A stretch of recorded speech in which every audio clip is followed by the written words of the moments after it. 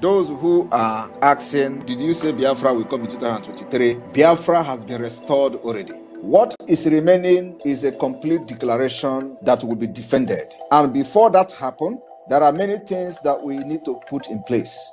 I want you to recount the achievement of the Biafra Republic government in exile under the leadership of Simon Ekpa, what we have achieved in 2023, and ask yourself that question again, and you will look very stupid. We have been able to form government in exile in 2023. In 2023, we have formed the de facto government.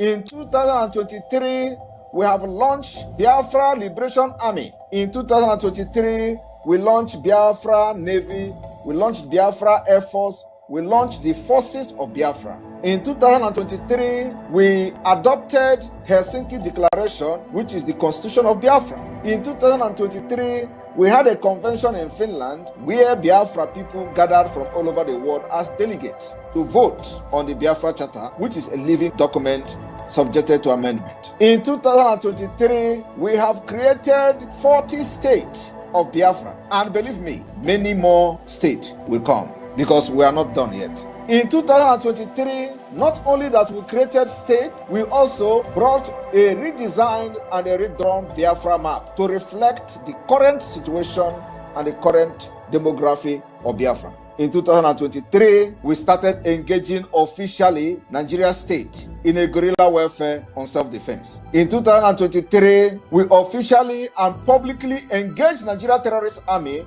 and we are neutralizing them on a daily basis. It has never happened before in the history of Biafra after the war. In 2023, we publicly and openly made sure that Nigeria doesn't kill again in Biafra land and go free. So, if you look at those things I've mentioned and those ones I have not even mentioned, are you still going to challenge Simon Ekpa that Biafra has not been restored in 2023? Biafra declaration is not about mouth pronouncement. It's about putting every structure in place. It's about putting every mechanism and measures in place to shaping the map and the structure of Biafra. In 2023, we have designed the economic viability of Biafra. In 2023, we have kicked off the Biafra Urban Development Project.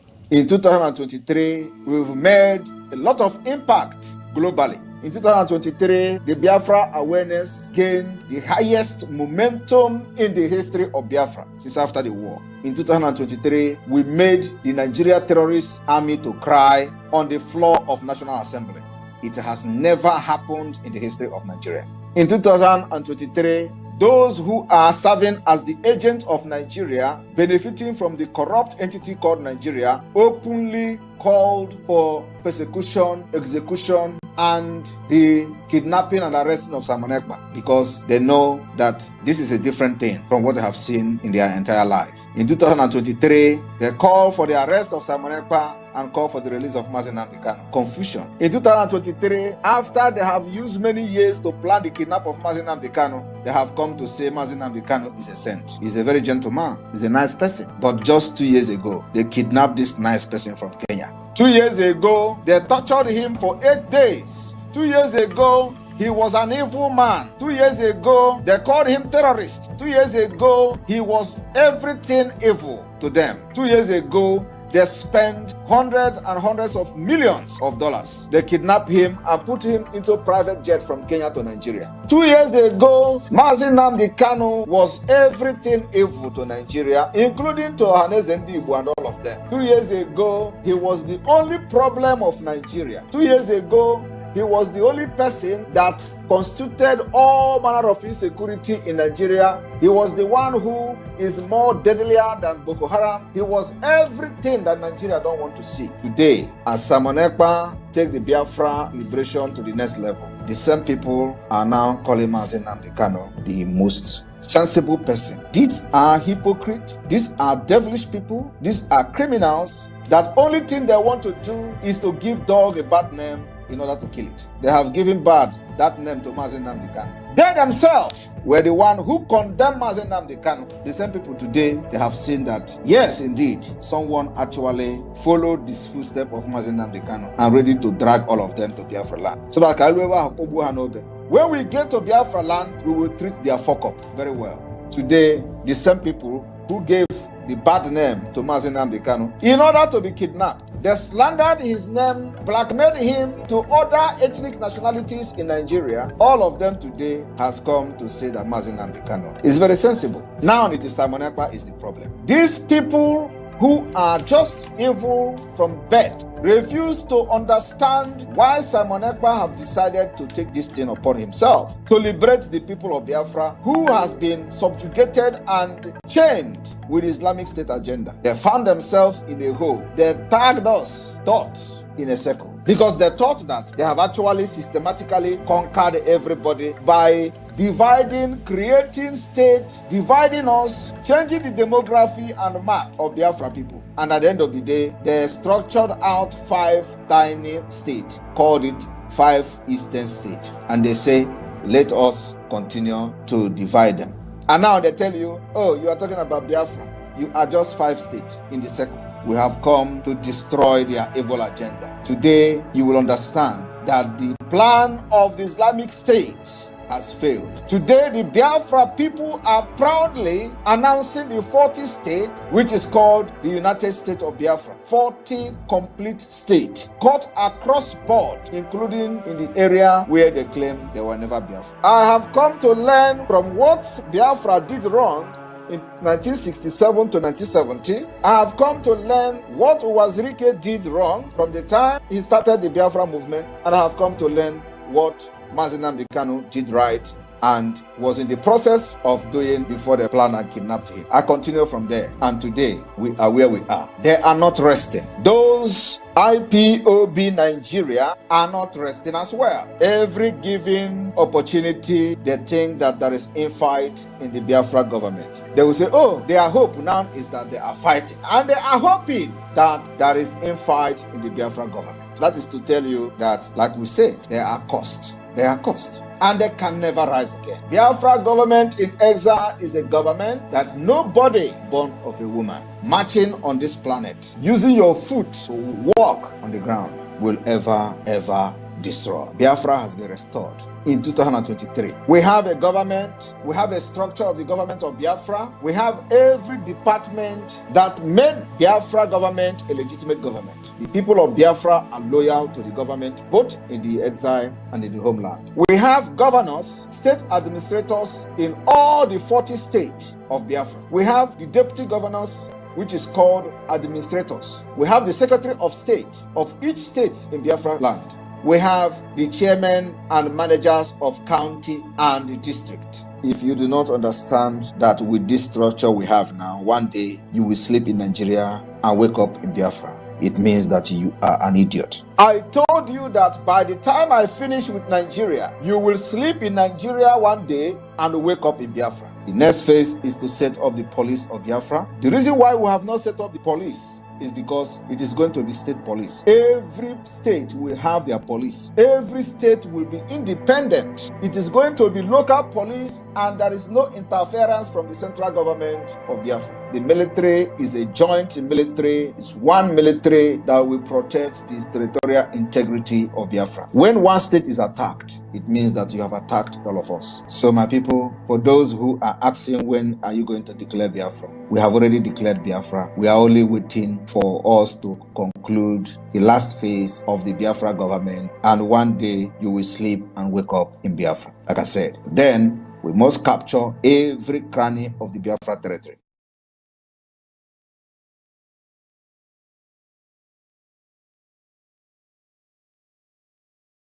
When this insecurity was too much in the southeast, I'm based in Lagos. For our group, we have different departments and we have media departments. So we decided to come and cover it and to find out what is actually happening. But when we came around to cover the insecurity, we discovered that 90%, I'm sorry to say, of the insecurity in the southeast was caused by the military. I won't apologize for saying it, but they would have shot me at Osumuruhu that time. So when we came, and on Monday, we decided to cover the sit-at-home proper. So when I have my driver, I have my car, so I moved with my driver. So when we came to Olo, that near Banana Junction, we discovered that place was, closed up by the military. So I had to come down, because I have a newspaper outfit, so I have my ID card. So I approached the militaries. Even when they saw me approaching them, they were like, even their faces. And I greeted them and I said, "Oga, why did you block Drew?" I said, "Who are you to ask us that question, without the harassment?" And I showed them my card. I said, "Unfortunately, I'm a media person, and we are here to cover the sit-at-home, because we realized that you said IPOP is sit-at-home and they're enforcing sit-at-home. But with the look of things, you are the one enforcing the sit-at-home, because I know that before you came, there was nothing like this insecurity. Let's be honest to ourselves. Before the militaries were moved to Southeast, we didn't have it this bad. So you were brought here to relax the sit-at-home. Not that there were clashes within the sit-at-home, but for you to relax it so that people will start coming out. Now that you are blocking the road, it's like you are helping to now enforce the sit-at-home. So when I now flashed my card, they now ran inside. So out of anger, I moved those things on the road. And then I drove past. I covered the whole of Southeast. When you approach their checking point, they look more deadly than any criminal, even armed robbers you meet on the road. The way they approach, the way they harass.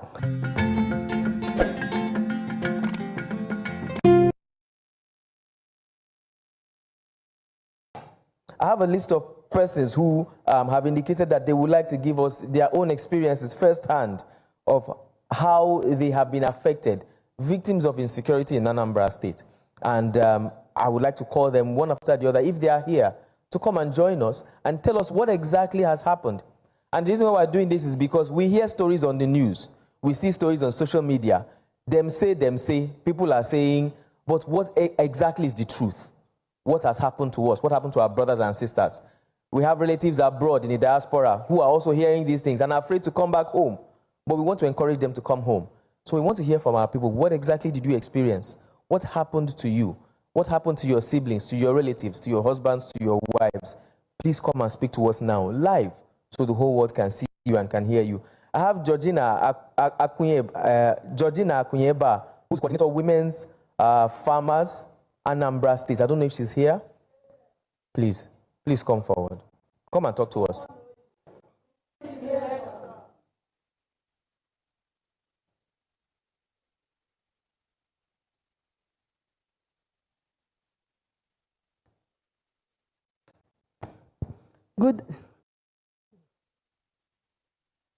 Good day, all. My name is Akunyeba Georgina, coordinator Small Scale Women Farmers Organization in Nigeria, Anambra State chapter. So, if you look at what is going on in Nigeria today, you will see that security is the major problem. Because when we are saying about ending hunger in the whole Africa, without security, no farmer will go into the bush and cultivate. Like when we write a report to National, after writing a report, we write challenges. But now, all the states, their challenges, number one is insecurity. Like last time, our national president from Plateau State, they killed her husband in the bush while farming. Edo State coordinator wanted to harvest her okra. You have already harvested about 20 baskets. Going back to harvest another one, the people, Fulani people, they fooled the bush and they ran away. So like now in Anambra State, like in Hiala, no-go area, at times you will want to go to a farm. You won't know that somebody is inside the bush. Either they rape you or they kill you. So how can we farm? Ubazuno cannot end hunger. Because when you find, I'm the coordinator, I have been hearing about all the comments of all these farmers across the whole 21 local government. We have a lot of land at Oka North, this Anambra East, Anambra West, Orumba. But insecurity cannot allow us to go there.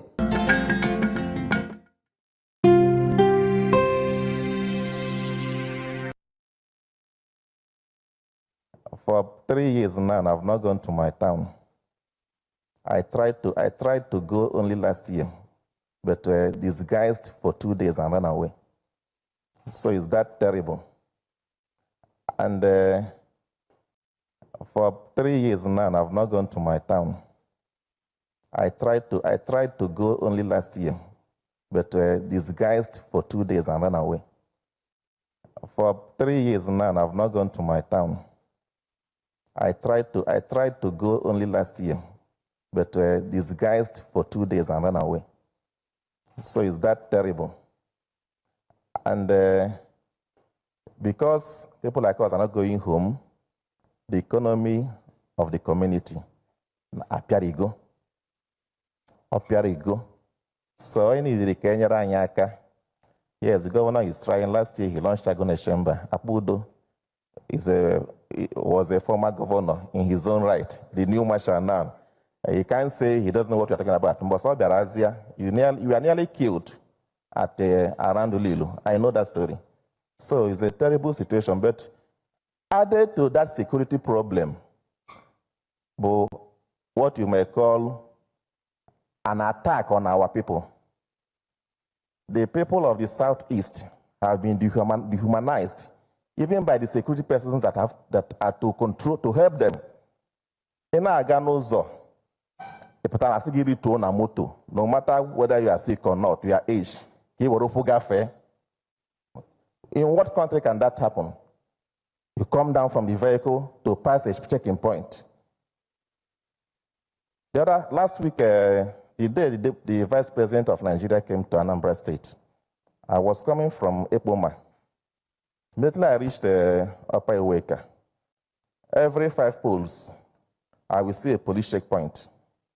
They will collect 100 naira or 20 naira from the shuttle that I entered. And the man was paying. When we go to Airport Junction, they stopped us again. And I said, the man, it is too much. I told the police officer, why are you collecting more? That this man has paid to more than 7 checkpoints, and they want him to pay another one here. He targeted me and said that he must search me. I said, search me now. But I left him and went to the most senior officer there and explained to the person what is happening. He said the vice president came. That is why there's so much. But beyond the vice president, I was coming back from Enugu yesterday. I mean, from Abakaliki. From Abakaliki to Oka here, there are not less than 20. And you must drop. You must drop if you're a commercial vehicle. If you are a young man driving, because my brother's son carried me, you are a target. So it has added to our problem.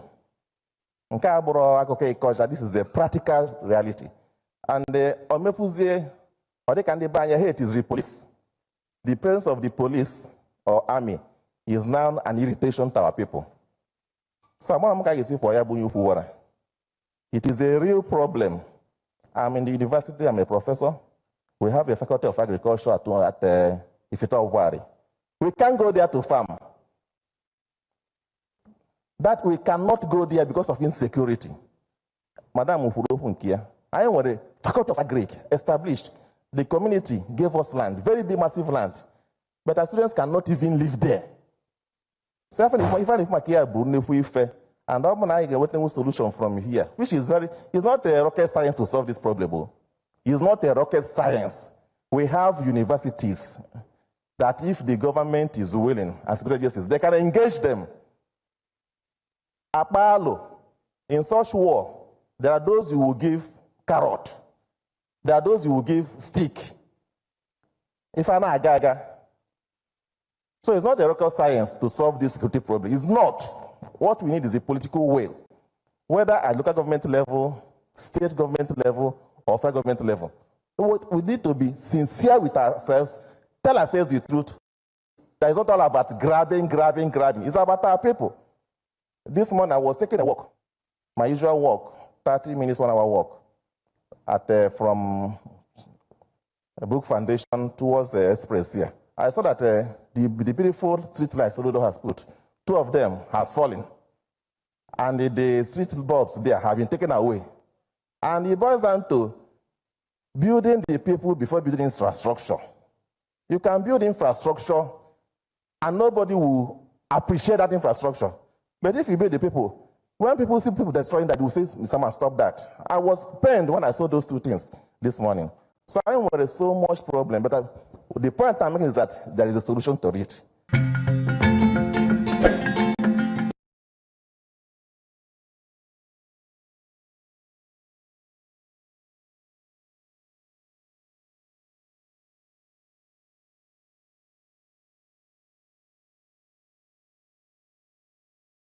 Every one of us must rise up. The armed forces are not neutral. They collude. They collude. They collude with the armed bandits.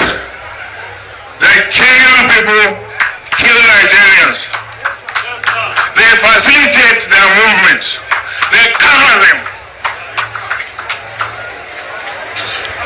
If you are depending on the armed forces to stop the killings, you will all die.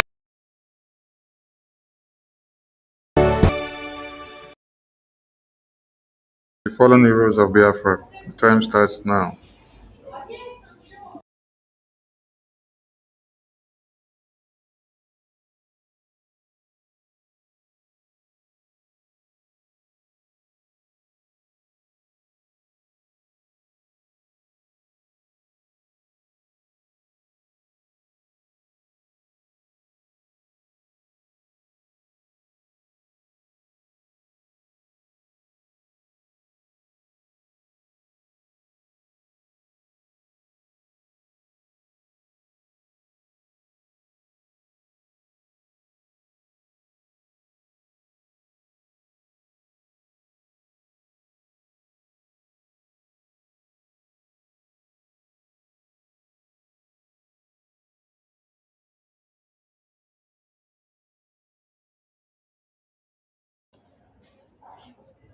We mourn our heroes' past, we celebrate them, and the heroes fighting on to see that Biafra is fully liberated. Ise, Ise, Ise. Greetings to all Biafrans and lovers of freedom who have joined us this evening, morning, and afternoon and night, depending on your time. We salute you all from all over the globe. And the fate of the season, compliments. Tomorrow marks 29th of April, and our Supreme Leader, Mazi Nnamdi Kanu, will appear in the zoo court to know what the zoo will have to say tomorrow. Because as a Biafran, you already know that our leader has nothing to answer to the zoo. So going to court is to hear what they want to say and what they want to do, how the drama they want to act tomorrow. And on the 2nd of May, according to the schedule of the court, it's another day he will appear in court again. And on the 6th of May. And on all these days, Biafran people, as a tradition, have to keep these days holy in solidarity with our supreme leader that will appear in court. So nothing in any way should hinder you. Biafra land should be under lock and key. So we need to create this awareness so that every Biafran will be aware of this. Pick your phones, call your families and friends back home, remind them of this, and let them be of the know. This announcement is not made today. This announcement was made, and the flyer has been in circulation since last weekend. So no one should come up with the excuse that he is not aware of this or that. One thing you must not even give excuse is that you are not aware that you should observe a sit at home on the day that our supreme leader is going to court. Then that means you are being ignorant to yourself, not to us. You're just trying to shame yourself, because if you're a Biafran, you will know that any day our supreme leader is to appear in court, Biafrans are supposed to, and Biafrans used to, lock down Biafra land. We salute all our ministers of BRGIE that have keyed into this program, our APM, our PM, our Supreme Leader, Wazirike, who also paid the path of this freedom, our heroes of 66, coming down to our eternal leader and our former president of Biafra. We salute the heroes that are fighting to see that Biafra land is fully liberated. We salute every Biafran who has taken it upon themselves to carry arms in defense of Biafra land. We salute the Biafra Defense Forces. We salute every group that are in one way or another fighting against one Nigeria to destroy one Nigeria. Our aim is not to come and paint one Nigeria to look beautiful, but to destroy it totally before it consumes all our lives. Because from 1900 down to this time, one Nigeria has never been good to the Biafran people, not one bit. So there is nothing that will change in one Nigeria now that will better the Biafran people. When you check through the medias, the reportage of massacre upon massacre upon massacre has been the order of the day since the beginning of this month of April. There is no day that there is no reportage coming from the far north, the middle belt, in the Yoruba lands, where Fulani terrorists have not massacred. The only place that is not ringing the bell in one Nigeria of the highest level of massacre is Biafra land. Why is it so? Because of the existence of the Biafra Defense Forces. That is why it is incumbent on Biafrans to intensify their contributions, intensify the effort you put on the table to see that our defense is tightened, to see that our defense mechanism is multiplied, to see that our logistics increase day in, day out, to see that we have enabling environment for our defense forces. Without the existence of the Biafra Defense Forces, our lands would have been overrun by now. What you see happening in Zamfara, Borno, Benue, where over 60 communities have been informed of being taken over and controlled by Fulani terrorists in Benue, Zamfara, Borno. Already, all the way from 2014, over 8 local governments of Borno State were under the control and supervision of the terrorists. They collect taxes, they put levy on the people, they control and implement their own rules in those places. The elections of one Nigeria were not conducted in those places, and you don't hear the media propagate about it. When Laya Mohammed came, that was one of the news that would have made the media against Buhari. But Laya Mohammed embarked on a campaign to change the narrative by letting the world know, and entire one Nigeria, that Fulani terrorists have not taken over any place in Borno, whereas over 8 local governments since 2014 has been in the hands of Boko Haram terrorists. There is nothing different from Lukwawa terrorists. There is nothing different from the Fulani terrorists that they all call hunters. There's nothing different from the ISWAP and ISIS. There's nothing different from the Boko Haram. They are all one and the same thing.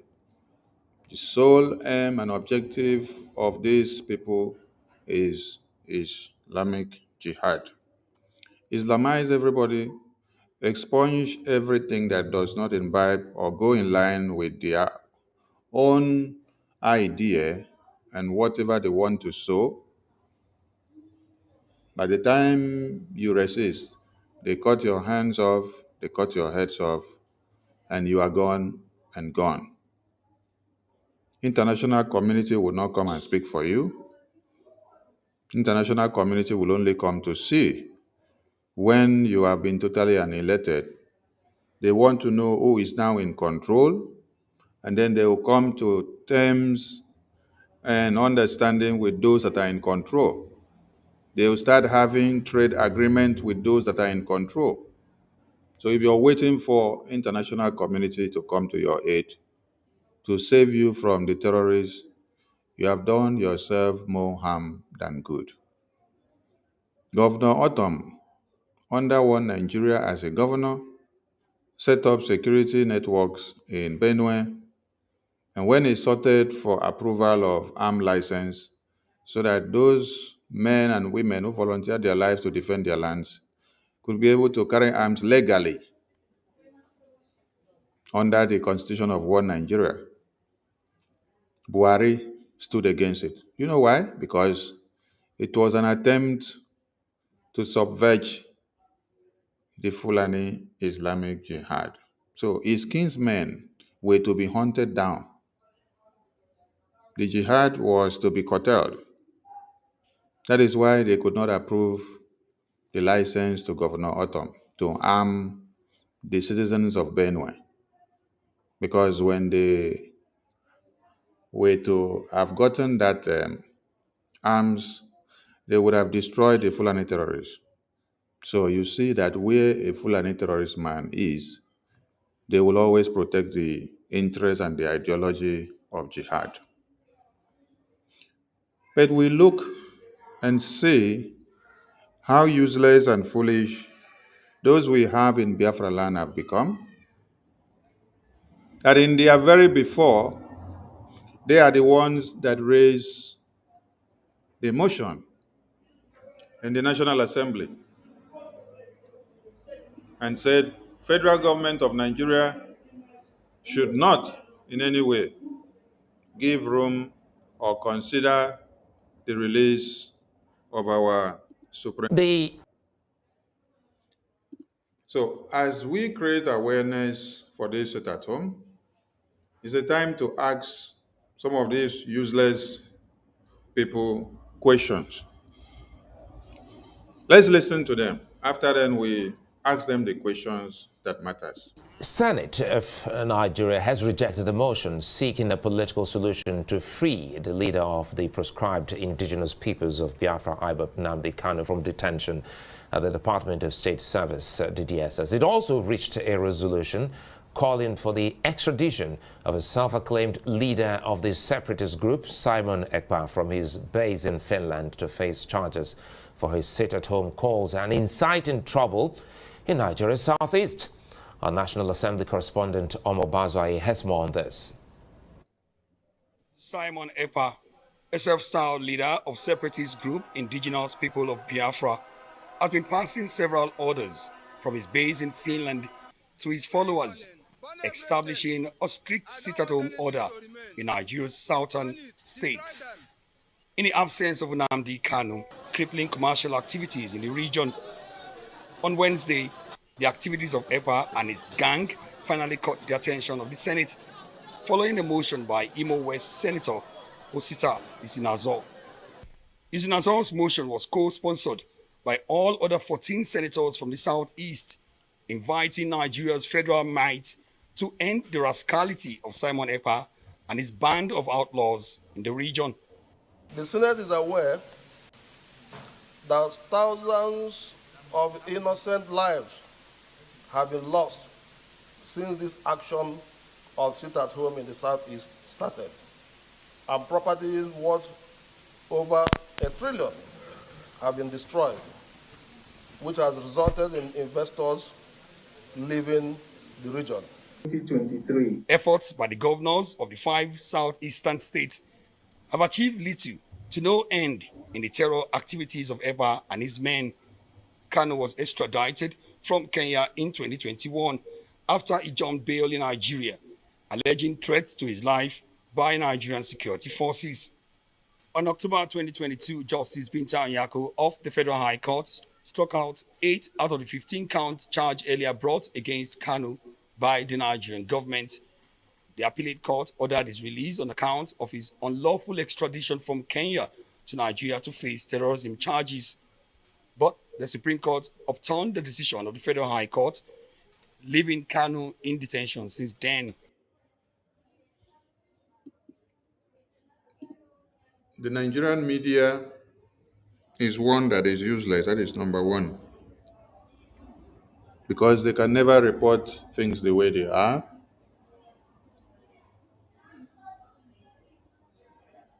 Our Supreme Leader did not jump bail. Our Supreme Leader was to be killed in his house. And the Nigerian army that came to kill him ended up killing more than 50 Biafrans. But what you heard was that it was 20 or 28. They killed more than that. And that is how our Supreme Leader was whisked out of that place to be alive today. But you listen to the Nigerian Zoom media, they say he jumped bail. And then he did not open his mouth again to tell the entire world, listening to this rubbish reportage, that Nigeria connived with Kenya government, with the UK government, and then they kidnapped Mazi Nnamdi Kanu, our supreme leader in Kenya, tortured him for days. He even passed out, but God brought life back into him. And then he was later chained, blindfolded, and brought into Nigeria again. They could not explain that. All right. In the absence of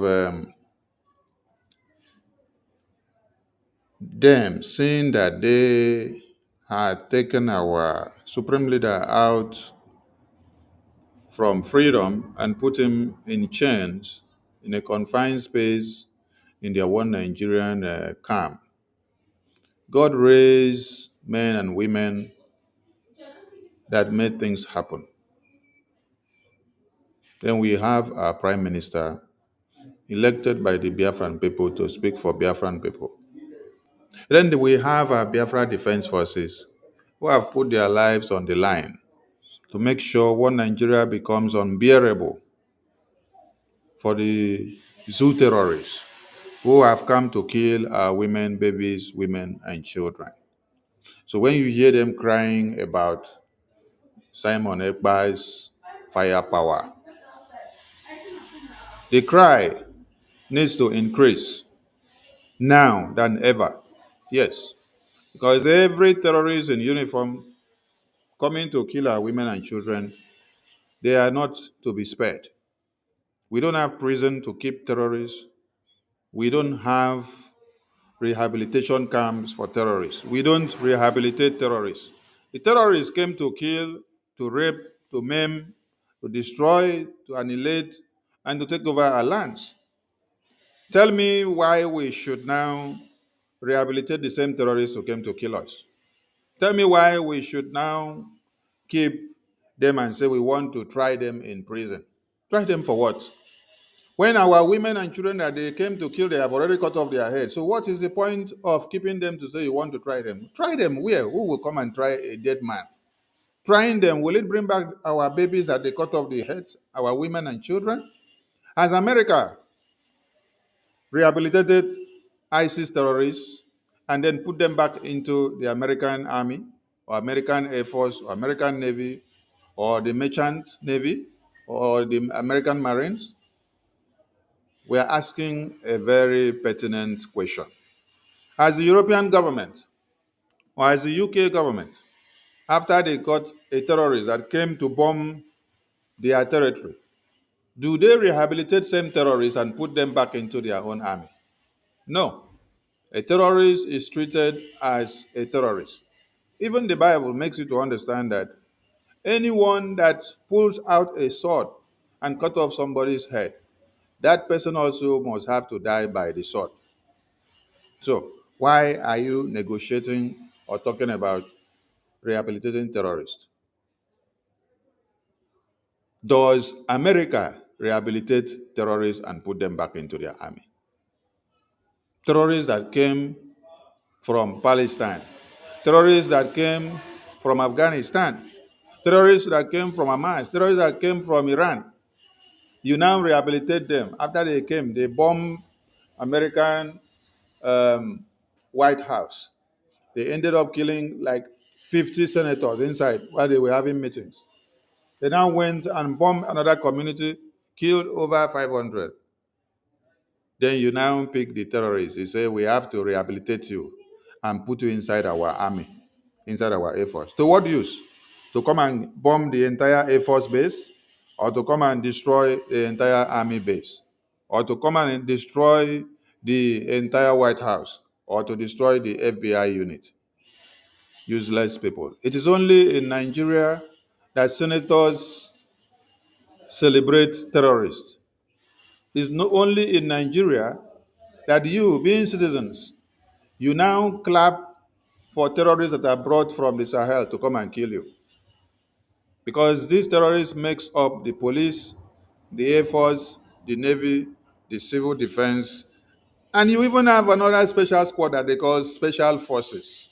These are special forces that they recruited during Obedient and Tinubu Jagaban election of 2023.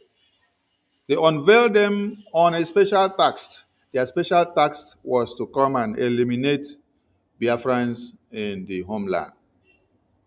Anywhere they hear Biafra, they are taxed. I want to ask all of you, have you seen any of these uniform of special forces in the far north? Have you seen them in Ondo State? Have you seen them in Benue? No, you don't see them in Benue. You don't see them in all those places. You're seeing them only in Biafra land because they were sent for a special task. That is why they came. They mixed them up with some of those that were gotten from the spoils of war of 1967 to 70s. Many of those, our brothers and sisters that you see, that happen to also wear those uniforms to go about killing our women and children, these are those children that their parents begat them as spoils of war in 1967 to 70s. Because if your parent had no lineage of such, you will not in any way decide to collect such uniform to wear and then embark on a killing spree inside Biafra land. Today you can see videos everywhere where they will even wear those uniforms, go into the market, threatening our women while they are there to do their commerce. Threatening them and say, if you don't come out on Monday, if you go and sit down in the house, if you go and observe, sit at home, if you go and talk about Biafra, if you go and talk about Mazi Nnamdi Kanu, all of you will be killed. All this, your market in this place will be burned to ashes. And you see them wearing those uniforms walking around. And some of them are coming with those uniforms to brag and tell you, I have been part of this, I am part of this, I have been killing you before, and I will continue to kill you when I have the opportunity. And you're embracing them. It's a shame. Now, when you listen to this video we played before, they said, Osita, Senator Osita Isunuzo, led 14 senators of the Southeast, right? So when you add Osita, it now became 15. So it was not the Senate, Nigerian Senate, that rejected or raised the motion against the release of Mazi Nnamdi Kanu. It was Osita plus 14 other senators of the East. So put them together, 15 senators of the East are the ones that raised motion against the release of Mazi Nnamdi Kanu. I want us to understand something here. Because when you saw the news headline, The caption on the paper said, Senate reject motion to free Mazi Nnamdi Kanu. But the news media did not explain that it was not Adamu from Zamfara or Kaduna or Kano or Okoye from Benue or Ademola from Yoruba land or Saidi from Abuja that raised the motion against the release of our supreme leader in the Senate chambers. Who raised the motion against the release? The 15 senators of the Southeast. They sponsored this bill that Nigerian government, that means there was an attempt of a discourse. Yes, that means there was an attempt of a discourse. Based on the firepower of the Biafra Defense Forces, this necessitated the National Assembly to discuss about the activities of Biafra Defense Forces. When you heard them shouting, Simon Ekpa, Simon Ekpa, they assembled and then they sat on it, they discussed. There was concern because if you don't make noise, if you don't create a problem in one Nigeria, nobody will listen to you. So when they have kidnapped your leader, that is a problem. You need to create a counter problem for them to understand that you understand the language that fits them.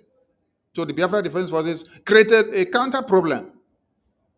The sit-at-home also created a counter problem, just like Biafrans have increased that momentum today. Today you can see in Biafra land, the sit-at-home was massive. This is to tell and to register the disagreement of the Biafran people, the decision that they have taken against the terrorist existence of one Nigeria. So the firepower of the Biafra Defense Forces raised a loud alarm, and the Senate decided to sit and to discuss and see the way forward. Some of them were having the notion of, let us mandate Tinubu to release Mazi Nnamdi Kanu. Mazi Nnamdi Kanu should be released because the court had already adjudicated on the matter and he has nothing to answer. But it is we, the lawmakers, that are keeping him there. So why are we being docile in opening our mouth and saying what we should say? So when the entire, how many numbers of senators, numbering the entire one Nigeria, assembled there to discuss about the release of Mazi Nnamdi Kanu and how they will engage Tinubu, they came 15 devils that call themselves senators of the East. They raised a counter motion. They raised a counter motion telling the entire Senate House, we are the ones that are from this Biafra land. And we are telling you people, do not push the bill to release Mazi Nnamdi Kanu. Rather, Mazi Nnamdi Kanu should be allowed to rot there. He should not be released. Are you getting the point now? 15 Southeast senators, 15 Southeast senators are the ones that sponsored the bill against the release of Mazi Nnamdi Kanu. This is a motion that happened on the 26th of July, 2023. It is not something of yesterday. It is not something of 2 days ago. But it is time to revisit this very article. It is time to explain things to all of us because some of us did not take time to read this news in details or listen to it well. At times, we just look at the caption of a newspaper, Senate rejects motion to release Mazi Nnamdi Kanu. Then we don't dig in to go and find out what are the terms and conditions or what were discussed in the Senate or what did the media report about this in details or how did it degenerate from this point to this point, who raised the motion and this and this and that. You get to look at this article to see that Adamu from Abuja or Kano or Kaduna or Borno or Zamfara or Lagos or Ondo or Ekiti or Benue or Zamfara or Gombe or Plateau was never the one that raised the motion that Mazi Nnamdi Kanu should not be released. Rather, who did? It is the 15 senators of the East that raised the motion and say Mazi Nnamdi Kanu should not be released, that he should be kept there. So, as we embark on this sit at home, locking down Biafra land for these few days that our supreme leader will appear in court, it is good we know those that are holding down our supreme leader. Yes.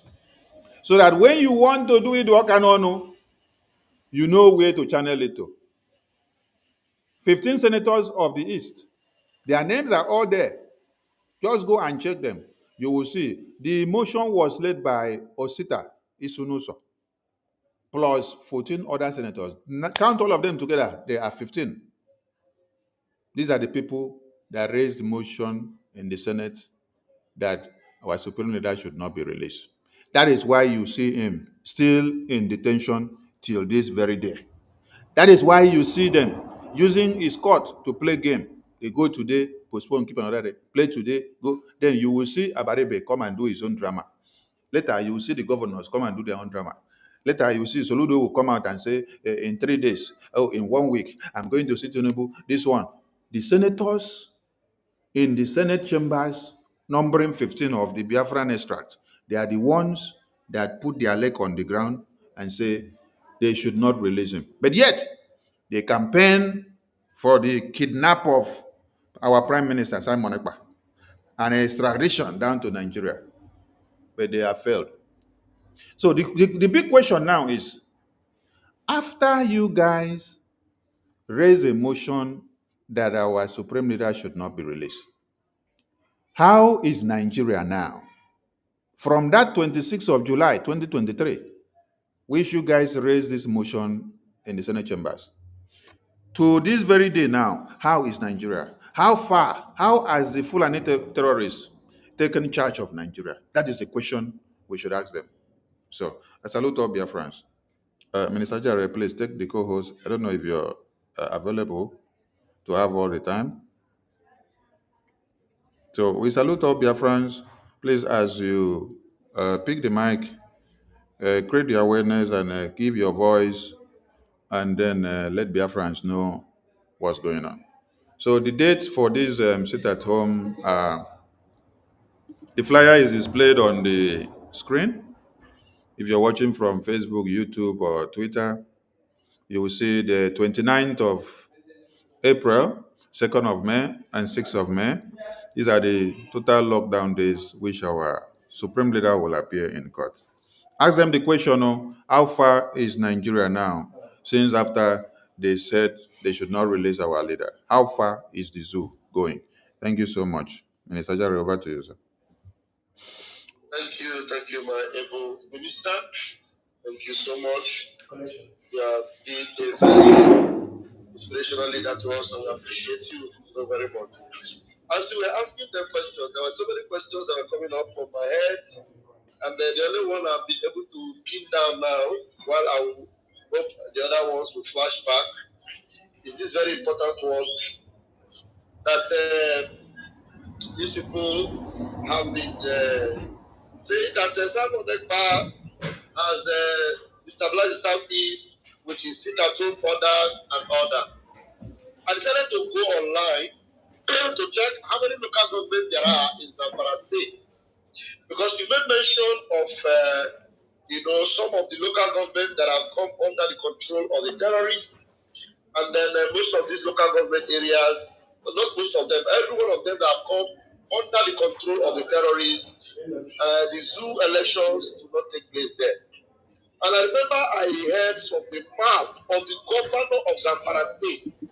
Now in Zamfara State, because Adamawa State is there, Borno State is there, and some of the other states, the Kaduna is there. Zamfara State governor told the media that 14 local governments are under the control of the bandit terrorists. 14 local governments. Now, I said I was curious. Yeah, that governments are there in Zamfara State. Do you know what the result told me? 14. 14. So that is to say, Zamfara State, from beginning to the end, is under the control of terrorists. If the governor admits that 14 local governments are under the control of Zamfara State, and is on record that Zamfara State has 14 local governments, that is to say, in 14 local governments of Zamfara State, there are no elections, Nigerian government have no control, and the media are not asking questions about that. 14. So the entire state of Zamfara is under the control of bandits and terrorists. The only place that is relatively free that the state has control is the state house. God have mercy. And they have their armies, they send their bandit armies into Biafra land. Thank God for this, our beloved lady, who is not even a Biafran activist, not an IPOB member, not Biafra government member, but she took it upon herself to go and scout through the land of Biafra land, and she discovered that the people causing mayhem and destruction in Biafra land are the Nigerian military in all Biafra land. And you see this Atikote Kwanuzu media gather themselves like a bunch of criminals, asking Simon Ekpa is in Finland, ordering sit at home. This sit at home in Biafra land that takes place like tomorrow is a compulsory sit at home. Now, after tomorrow, every that day, everything goes on. When they want to have the election, their zoo members in Biafra land, they sneak out to go and vote. Biafrans do not vote in Biafra land. We do not fight anybody in Biafra land. Those criminals, those idiots in Biafra land that will go and sneak and go and count their fake ballot papers, nobody will tamper with their lives. But Biafrans will sit at home. But in Zamfara and in other parts of Benue and Boronu, like the governor of Boronu have admitted that parts of his state have come under the control of bandits and terrorists. And he also said that most of them are now having their own courts, their own police, their own markets, their own everything in the Boronu state.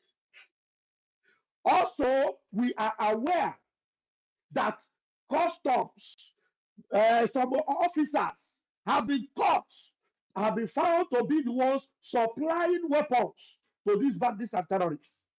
Nobody in the media is reporting it. They are not asking questions. Nobody is being arrested about it.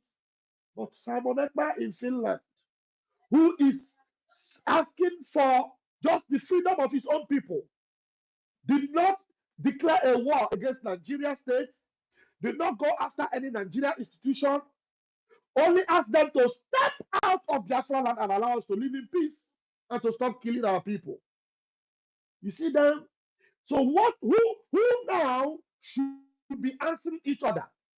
Shouldn't they be answering us already? Why are they not raising hell and pulling down the roof? Because in Zamfara State, Borno State, Kaduna State, El-Rufai admitted that parts of Kaduna are already under the control of bandits. El-Rufai himself admitted it on the media and also in the national TV. These people, they are just so evil, very evil, and we have no negotiation with them. Thank God, tomorrow, Mazin Namdekan is going to court. We do not have confidence in their judicial system, but Mazin Namdekan has taken the precaution he needs to take. He has arrayed himself with those, legal luminaries that are, standing on the side of truth, and they want to see the happier way that these criminals will want to pass through tomorrow. So that being said, I want to appreciate everyone that have joined us on this space today. I want to welcome you all. The following protocol, I know I did not announce my name. You all already know that I am Raphael Chemaka Jere. By the grace of God, I am deputy to the chairman and the boss of this Ministry of Information and Communication that you already heard before, Mazi Amarawasoni. I deputize him, and we are doing the needful because in our own time, in our own lifetime, Biafra must be restored.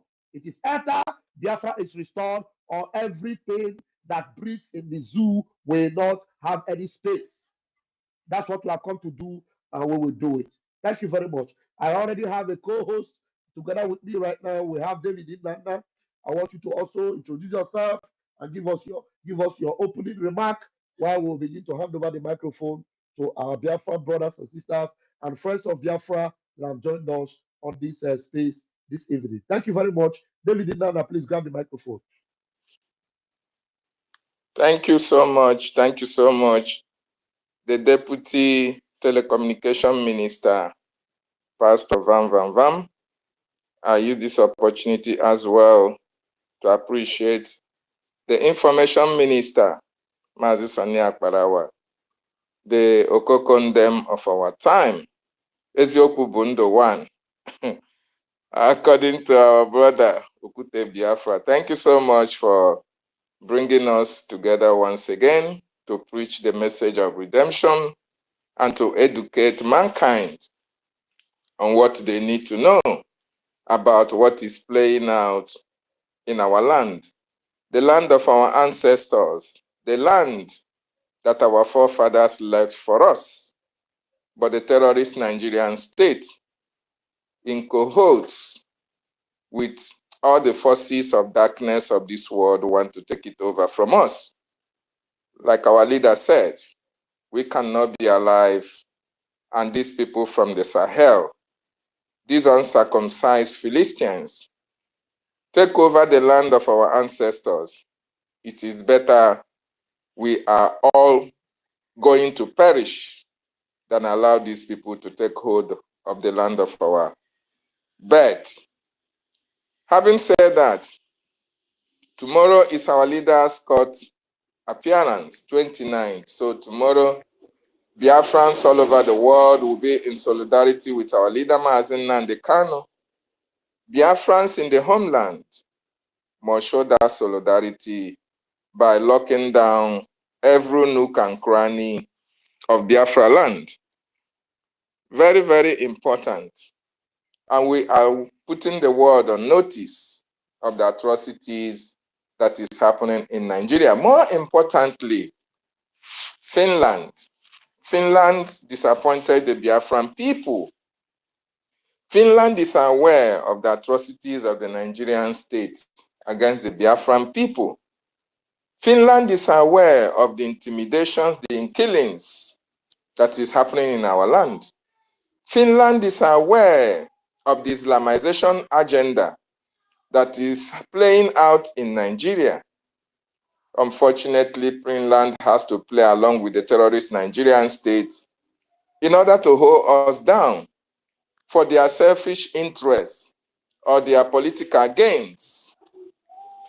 Of course, what you just narrated now, the Deputy Information Minister, of what is happening in the North, it should be on record that what you see happening in the North, where Boko Haram, ISWAP, ISIS, and all the terrorist groups that the North produced are taking over the North. They are not just taking over, they are being handed over the North. All these northern governors, all of them are commanders in the Boko Haram, ISIS, ISWAP. All of them are part and parcel of what is happening, of what is playing out.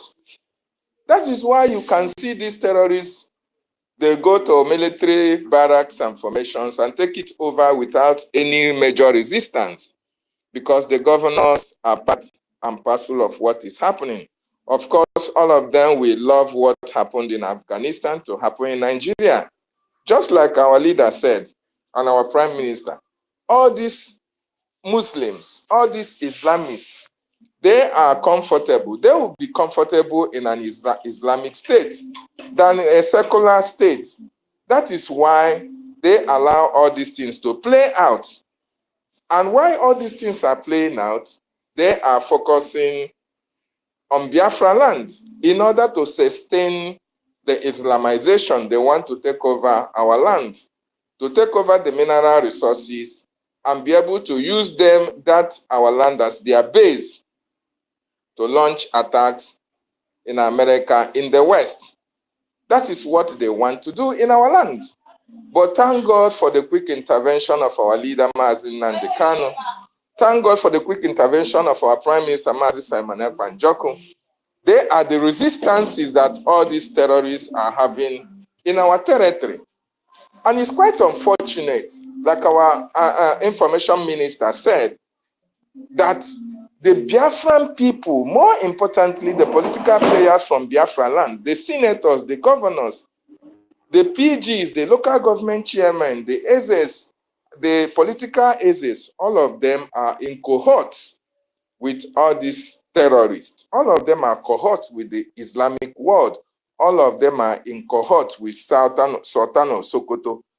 All these Muslims from the north, all of them are playing the same script.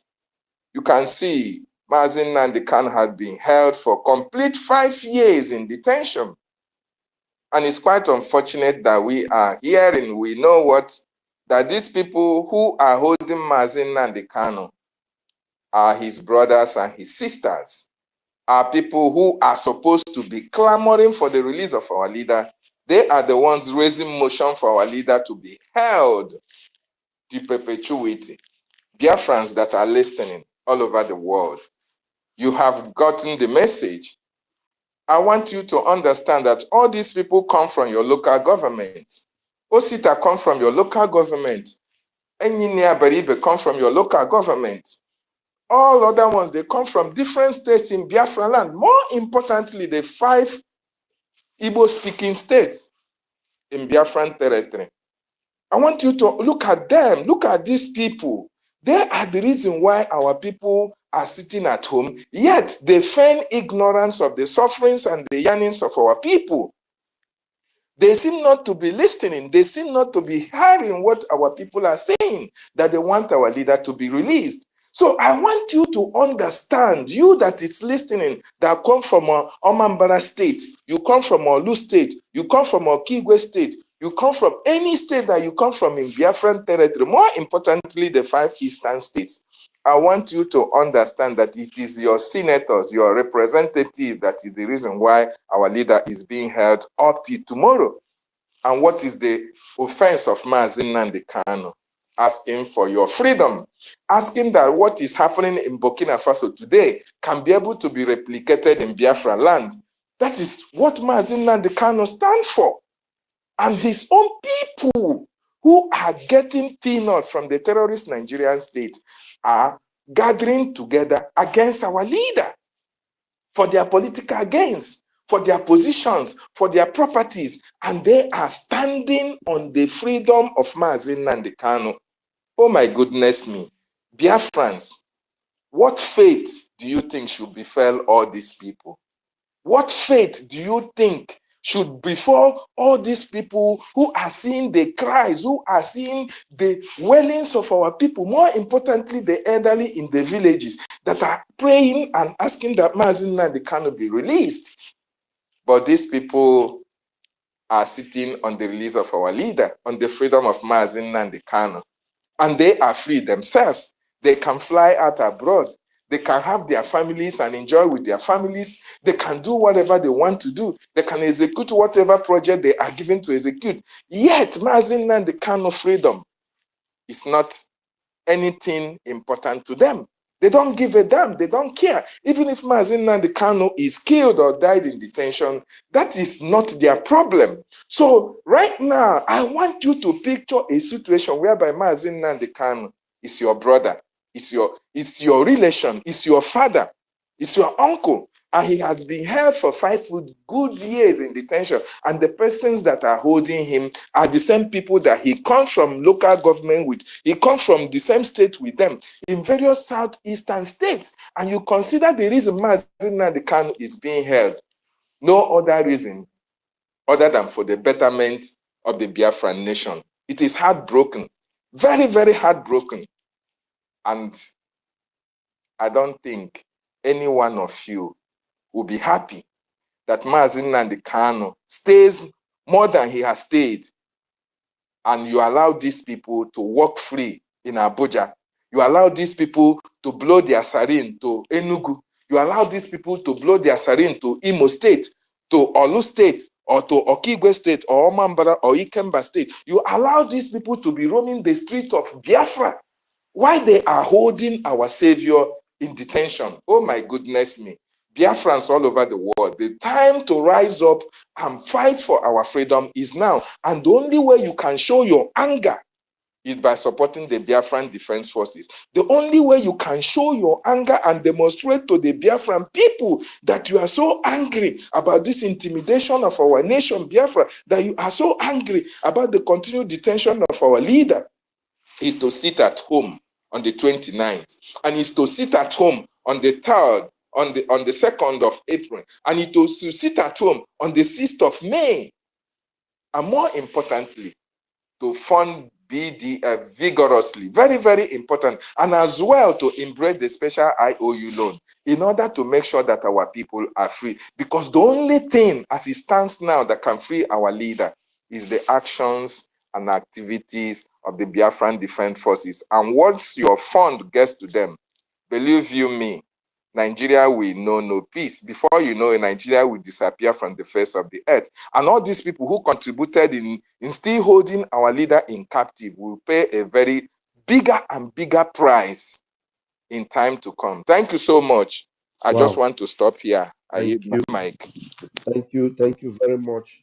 Thank you very much. A very powerful speech from you, Mazi David Nana, the one that scared the Tolo shameless woman. Only one question is what he just put up, and the woman was running, running as if 7 demons from hell was pursuing her. Only one question is what he answered. Are you sure that you calling the Nigerian government politicians is a good idea? You speaking with them and giving them the number of our men on ground? No, he's my friend. We speak. To ask another question that would have broken the camel's back, the idiot ran away. Shameless, shameless Satan. We are here, and I am so happy that up till now, so far so good. Mazi Nnamdi Kanu is still powerfully in charge of Biafra land, and the only way you can continue to prove that he is the savior of Biafra, the savior of Africa, the savior of those that are, the originals of Africa. He is the savior. The only way you can prove it is standing in solidarity with him tomorrow as he goes to court, because you know how he does it. When the institution called the Zoological Republic wants to prove that those that wear their wig, they do not like to respect their rule of law, Mazi Nnamdi Kanu knows how to steal the show. He will take over, and not just because he wants to shine, but because he wants to act like the powerful redeemer that he is. And he will do the needful, and the zoo will shake once again. They never can predict what will come from him. And when they think they have gotten him down, that's when he will rise up and choke them. And then tomorrow is yet another day. We are going to experience another beautiful encounter. And then Biafrans will rejoice over it, because every day is a win for us. These zoo animalistic journalists begin to ask questions. Why is it that sit at home? The question I ask is sit at home. The sit at home that does not stop anybody from doing what they want to do after the sit at home. Is it now worse than territories that have been taken over by terrorists, whereby people cannot move around freely, churches cannot go, churches cannot open, Christians are not allowed to live in the neighborhood because any Christian that is found there will be murdered? You want to compare if you sit at home, you are all crying to high heavens because people sit at home in solidarity, or people have chosen to sit at home for a good cause. And until today, there is none of those criminal, foolish journalists that have come out to say, but let us face the fact, too. The reason why this person sitting at home, it has not been addressed. Why not address it so that this sit at home will be a bygone? You will not address it, but you want them to stop sitting at home. God will punish all of you. Now let us begin to give a microphone to those that are available here. And if you are here, please request and raise your hands, because the only way we can know that you want to speak is by your hands being raised up. And already we have Mazi Onyeka, code the number. Please grab the microphone. Please grab the microphone. Thank you so much. Hold on, put your back first. We're going to be giving us three minutes, please. 3 minutes, so that we'll be able to utilize the time very, very well. At most, if what you want to deliver is very, very, powerful and crucial, you have an extension of 2 minutes, which is 5 minutes for one time you want to speak. Then you can come back again and speak. So, Yeka, grab your 3 minutes and at most 5 minutes. Go ahead. Thank you so much. Thank you, Honorable Minister. Thank you so much, Honorable Minister for Information and Communication and Deputy. Biafran governments, ladies and comrades, I greet you.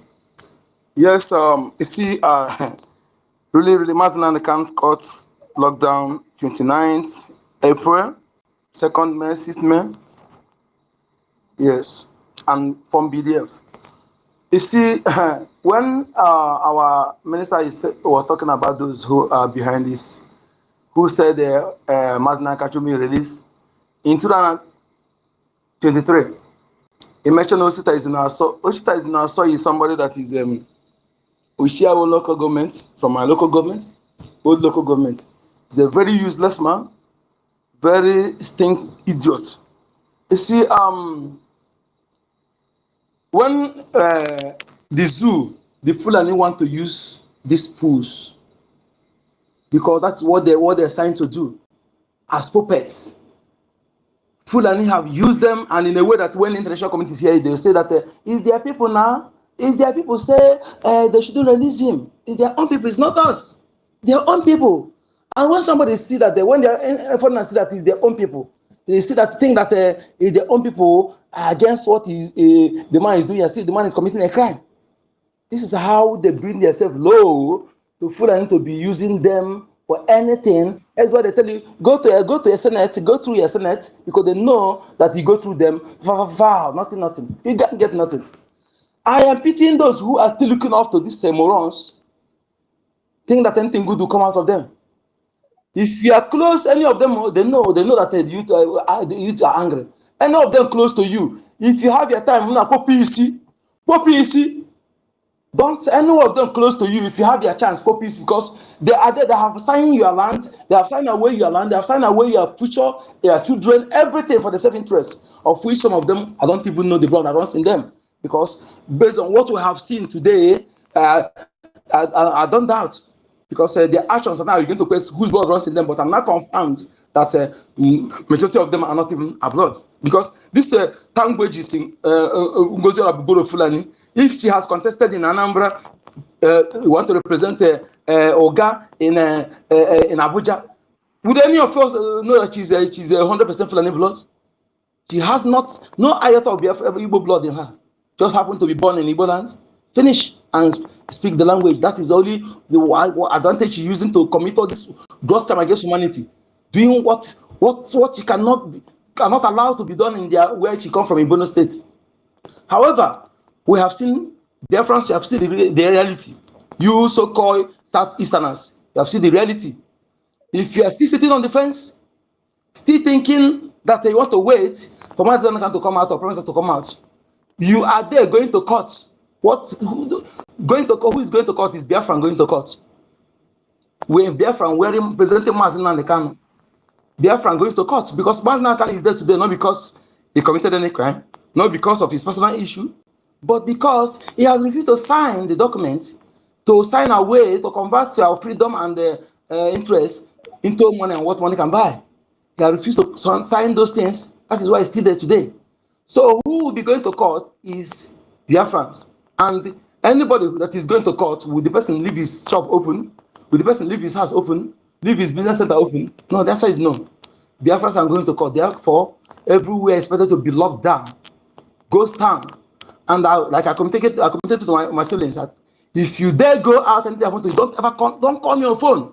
Don't call my phone. And they were standing in the house. You also call your siblings, your family own. Tell them to tell others. We expected to show the international community, show the morons that call themselves senators, whatever they call themselves. Enyinya Iberibe, the old fool. With up to is there somebody we don't know that is even cowards delivered. You know, allow Fulani from Tajelon to be using them pintom like a moot. If you fail to sit at home, you see, has been confirmed by known the person, the woman not even support what we're doing. We don't even know her. She decided that's how reasonable people does. She decided to go investigate by herself and found out, even when she said 90%, but we know it's 100%. The insecurity in our land is 100% by a criminal Nigerian politicians and Nigerian military and police. They're the one causing insecurity. Someone was just the solution. Solution, who said no, that our people can no longer be killed? Musa said our people will be killed, have organ harvested. The extortion continue, bunkering continue, organ harvesting. You know, those things that our parents say no. That is the insecurity of Prime Minister Simon Ekpa. Because he said no, that our people can no longer be killed. Those who kill them can no longer go scot-free. And if you are from that soil today, you are a Biafran, whether in Sokoto East or Sokoto South, and you refuse to stand up today, you are in abroad to support Biafra Defense Forces. You don't know what you're doing to yourself. Fulani there, those beggars, most of you love to do show, to give them money. Think that you are doing God, nobody, no blessing. Nobody's blessing you. The money you are giving to Fulani beggars, nobody, God did not bless you, no blessing coming from it. You are fooling yourselves. That money, they are using it to fund terrorism, to fund those monopoly conference against you. Okay? Those who send them collect the money from them, use it to fund jihad against you. So if you refuse to support BDF, you are doing yourself, you're not doing us. Okay? All I'm telling you is that everything has time. Bring that money now, not when it's late, you bring it. You go and do it yourself. Not when you come to your village now, you go, hey, can I do this? And I want all of you that have spoken, that I know what you said one by one. Your village will be attacked. You come, then I will reply to you in a way that that I remember what you said. Thank you so much, dear friends. We have seen this is what we have known. It's not new to us. We continue what we're doing. Double your efforts. Everything you're doing, double it. Thank you. Okay, thank you so much, for the number. Please mute your mic because there's always echo if your mic is open. Thank you so much. Thank you so very much. We have Tonex Ogugwa. Tonex, please grab the mic. You have 3 minutes, please. And there are those that raised their hands and their hands went down. I don't know what happened. Okay, we have to bring them back up again. Tonex, go ahead. Can someone else go for me? Later I'll come in. Someone else. Those ones that their mic have gone down. Anyway, let me see. You have to be always ready to speak. I think who else is there with the mic?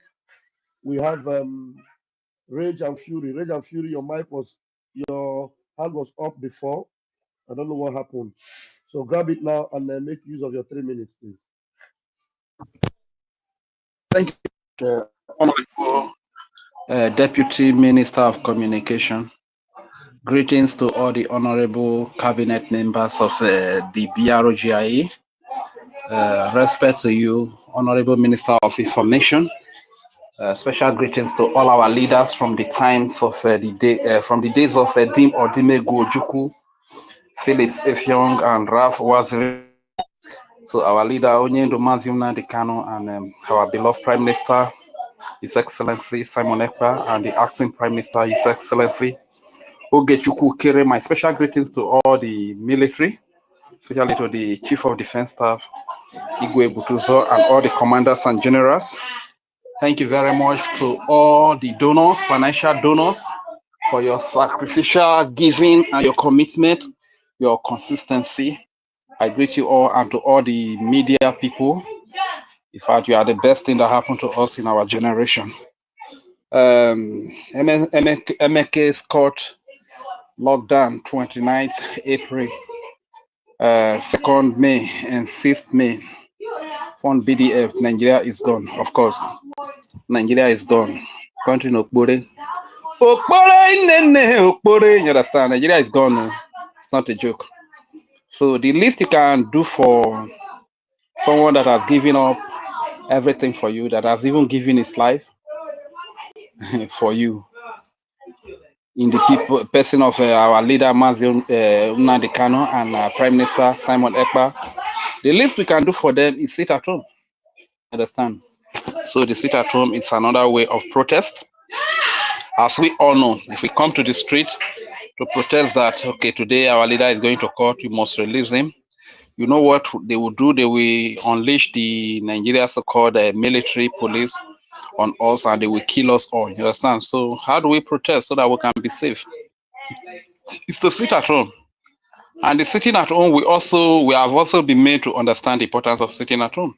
It's another form of telling the world that Nigeria is not in charge of our territory. First of all, my special greetings to all our people that are sitting at home, to our Igodo people that joined the sit at home today, no matter the level of compliance, respect, and maximum salute. Isoko and Urobo, we must file up and do the same. We must sit at home as well, you understand? Because like the topic say, Nigeria is gone. And you must agree with me. If you say Nigeria is not gone, you're only deceiving yourself. Especially if you live in homeland here and you argue that Nigeria is not gone. It means that you are the biggest liar to yourself, you understand? Nigeria is gone. We need a better country, a country we can be proud of, a country where we can be safe, a country where brothers can live together as brothers, sisters can live together as sisters. That country is Biafra. We need to come together and fund our defense forces. That is the Biafra Defense Forces. These are the only forces that are defending our babies, our children, and our women. These are the only forces that have our interest. You cannot come around Nigeria police or Nigeria soldier. Your life will be in danger. It's even safer to be around armed robber than to be around this so-called military and police. You understand? You feel safer in the presence of an armed robber than you will be in the presence of Nigeria Army and Nigeria Police and all these their so-called security, terrorist security group in Udugachi, Ibubago, and whatever you call them. So when we say Nigeria is gone, Nigeria is gone. So sit at home is very key. And I also want to pass a message to our beloved president, Donald J. Trump. I don't know if this message can get to him, but he must understand that here in Africa, we love him so much. A lot of people here in Africa love him so much. He should not allow his name to be dragged into the mud regarding the issue of Burkina Faso. The whole world knows what is right and what is wrong. And the whole world the whole world is behind this young man. A young man of just 35, I mean 34 years old, who is giving great leadership examples in Africa. Our father and our president, Donald J. Trump, please do not allow the cabals, the powers that be, to drag your name into the mud. One thing you need to understand is that if you want to do business with any African nation and you come in the right way, what do we have? We are not going to eat the resources by ourselves. It's just a matter of you having a good contract, a good understanding with us. Okay, probably let me drop the mic here. I'll come back later then because I still have a lot to say. Yeah, you don't talk another topic. You don't leave our topic. You don't go talk another one. Okay. Thank you very much. Let me use the mic. So we must sit at home. Yeah, thank you so much. Thank you so much, Rage and Fury. Thank you. All right, we have Ancestra. Ancestra, please grab the mic. We need more hands to go up, except you don't want us to stay as long as we wish on the space. Your hands need to be up. Thank you. Ancestra, are you there? Okay, Ancestra is not ready. Tonex is ready. Grab the mic, Tonex. Yeah. Good evening. Am I coming out clear?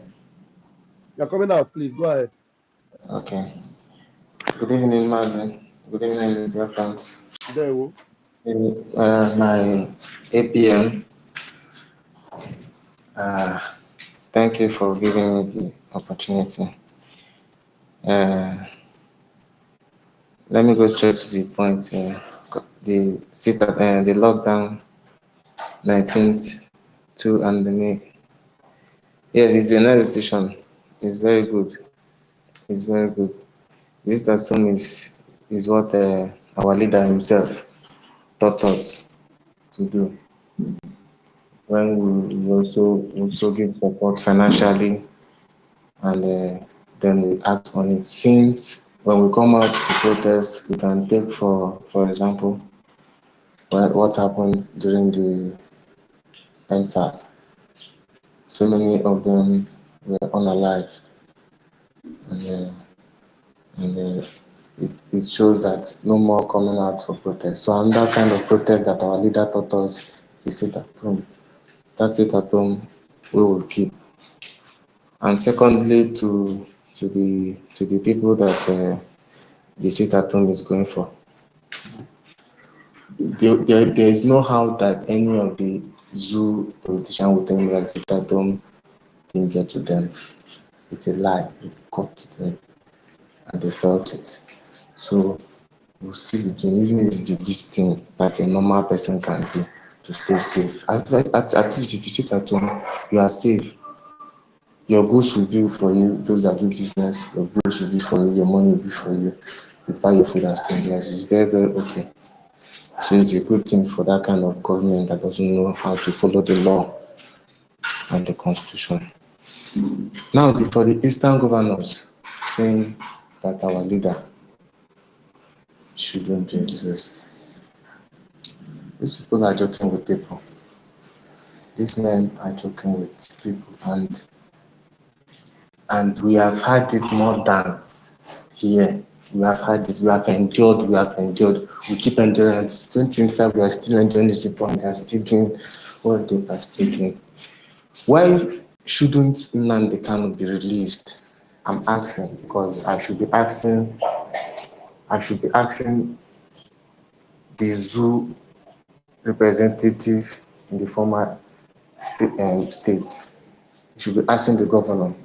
Why is Nnamdi Kanu or whoever that is presenting them in the house, why shouldn't Nnamdi Kanu be released?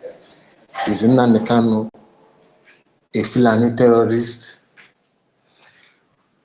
Sorry to say, today I was having a conversation with somebody, a lady, and the brother was kidnapped. She said the brother told her that over 80 million of cash are in the forest in the hands of this Fulani, and they are kidnapping them in the house. The brother just came out, he paid 10 million. You can now imagine the kind of situation that we are in, and somebody that went to the I'm not even sure that the person, even if you even bought the ticket, but normal human common sense, why shouldn't Nnamdi Kanu be released? We already understand he shouldn't be released because you guys' hands are not clean. Whatever Nnamdi Kanu is saying is right.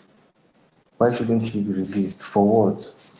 And it pains me the most. Let me speak my language. On the by ya. Onye Igbo ya arịala ka nwanne ya ntọ n'ezi ma ndị mba ndị ọzọ na-emefu ọbara na nkịtị. It is very bad. This is injustice. Seriously, it is happening, and it has gone beyond physicalities. Even it is already spiritual going. But these people, I don't know the kind of chi that they serve. I don't just know. But I definitely know that karma will definitely catch up with each and every one of you. I'm sure of that. That I am very sure of, because our leader lay cost on it. Because go and ask somebody like Nike, is his life the same since our leader lay cost on him? I don't understand. We should start asking the representatives of the zoo in person, call their names, because this time now the more people are still calm, but I believe we are not calm at all. We are not calm. I'm seeing it every day. We are not calm. We are pushing. And let me go to use this opportunity to speak to those of our brothers and sisters that are on the other party. You know yourselves.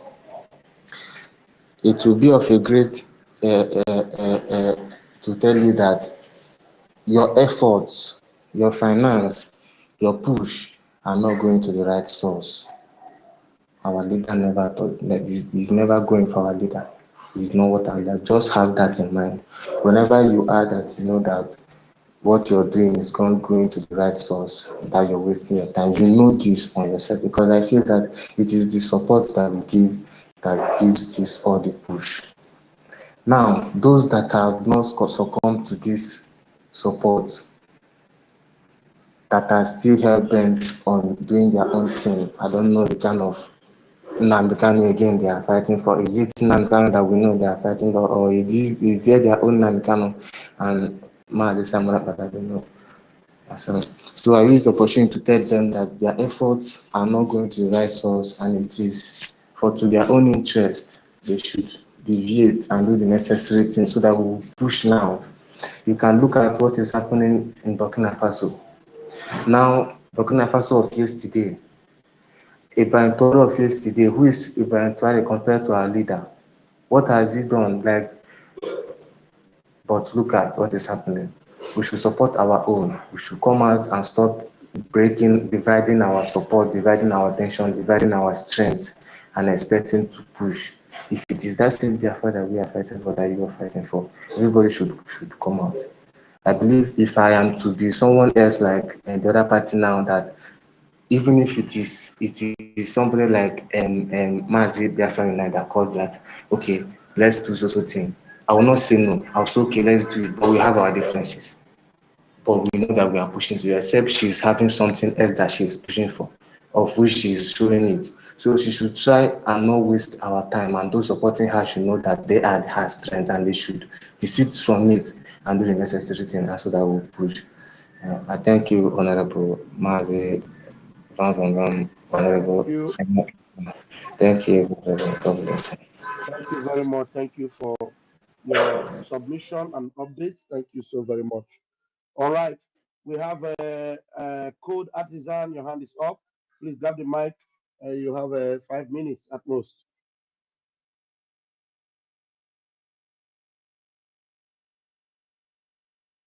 Code artisan, did you hear me?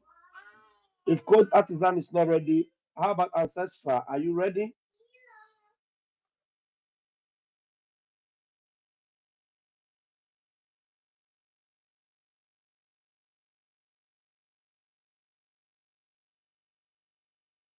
Nobody seems to be ready in the house here. David Nana, you got your mic back. Are you ready to add up what Yes. we've said? All right, Okay. go ahead. Yeah, thank you so much. Thank you so much. Code Artisan, are you ready to speak now? Yes, I am. Can you hear me? Okay, yeah. Okay. Go ahead. Go ahead. All right. Thank you very much. Good evening, ministers of information. Good evening, my fellow Biafrans.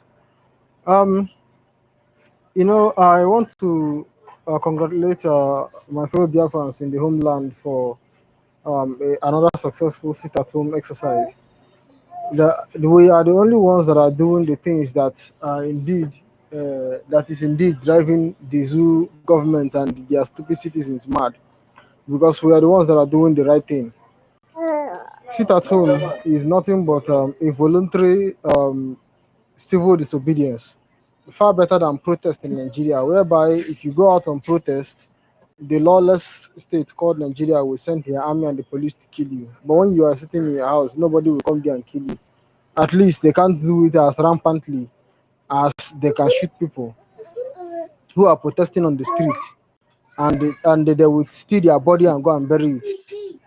So it is very, very important that our people at home exercise that sit at home. The whole world sees it, though they may be pretending that they are not seeing it, but they see it. And one day, none of them can pretend as if they cannot see it anymore. but it is very powerful. If sit at home is not powerful, they won't be complaining.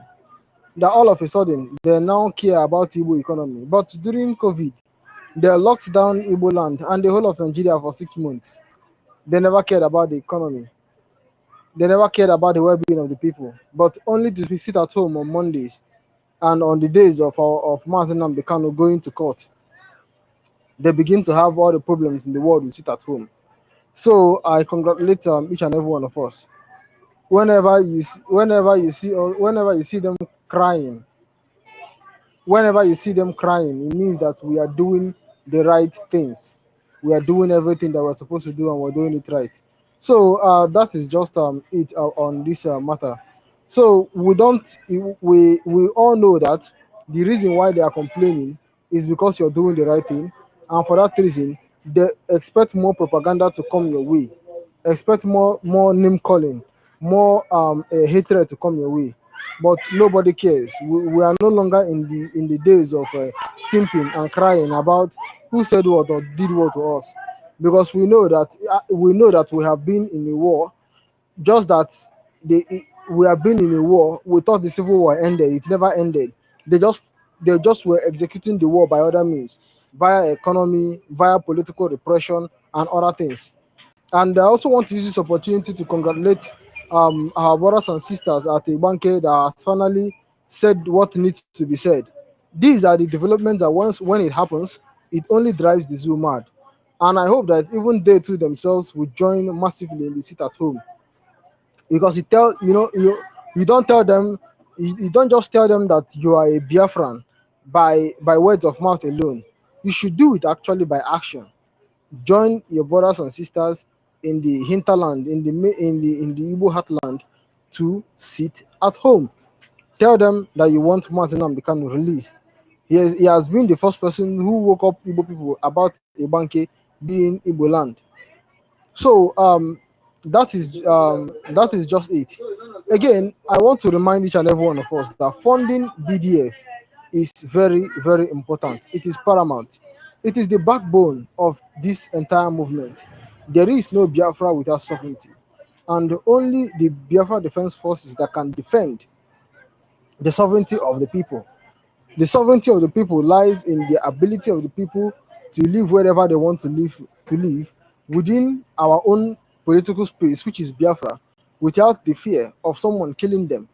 There is no sovereignty when our women cannot go to the farms. There is no sovereignty when people are being harassed at checkpoints by the zoo terrorists in uniform. So it is very, very critical that our people all over the world, wherever we are, must support the Biafra Defense Forces with the most we can. But even those of us who are a little bit handicapped financially, especially those living in the zoo and in Biafra, even your $1 too, which is about 1,500 600 naira, still does a lot.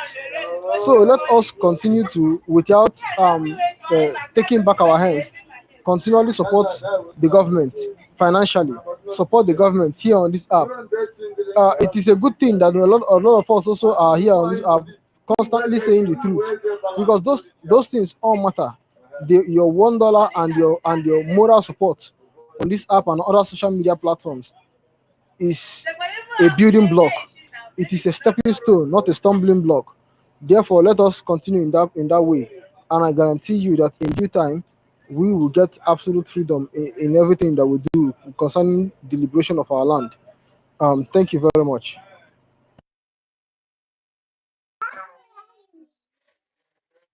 Thank you, Code Artisan. David Nana, it looks like did they block your co-host ability? David Nana, are you there? He will have to leave and come back. Because it looks like he's not able to use his. He has a network problem. Yeah, okay. So David Nana, try and leave and refresh your system. Then you come back. Mazi Sonny will give you that enablement again. So we have Tony J. Tony J, Even though if you're not lifting your hands, only Tony Oguba have already said something. But let's try Tony J if he has something to say. Tony J, if you're there and want to speak, can you unmute yourself? Hello, good evening. Good evening. Thank you very much. I'm grateful for this opportunity again and this gathering. I want to thank all the ministers that have sustained this movement till this hour. A lot of us have spoken well. A lot of us are divided in spirit, and that is our weak point. When the wings of the enemy blows, most of us tends to be confused. We lose focus. I believe that the sensitization of our leader has created the spirit of oneness all through Africa, not only on Biafran citizens. When I started following Nnamdi Kanu from 2012, majority of the countries in Africa were standing up behind him, moving on to different platforms on social media. And I was surprised. He was standing for the entire Africa. I saw women from Northern Africa, Southern Africa, and other parts of Western Africa speaking, hailing him, wishing that they have a voice like this in their own region. And we as Biafrans, when this enemy study us and use our blood, our sisters, our brothers to penetrate us, we get weakened. All the scenario about DOS, Samonipa stood up, stand against the wings, the terror, the blackmail, and everything. And Nigeria could not believe that after arresting Nnamdi Kanu, another giant leader will come up.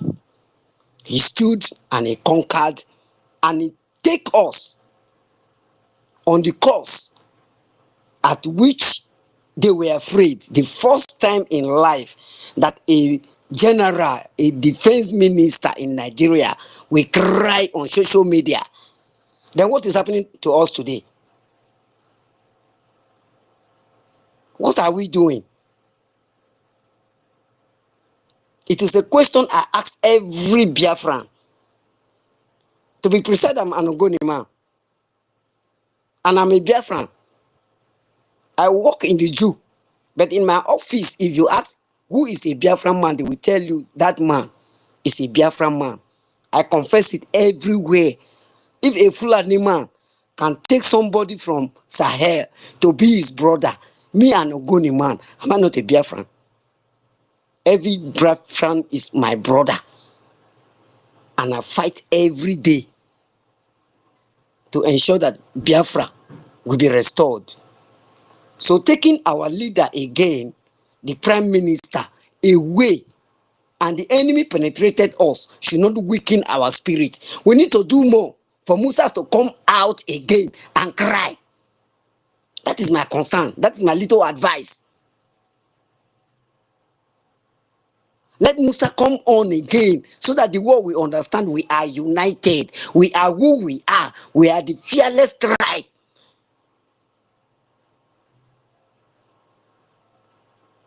So that is my little contribution, that no matter how they divide us, no matter how people will stand, hey, I'm USB. There was certain things Samunepa said, because I follow every day and I partake every day. He said you will sleep in Nigeria and wake up in Biafra. He itemized everything he has put in place, which was the fear of Nigerian state. He executed it. He raised an army. He built the 40 states. He named them. He established the territory of Biafra. He drew the map. And they were like, what is happening? And Musa came up. So I believe even though our prime minister is somewhere else, he want to hear more cry from the Nigerian state. He want to see us stepping higher so that the Finnish government will understand that taking him to a silent place cannot stop us because we are not the problem of Nigeria. Nigeria is rotten. Nigeria is dead. Nigeria is in the mortuary. And we need to walk away. Thank you very much. I hold my mic here. Yeah, thank you very much, Tony J. Thank you. Thank you. Who else is there that wants to add their voice to what is being said here? Mazin Namdekano's court lockdown, 29th of April, which is tomorrow. Lockdown all across Biafra land on the 2nd of May. Lockdown all across Biafra land.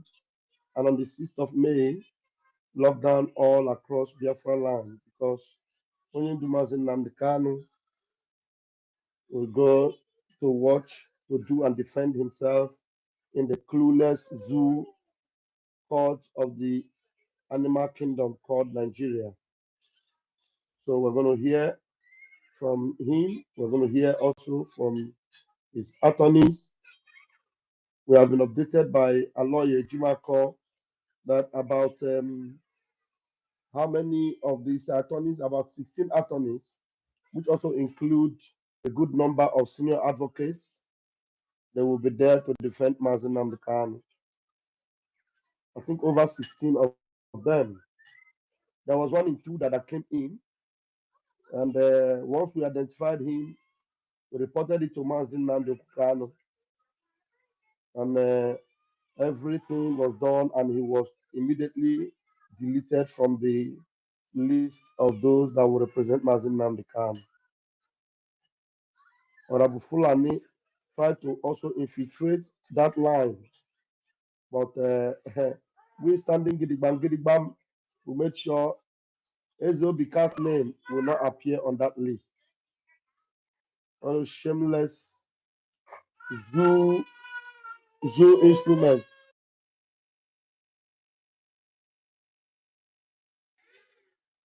shameless zoo agents. Please, I'm doing this addendum because I'm waiting for any one of you that want to grab the mic to add up to what we are saying here. Mazen Namdekano means the whole world to us. Mazen Namdekano is the leader of the indigenous people of Biafra. Mazen Namdekano is Ohamadi Kendibo. Mazen Namdekano is our own savior. He is the master of our Prime Minister, Master Monepa. Yes, he is the head. He is our leader. Everybody calls him our leader. Our PM calls him our leader. Even fake people, criminals that are hiding under IPOB, under Biafra Republic government, they also refer to him as our leader. Can you believe that? No. Okay. Mary is requesting to come up. Yeah, I'm adding you up now, Mary. Yeah, Mary, you can grab the mic if you are in a speaking position. Go ahead and grab the microphone. Mary, take them. Good evening. Good evening, sir. Good evening, my beloved Mary. Go ahead, my dear. Good evening. Good evening, Information Minister. Good evening. Yes, my people, I don't want to take much time because of our leader day. Yes, please. Good evening, our leader. Good evening, Itiare Kondo, Masi Simon Ekpa. Good evening, Nkenke Rabasi, our APM. Yes, this sit at home is very important, my people. Lockdown. Masi got there, lockdown 29 April till 2 May and 6, right? 6, 2 May and 6 May. Fund Biafrans, BDF. Nigeria is gone. Yes, of course. Nigeria never even be exist in this world. But important things, I'm here because our leader did. My people, please, you must sit at home. Sit at home is very, very important. And fund your liberation army. Fund because the BDF is your savior. We must find funds so that Nigerian government, it will not exist anymore in life. And this sit at home, there is no weapon, special like you, because they said you are a poor person and you don't have gun, but you have gun, you have your power by sit at home. Our leader, everybody is shouting Shure, Burkina Faso president, the young man. But we should not forget that our leader is the person who wake up all the African nation, because he said it. No matter this thing is going on, is Biafra is the sunlight of the world. They take the advantage because they listen, they know the good things. Imagine, no, it's not only Shure, a young man. The citizen, no matter anything they did, because they want to go out from the slave of European Union, they stand up and stand with him. Biafra, what is our own problem by we? Our own leader, the first man, and is continue to be the first and the last, because that is the scent of the African light is there. Those people would not come and fight for you. You have the precious which shine in the whole world and fighting for you to show you the way and steal them. Steal our people. Imagine now how many senators, wherever you are in Biafra land, all the 40 states, ask yourself, those senators, are your senator is not among of those people? You 40 states of Biafra, where you follow our leader from the beginning, from the started, when he start this our freedom, this our life, for we will know who we are. You are among that. Ask yourself, 40 states, ask your senator, do you call Nigerian government if you're still call yourself Nigeria as in Biafra land? Ask your senator, is it not among of them, those people? Not only one side speaking Biafra language. Not only Igbo. Ask you where they speak Ebibio. You where they speak Aron. You where they speak Goromi Goro. You where they speak Igbani. Ask yourself. Ask yourself. You where they speak Ogoni. You where be Ebibio language. Ask yourself. Did your senator and all this state, 40 states, they was there from the beginning of our leader. Now, one of the betrayer, Sabo, enemy between, call themselves Nigerian senator. You know now that they are the people stopping our leader, being saboteur, being the enemy between, so that they will continue to sold you in the hand of enemy. So that they will continue to milk your mineral resources and to keep you in this 2025 century. Old fools, more than 60 and 70 years old. Please, my people, you must know now. Sit at home.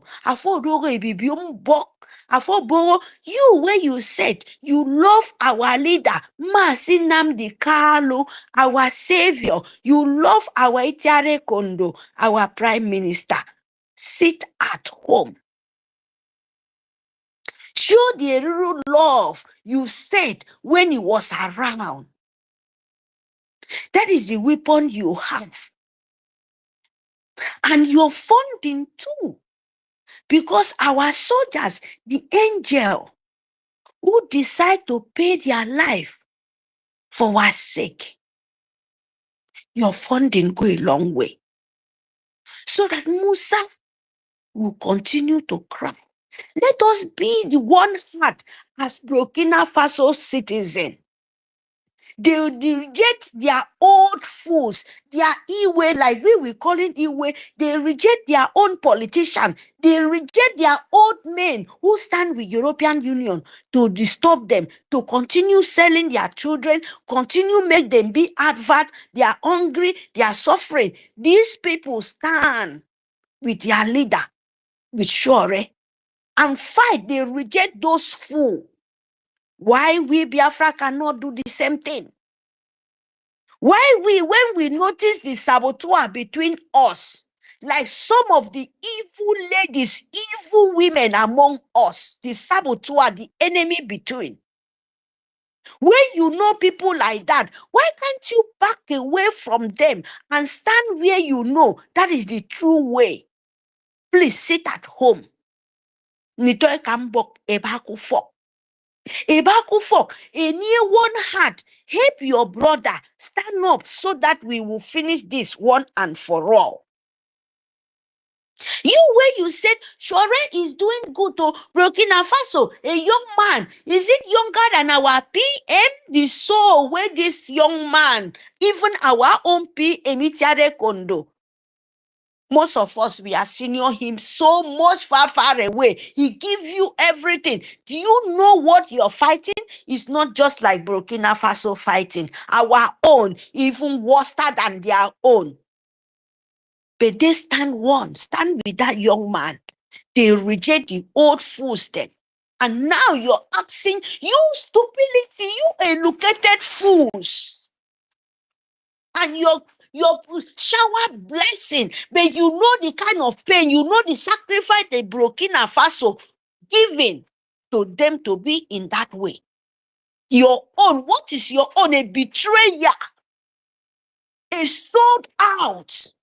And later you will you will sing a song for another country. That is why Fulani is using you guys. That is the truth. That is the truth. That is why the Fulani photo Jaron as emir, as Sokoto emir in Sokoto to sold you people a smelling pig, a smelling animals, as Fulani emir in Sokoto. Look at Ibrahim. All of them, they are sinking Ibrahim. But you know those people glued. They stand as one. Say, no, European Union, you cannot come to my land and steal what belongs to me and continue to give me a slave. The same thing our leader did. The same thing Itiare Kondo did. What these people do, because the betrayer in midst of us, they are so dangerous. What you're supposed to do, now to back off from them. Now to tell them, God forbid, I can never be in that hole with you. That is what you're supposed to do.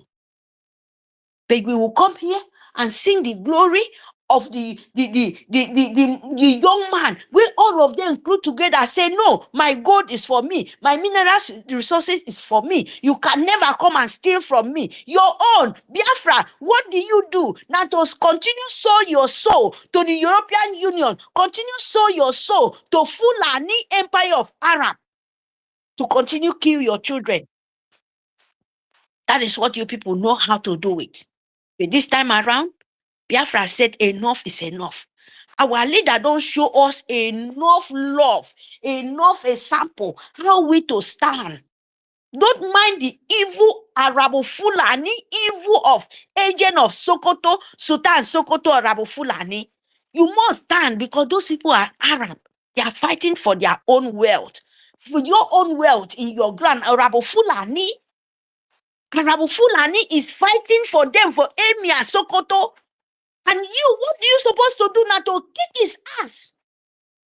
Now we to stand as one, not to listen and find those senators them who want to sold you for the hand of demon. That no one our leader to come out. Now we to look for them. Because that is the way other country doing it. And we to fund 10 ejema go a long way, 20 go a long way, 1,000 ejema go a long way. Why you are here telling the whole world what your leader, what those Fulani Empire of Nigeria leader is doing, what the kind of capable of killing they are by sending foot soldier of Fulani terrorists of Empire from Futajolan to come and kill you. They will not help you if you not help yourself. That is the truth. European Union is trying to set chaos in Africa. Third, fourth war generation is new century. They are fighting all possible to make sure Africa have to fight war so that they will take that opportunity to kill you, continue selling your children, continue using your children as adverts. That is what the kind of help European Union want to give you. That is the kind of help the European want to give it to you.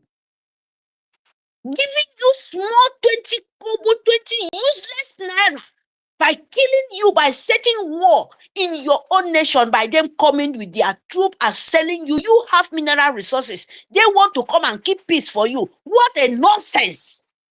What a nonsense. And instead you to stand up and fight those bumful, you people are here, want to collect slaves. This time around, the bone, wherever I see Biafra land, they can never penetrate. They can never. So fund Biafra, sit at home, my people, because that is your weapon. Don't let anybody receive you. Don't let anybody stand in your way. 40 state of Biafra, this is very, very important this time around. You cannot be like that Burkina Faso, but you have love as you love your land. So all the 40 state of Biafra are supposed to lock down. If you love what is going on in Burkina Faso, what our leader use his own life and pay, and you will be shouting, the blood shedding in our land is not even the kind of thing, the kind of war fighting in Burkina Faso is not in our own land, but blood war just only to raise blood up. Your blood, your innocent European Union, no one come to save you. No America come to your help. Who do you think by you yourself not stand up and tell them enough is enough? By you standing up, said Africa, especially Biafra land, is not for sale. Our mineral resources is not to sell and kill us and continue keeping us in the slavery. No way. You must to tell the whole world this. And by we funding in our own life, any amount we get, he will go a long way. And we will not beg them. Your strength will go a long way, my people. It will go a long way. Thank you very much, my people. I mute my mic. Thank you, Information Minister. Thank you, Deputy Minister, Amobera. Thank you, everyone, for the opportunity. I'm so appreciate it. Thank you very much. I mute my mic. Thank you, thank you, thank you. God bless you. Thank you for your submission. Very powerful. Those people, they will hear them for us this time around. Because the way we take prepare now, not be the way we take prepare before. Yeah, we have a lot of people now coming into the room. Mighty Dot is here. David Nana, you're back. University, you're back. So please, David Nana, grab the mic and then please, after you just make sure you bring up University and Mighty Dot to give us their own update. Thank you, David Nana, if you're there. Thank you so much. Thank you so much, Vam. Ameritech, we thank you so much for that wonderful submission. It was straight to the point. Our people need to understand that the fight we are fighting is a very deep fight. The reason why Mazi Nnamdi Kanu is going to court tomorrow is a reason that concerns each and every one of us. It's a reason for the betterment of our lives. It's a reason as well that may mar our lives if Mazi Nnamdi Kanu is not protected, if our freedom is not protected, and if our government is not protected as well. And that is the more reason why we should join hands together and make sure that we fund this liberation vigorously with our rage and furies in our heart, considering the atrocity that have been meted on our people, considering the situation that our people are in. That is why tomorrow it is very, very important that we have to demonstrate our solidarity with our leader, Mazi Nnamdi Kanu. Most importantly, those of you in the homeland, let the world continue to understand that the keeping of Mazi Nnamdi Kanu in detention, it is not only Mazi Nnamdi Kanu that is involved, we are also involved. Holding of Mazi Nnamdi Kanu is holding Biafra. And for Biafrans to understand that Mazi Nnamdi Kanu going to court as well, there are Biafrans who are involved, who want this status quo to continue. 15 senators that moved the motion for our leader not to be released, they are part of this conspiracy against Biafran people and against our leader Mazi Nnamdi Kanu. Very, very important. Those senators may be your relations or relatives. You have to send a very strong message to them. They need to leave Mazi Nnamdi Kanu. Mazi Nnamdi Kanu committed no crime at all. He is the face of freedom. Mazi Nnamdi Kanu is fighting for the betterment of everybody, including non-Biafrans. So I don't see any reason why 15 senators, particularly from the southeast, it is really really unfortunate and heartbroken. That is those who are answering Okonkwo, Enyinnaya, Okereke, Okafo. These are the people who are raising motion, not even Abdullahi, not even Dan Data, not even Sanusi. These are the people who are raising motions for their own brother who is being incarcerated for 5 good years to remain in detention. Whereas the same crime or the same whatever they called it that Mazi Nnamdi Kanu is committed was the same crime according to them that Sowore, Sunday Igboho are also guilty of that, if that is a crime at all. But if there is no crime committed whatsoever, but why are all these other people left off the hook? Why are they walking free? Why are they visiting any country they want to visit? Why are they having good time with their families? But our leader, Mazi Nnamdi Kanu, is still held in detention. This is something that each and every one of you should ponder about. And you have to bring out the rage in you so that all these people who are involved in this inhuman treatment against our leader will pay a very, very big price, bigger price for this atrocity, not only against our leader, but against the entirety of a Biafran nation. Very, very important we think about this. University, I welcome you as well. Mighty Dot, you are welcome. Our sister Betty, I salute you. Thank you for being here as well. And while I'm trying to, our Pastor Van, Betsy is requesting, but I can't see her here. So see if you can bring her up. Why the university takes up the mic? I brought her up. Thank you. Okay, thank you so much. University, if you don't mind, women first, so that we can give our minister opportunity to speak before. Oh, you are a minister as well, I understand. Sorry. So Betty, go ahead. Thank you. Yeah, Betty can go ahead. Thank you.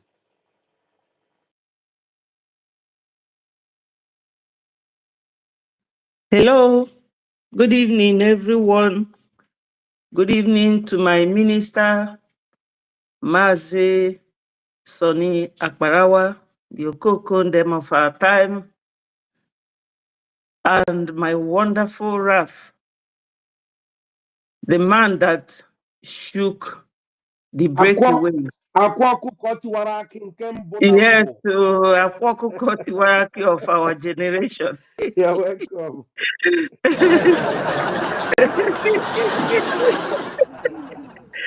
Ndị Igbo si no, omife kenyeria.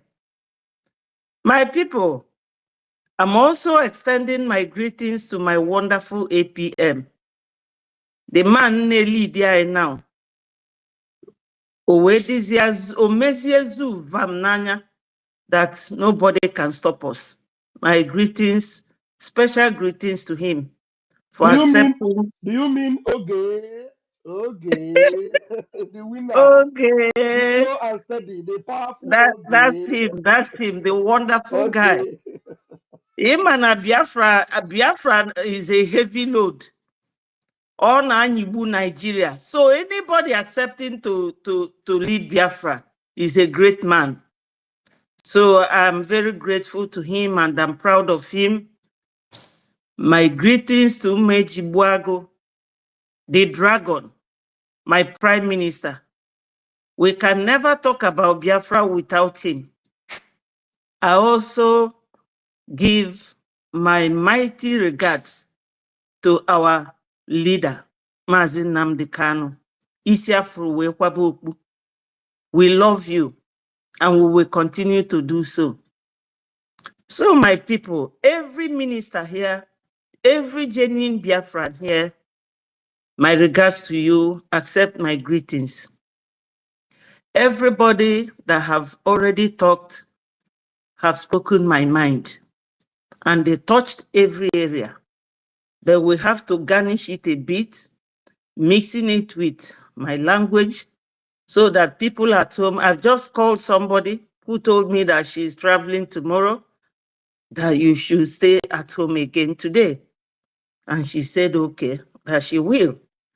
So, but when we are here, we are like the hen that the hawk came to take the child. He says, I'm not crying that what is holding my child has left it, but I'm crying for the world to hear my voice. We will continue. Nigeria can never bring us down. They can never. In fact, my people, as Onyendu will be going to court hearing tomorrow. Sit at home. I know that you people sat at home today, Monday. We are grateful and we will continue to be grateful. Remember, 29th of April, 2nd of May, and 6th of May. It will not kill anybody.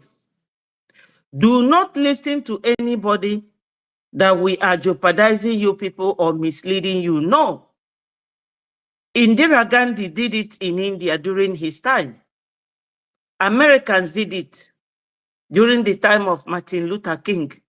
Even we as kids, we sat at home for 3 whole years. And we are still here living. It will not do anything to you people, not to your businesses. Nothing will happen to you people. Okwifulaga anye melisigi. Unu nodu n'ụlọ. Unu wee na-egosi the world. No nwerozi anything to do with Nigeria. Before the 1414 amalgamation, Biafra nwa kaibu. Out of our own self-pity, we accepted to be amalgamated. We continued serving them. We didn't get any thank you. We didn't get anything. All we got was immediately they changed from Royal Niger Company to Niger Area Company, which is now called Nigeria. 6 years later, 1966, Febido Bubekwa ndị be anyị n'ugwu. We continued being obedient until Ojukwu and was his deputy that time, Effiong, until they couldn't take it anymore. 67 of Shotube Benine. So my people, these people can never change. Ndi adikezi. Even if you wash a pig with, I don't know the type of water you will use in washing a pig, it will still go back to the mud. Fulani controlled government in Nigeria. They can never stop. They can never change. We have to remain strong and get Biafra once and for all. That is the only solution. Ụfọdụ ga-asị gị, why do they want to break Nigeria? Is Nigeria not broken? Nigeria is broken. There's a voice I would like to play, if you allow me. Omoteku apprehended 100 and something Boko Haram people in a truck. But the second thing is that this Omoteku is like just our own soldiers. They are guiding their land, protecting their land. Garuba told us that Boko Haram is fighting for their own freedom. So why are we being hounded? So because of the way they are hounding us, this sit at home is your best bet. Do not complain. Onye choli former that is ready to make a sacrifice. I know it's difficult, but you cannot get anything good from an easy or cheap anything at all. It must be hard. It must be difficult. So when you get it, you will appreciate it. Sit at home for Onyendu. He deserves it. Maka Onyendu etosiro ino ebe ono today. Apart from the fact that now our politicians are the ones holding him there on the instruction or command of the Fulanese. Because Onyendu, that name alone scares them. Whenever Onyendu is out, it's like a releasing a lion from the zoo. So they don't want him to come out. His name alone haunts them. But Onye Cindy Boko Haram was found in the house, somebody Sokoto was found in the house of Kashim Shetima when he was governor in Borno State. And the Garuba himself has the effrontery to tell us that anybody fighting Boko Haram is fighting them. Even their Sultan said that Boko Haram, anybody fighting them is fighting God. So their own defense people, nobody should fight them, but they want to come to our land. Why? They now assume the position of God. They have the final say. No, my people, they cannot Fulanize us. They cannot Islamize us. That is not our culture. Nigeria is as big in size as Europe. Why do they want all of us to be in a bottleneck, killing each other? Because Nandine Yuzundi Fulani, they know what they are doing. Nigeria can never be won. Let nobody deceive themselves. It can never be won. So, my people, when you are looking for something, two things. You have to make the sacrifice. You have to determine to go through it. Because it's like passing through the eye of a needle or jumping through the fire when there is fire inferno in any place at all. Or they're easy, but we are all going through it together. So the nitty-gritty here is that we need to fund these men that are our liberation army. We need to fund them. David has mentioned IOU, biafragov.org/donate. Just take advantage of these and you will not regret it because Biafra has come. They are just delaying us, using all manner of mechanism.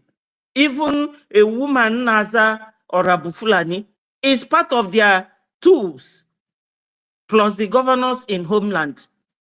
Because for her to bring an account, Amadu Malan, to give you people and you are not thinking, especially those of you that are still following him, matured men and women, you don't think.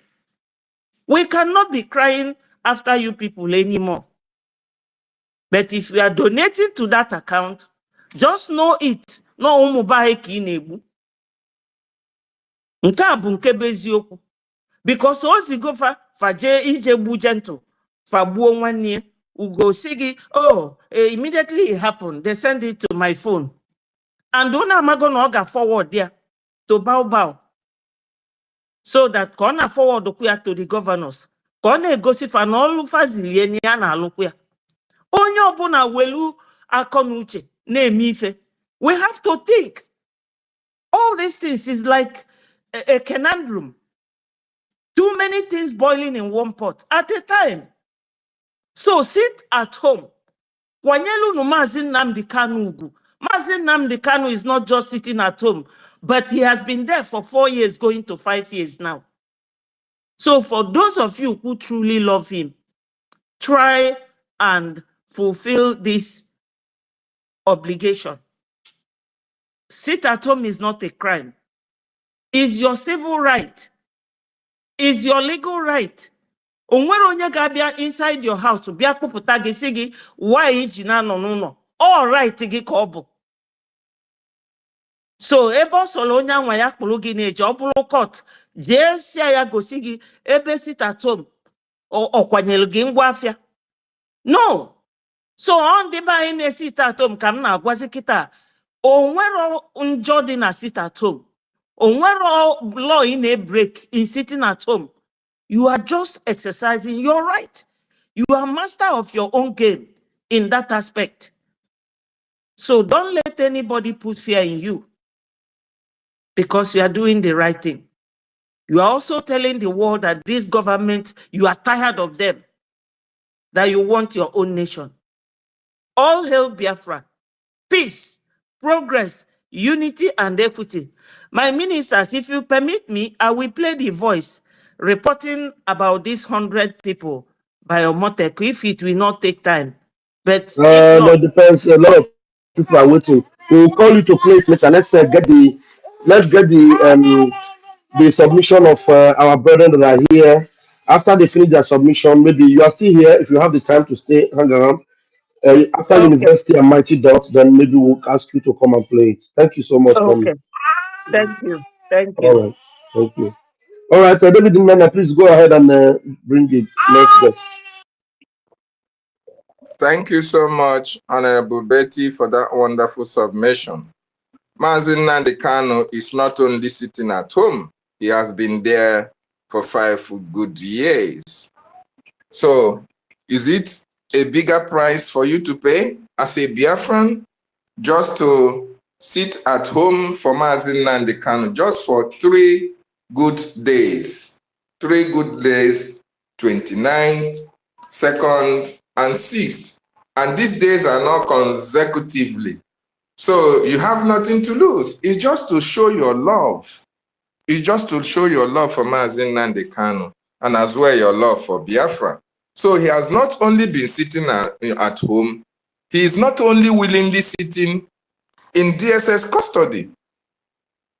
He's not only he was forced to stay in one place for complete 5 years for the sake of your freedom and for the sake of my freedom. So we must all put hands together, more importantly, those of us in the homeland, to make sure that we solidarize with our leader, most importantly, starting from tomorrow. That is the only commitment, that is the only sacrifice you were asked to do for the sake of our leader and our freedom.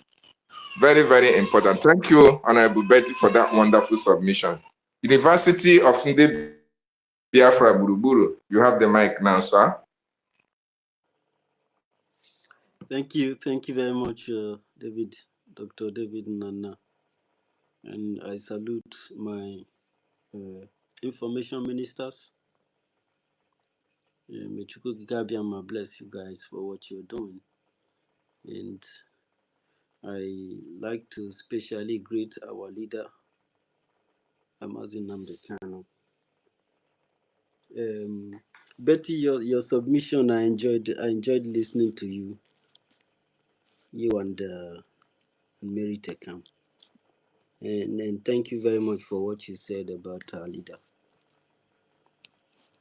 You really care deeply. And I salute him because, like Mary Tekam said, that Mazi Nnamdi Kanu was the person who opened the door of salvation and redemption that is going on and spreading like a wildfire in Africa today.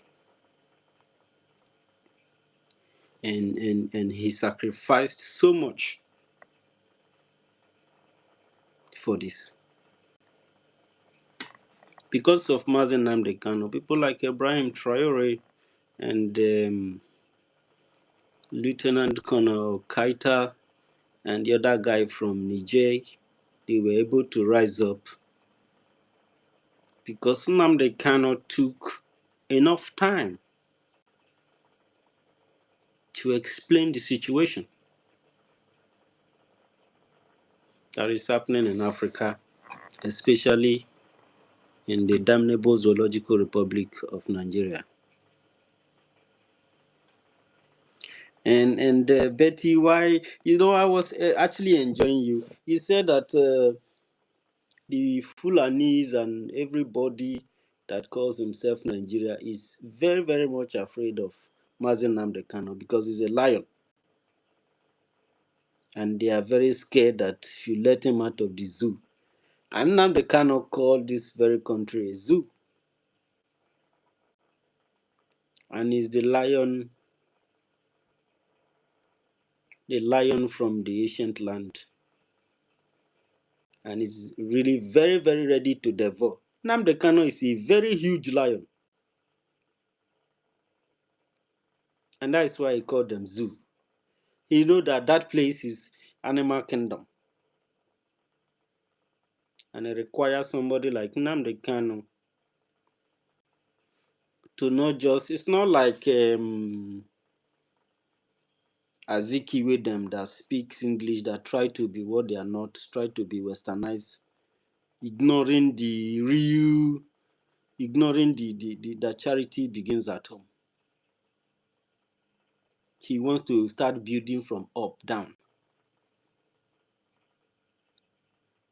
Nnamdi Kano devour the colonial structure in Africa from the grassroots.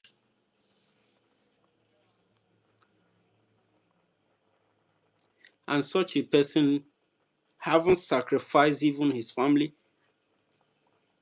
is meant to stay at home since he's been there. So this man deserves everything from Biafran people. He deserves the sacrifices that we are making here. He deserves the sacrifice that Biafran Republic government in exile is doing. That's why you can never sabotage. When you look at men like our Prime Minister Simon Ekpa, who gave everything in his life,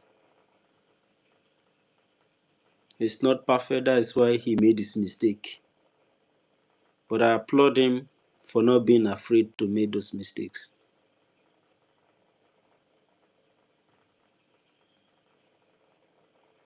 And he learned from them. So when you are working with the government and you know that people like this, people have paid price. People has given so much. So you would not want to even think about that possibility. And that takes me back to this sit at home.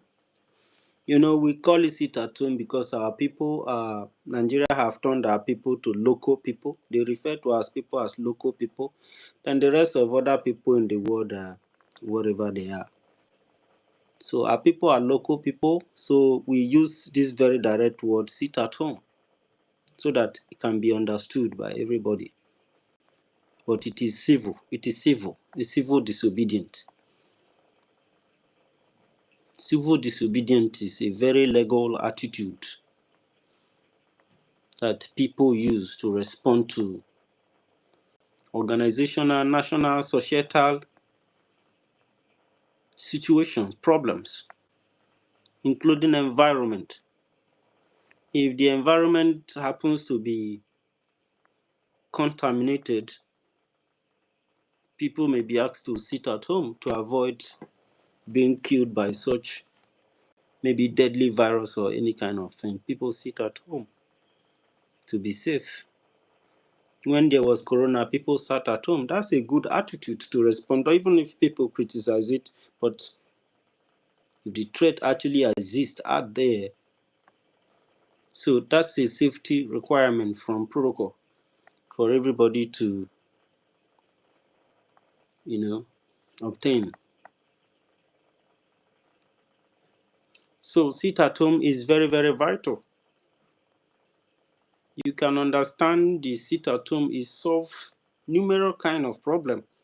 Mary Tekam have said that sit at home is a very powerful weapon that you have, especially in this time of this very serious threat.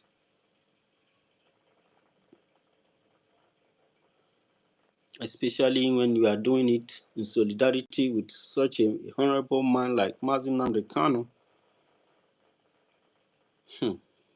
He deserves it, my people. Considering the safetiness of this kind of civil disobedience, unlike when you go outside to protest, which is very harmful. These people have killed us many times. They have demonstrated their readiness to kill our future.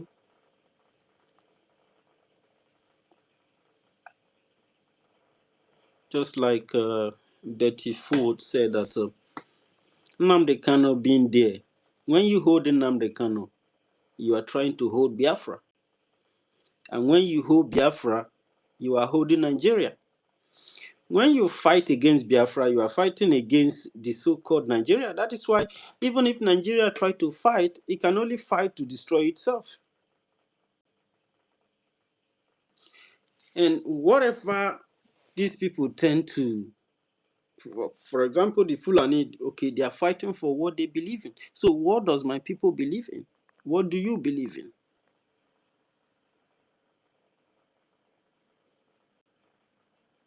At least if you don't believe in yourself, you don't have love for your land, then believe in Nnamdi Kanu. You have to believe something. You have to have where your interest lies. So sit at home is a very fundamental attitude that civil people use to deal with oppressive situation, even criminal terror, and even corrupt situation. But this situation of terror, for example, Nigeria itself has been funding the organ harvesting of our people. It has engaged our people with economic sabotage, economic, blockade that sees the death of over 3 million children. The people who would have made life better were starved to death just to destroy Africa. They knew that the forces that were driving that time, Biafra, Mary Tekam said that Biafra is the African sunrise. Sorry. I was like, wow, Biafra is the African sunrise. I was listening carefully because the light was beginning to shine at the time that the slave market was changing form, colonization was turning to country in our continent. I know that some people from Biafra land who tends to be deceiving themselves, trying to think that a new Nigeria is possible. They have said, after all, it was the Igbos that wanted Nigeria. How can we fight against what we wanted? How can you starve 3 million children to death and you are still saying that we wanted the country? The world was ready to kill us. You were ready to betray your land. You were ready to put us in this situation that we are, and we were ready to sacrifice everything because for us, It was all about survival. And now this system that engages you with economic blockade that brought hunger to Africa. Because when Biafra died, Africa died. And now that Biafra has risen, Africa has risen. It is going to... Our Prime Minister Simon Ekpa said that we are building it from the scratch. It's not going to be very easy. So everybody listen to Nnamdi Kanu. Put on your mental toughness. And what is happening today? Because of you that are here, because of your effort, many Africans are rising.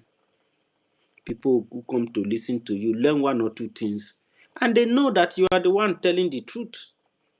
And that truth you are telling there is the light. That was the instruction of Uyendu, the prophet. He said that the light, you must tell the truth at all time and you must stand firm because you know that the truth will destroy the zoo and will destroy this evil thing that enslave people and make it look like it's the normal way of life.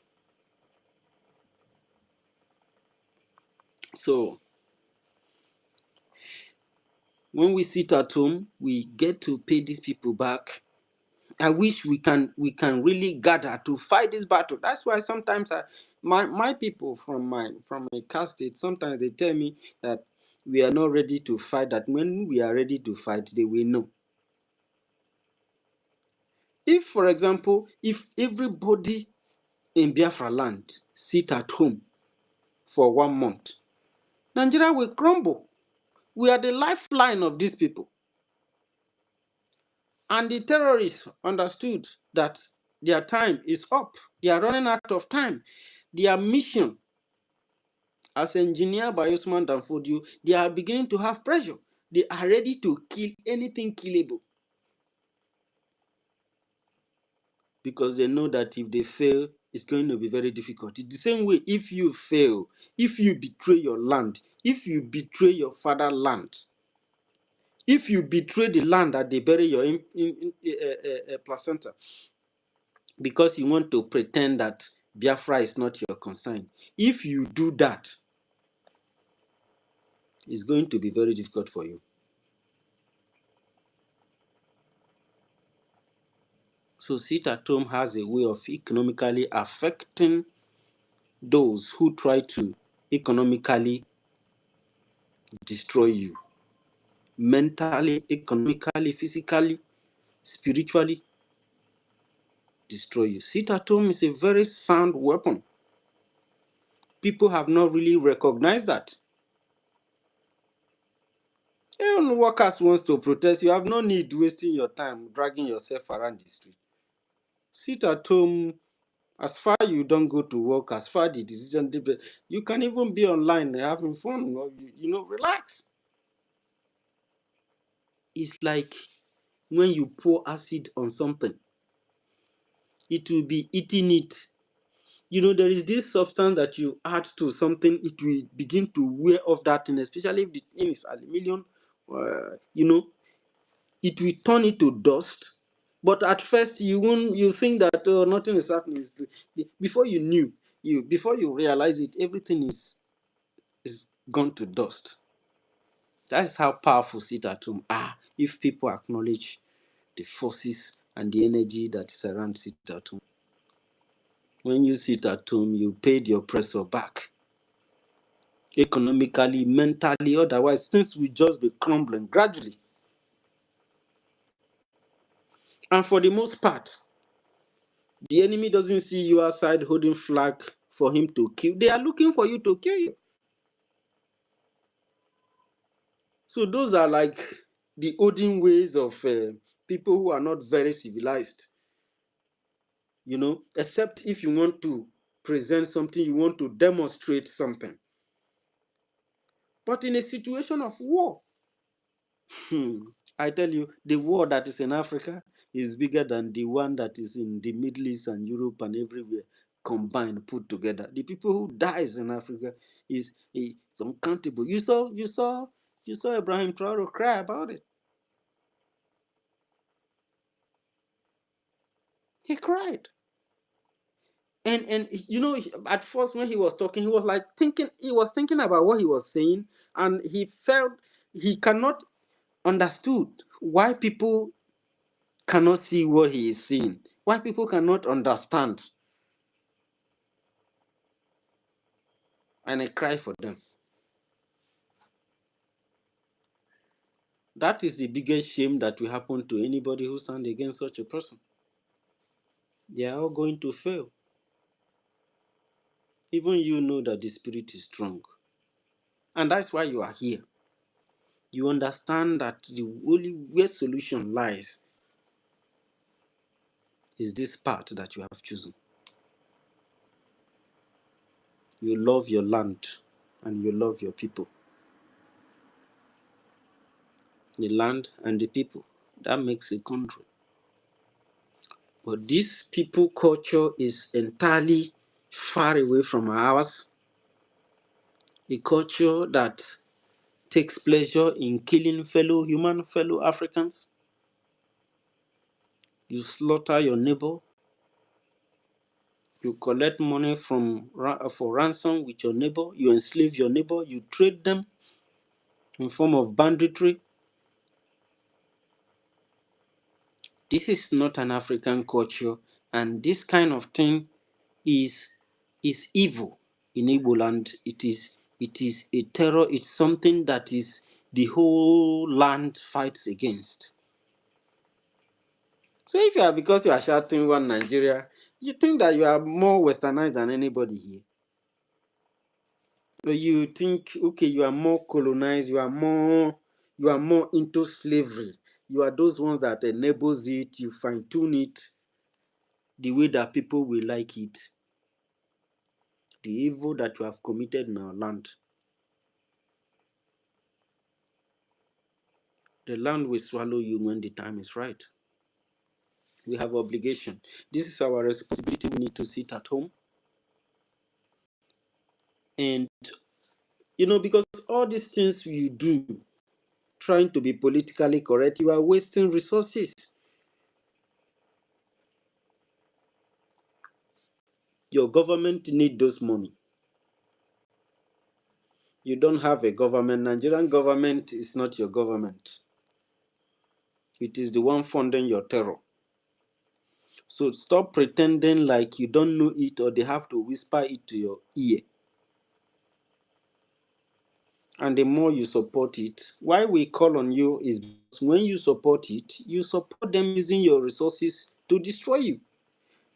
Why they engage you with things that are irrelevant activities, and then you lavish those resources. They made you chase something that are not there. They corrupt you against yourself. And so were your fathers before you. So we have to acknowledge our purpose in life as a Biafran person, as somebody who is, according to the zoo pattern, somebody who is from the southeast, from the south. You have to acknowledge the responsibility that we have, that we own to ourselves, to liberate ourselves, and we have to acknowledge our heroes past, because Nigeria have now, you know, they accept that they committed genocide. They accept that they fought against the freedom of the land. They accept that they fought for the colonial masters. They accept that they fought for slavery. And they had continued to practice it to the extent my people in Igbake had to rise up that somebody who has a king, I have a king, his king is trying to be bigger than my own king. To the extent he have to retire my own king. He has his own land, I have mine. But because the colonial master came and caught your land and joined yours and caught the other part of your family to the other side and leave you people fighting with each other. Every reasonable society that are civilized will understand this simple trick that people use to make war. Humans create something that is not there before. It is psychological. Then you have to be smart. What are you going to gain being those things, trying to infiltrate other people's culture and destroy their way of life? What do you gain? You continue to maintain the status quo of the people who created the country and allow the problem to linger. And when we come out, we say Africa unite. But all these simpler problems, you people allow it to grow. And you tell me that you are a king.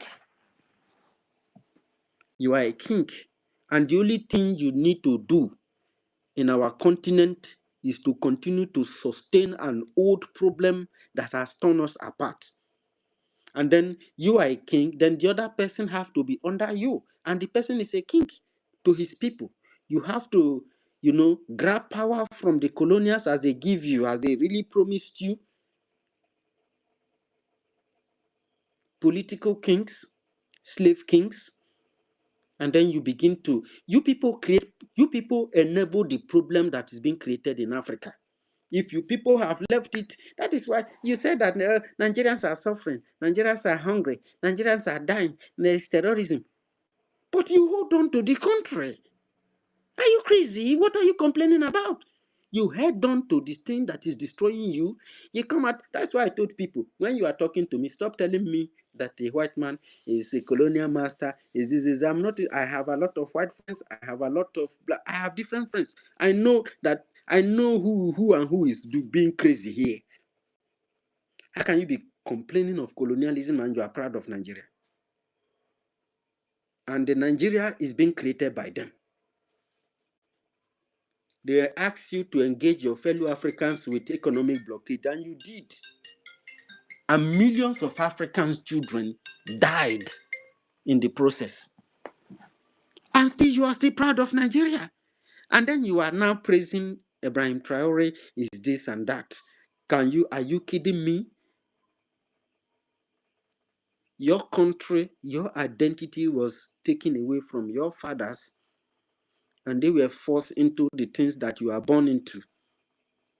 Look, if you don't know your history, you can never know when the rain starts beating you.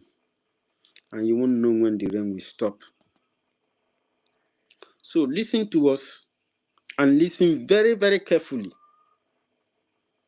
so that, we can prepare you for the raining day ahead, because it's already raining. So listen to this instruction that the Biafran Republic government in exile and the Biafran government in homeland is engaging with sit at home. There must be lockdown for this court case MNK on the 29th of April, 2nd May, and on the 6th May. We must sit at home. And we must continue to bring the resources in our hands. We must continue to pay our taxes. We must stop engaging in things that does not benefit our future. People create it to entice you, but there are better ways to have fun. Other people in other lands, they don't have fun like that. Forget about what you are seeing on the social media. I can guarantee you that that is not exactly the way it is in a real life. It is not. People are working their hearts out. So listen to this very instruction, because this very sit at home is part of your lifeline in holding this terrorist country to account. If you fail in this aspect, you will fail in all things. So thank you very much for listening to my voice, and Ichukwu Kikabiama bless every single one of us. Dr. David, may God bless you. Our very humble information minister, may God bless you. And my deputy, Ichukwu Kikabiama, bless you and bless all Biafrans. Bless our struggle, bless our freedom. I give you the mic back, Dr. David. Thank you so much, Minister Bright, for that wonderful, wonderful submission of yours. It's very difficult somebody listening to you without having to make reasonable sense from all that you have said. One of the submissions you made that are so powerful and very important to be noted is that sit at home is a very powerful tool that is used in civilized societies. Even as backward as Nigeria is, sit at home is very much effective in Biafra land in order to demonstrate how painful the actions and activities of the terrorist government are in our land. So sit at home is a very powerful tool that you can use to Oh, sorry, David. I think I was about to check to bring somebody in and I pressed the mute button. Okay. So sit at home is a very powerful tool that you can use to delegitimize the government in a more civil way. Very, very important. One other thing you pinpointed is that Biafra is the lifeline of Nigeria. And there is no two ways about that. That is the real truth, the real cocoa. That is the real cocoa. And that is the reason why they are doing everything humanly possible to still keep you and I in that contraction called Nigeria. That is the reason why they want our resources. That is the reason why they don't want you and I to benefit from what is coming from our communities. Biafra is the lifeline of Nigeria. And like you said, if Biafrans sit at home for 1 good month, that contraption will crumble. That economy will destroy because we are holding the economy, if not only Africa, but at least for Nigeria. Very, very important. Another important submission you made, you said, when Biafra died, Africa died as well. Now that Biafra have risen, you can see African countries rising up to the challenges of the time. Who made it possible? Our leaders, Mazi Nnamdi Kanu, when he started talking about the atrocities of the colonial masters in Africa, African countries started picking interest in what he was saying, and they really understood that Mazi Nnamdi Kanu was speaking the truth.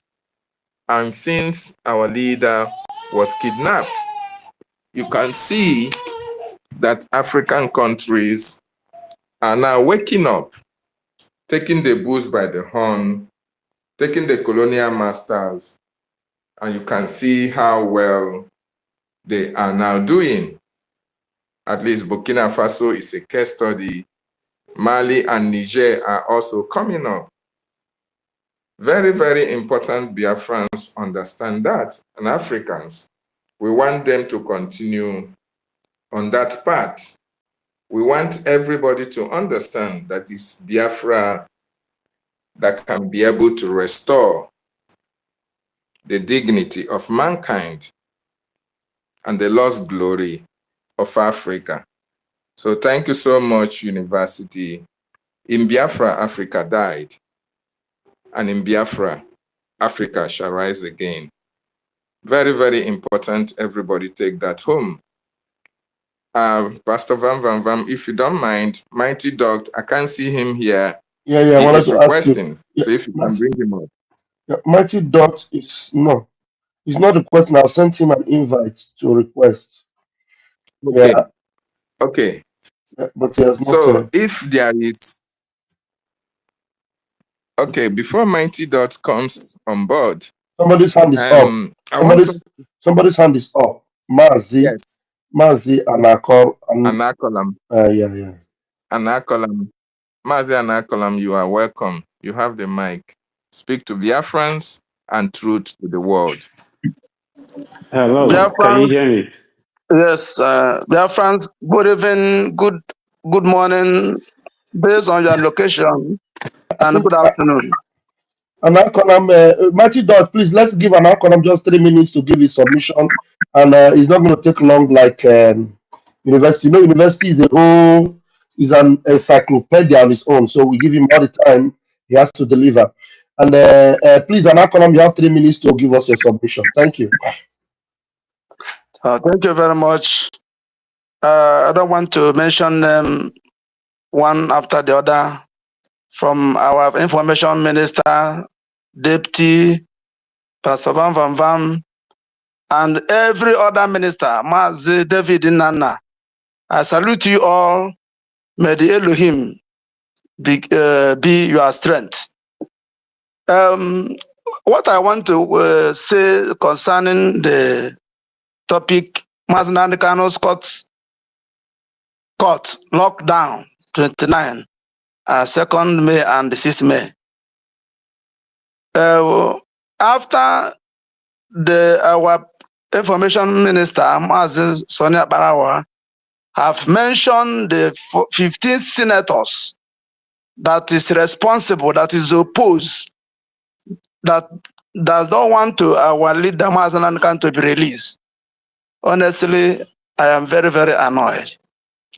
And I want to tell Biafrans, just like university said, I want to tell Biafrans that these people are playing with Biafrans and playing with our intelligence and playing with our leader, Mazi Kano. For 5 years, somebody's keep in darkness in one place. Think about it. You yourself, if you don't go out for 1 week, for 2 days, you will know how you feel. So, but this one, that these people, they decided to hold their own people. Honestly speaking, I want to use this opportunity to tell their friends, one, if it will be possible to investigate these 14 people or 15 people to know whether is the type of Ngozi or Abu Fulani, because when we hear that Fulani is around us, they have surrounded us, we never knew that they are into our government, into our land. They are our governors and they are our senators. Those senators are they real Igbo blood. So this is another thing, because You those make are me present. you make Those me are curious. present. You make me curious Nobody to knows. wait, No, Mazi and Anconam. You just forcing me to interrupt. nobody You know, knows. Nobody knows that it looks like he's not those hearing are me. present. Can you hear me, Nobody knows that. Anakonam? Anakonam, can you Yeah. hear me? Anakonam, can you hear me? Yes, I can hear you. All right, just hold on a minute. You just get me very curious. You said we are going to investigate. Who do you want to investigate? Nigeria senators. You want to investigate them. Those guys, we already know their line. We already know their playbook. You know, and you and I also know that they have lost legitimacy as far as Biafra land is concerned. So they don't count as far as our restoration has to do. So from that point of view, except maybe you didn't join us from inception, maybe if you understood how this autopilot got to this point, you will know that with those people they don't play anymore. So and what else do you expect? We know that all those people, that is what they want. They do not want Mazi Nnamdi Kanu out. Mazi Nnamdi Kanu had come out openly to denounce what's Iberibe. He did not call his name, but he actually said that no senator made them to release him. That they only played the card to their own interests. Because as far as the law is concerned, the senators have they don't have that right or that legitimacy to play what do you call it shorty for anybody, as it were. So Mazi Nnamdi Kanu understood that they tried to use him, and he debunked it. He not only debunked he debunked including Ifeanyi Oba by calling Ifeanyi Oba's name and saying that anybody that knows him should go and tell him that he should beware. The only reason why we knew that Mazi Nnamdi Kanu had nothing to do with the Delilah of this world was because Delilah Even though Mazin Namdekano have distanced himself from all these politicians, and Ifeanyi Uba particularly, Delilah went and started lip licking and love licking and going around with him and the rest of them. Ifeanyi Ejiofor, what do you think that made him to lose his place in Mazin Namdekano's list? It's because of Ifeanyi Uba and all those things. So these people, you don't even come and make that request that we will investigate. Who will investigate them? Do they belong to Biafra? As far as Biafra is the reason why they are still alive is because Idwakalono has not gotten to them yet. That's the reason why they are still breathing. And by the time we activate it to the level where it will get to them one after the other, they will all be running up and down. In fact, you won't even see them again. They will be changing their looks. Some of them will go and do plastic surgery. Believe you me. So please just don't delay us with that. You can talk, give your submission in the last 2 minutes that you have based on any other point. But that one, thank you very much. Thank you very much. Thank you very much. What I have to say is again is based on this. If it will be possible, let Biafrans prepare for 1 month lockdown. I think this is one of the things that we even check the world, the people we know, all the 40 states of Biafrans. If you know that you are one of the states in Biafra land, the 1 month lockdown should be prepared. After, if they don't release our leader within these 3 days, after hearing what they are, we should prepare for 1 month lockdown and the other actions that will follow. And let us also support our defense force. Our leader, Prime Minister, have done everything. Put the Biafran struggle to the international world. Give us Biafran Liberation Army. Give us Biafran Bank. Give us Biafran money. Then what else? Within the space of 5 months, 5 years, as he said, that you will give us Biafra within 5 years. He did it. Only for us to defend that thing that has already handed over to us. So that is what my conclusion. We should prepare for a very, very big thing that will hit Nigeria, even if it's this 1 month sit at home. So it will be very, very nice. Because now we are not a natural woman. When we want to fight, you don't look where you will punch somebody. Even if it's in the eye, punch the person and the person will get blind. So that is my own submission. Thank you very much. And I will pray that to our leader, our Prime Minister, by grace of God, we all shall march victoriously and triumphantly. In the name of Chukwuka Abiyama. He said, Thank you so much, Mazi and Akolam, for that wonderful submission. All these people you mentioned, they have their time. They will have their own day with the Biafran people, and they will certainly regret it. Thank you for your wonderful submission. Before I come to Mighty Dot, I want Biafrans to understand that if there is one particular person that wants delegitimization of all these Fulani studios in our land, and if there is anybody that wants Biafra today and tomorrow, and anybody that wants to give these blows to all these saboteurs in our land, Mighty Dot is one of them. Mighty Dot, you are welcome to the stage. Pick the mic and make your submission, sir. Hello, can you hear me? Loud and clear. All right. Yeah, greetings, everybody. Well, it's good to be among you once again. So, there is something that I want us to understand. There is something that has been going on for a very long time. And all those secrets, all those games are beginning to unravel. One of them, the major reason is why Mazi Nnamdi Kanu is where he is today. And Mazi Simon Ekpa is where he is today. And what are those reasons? The reason is because the West and their allies can never let us be free.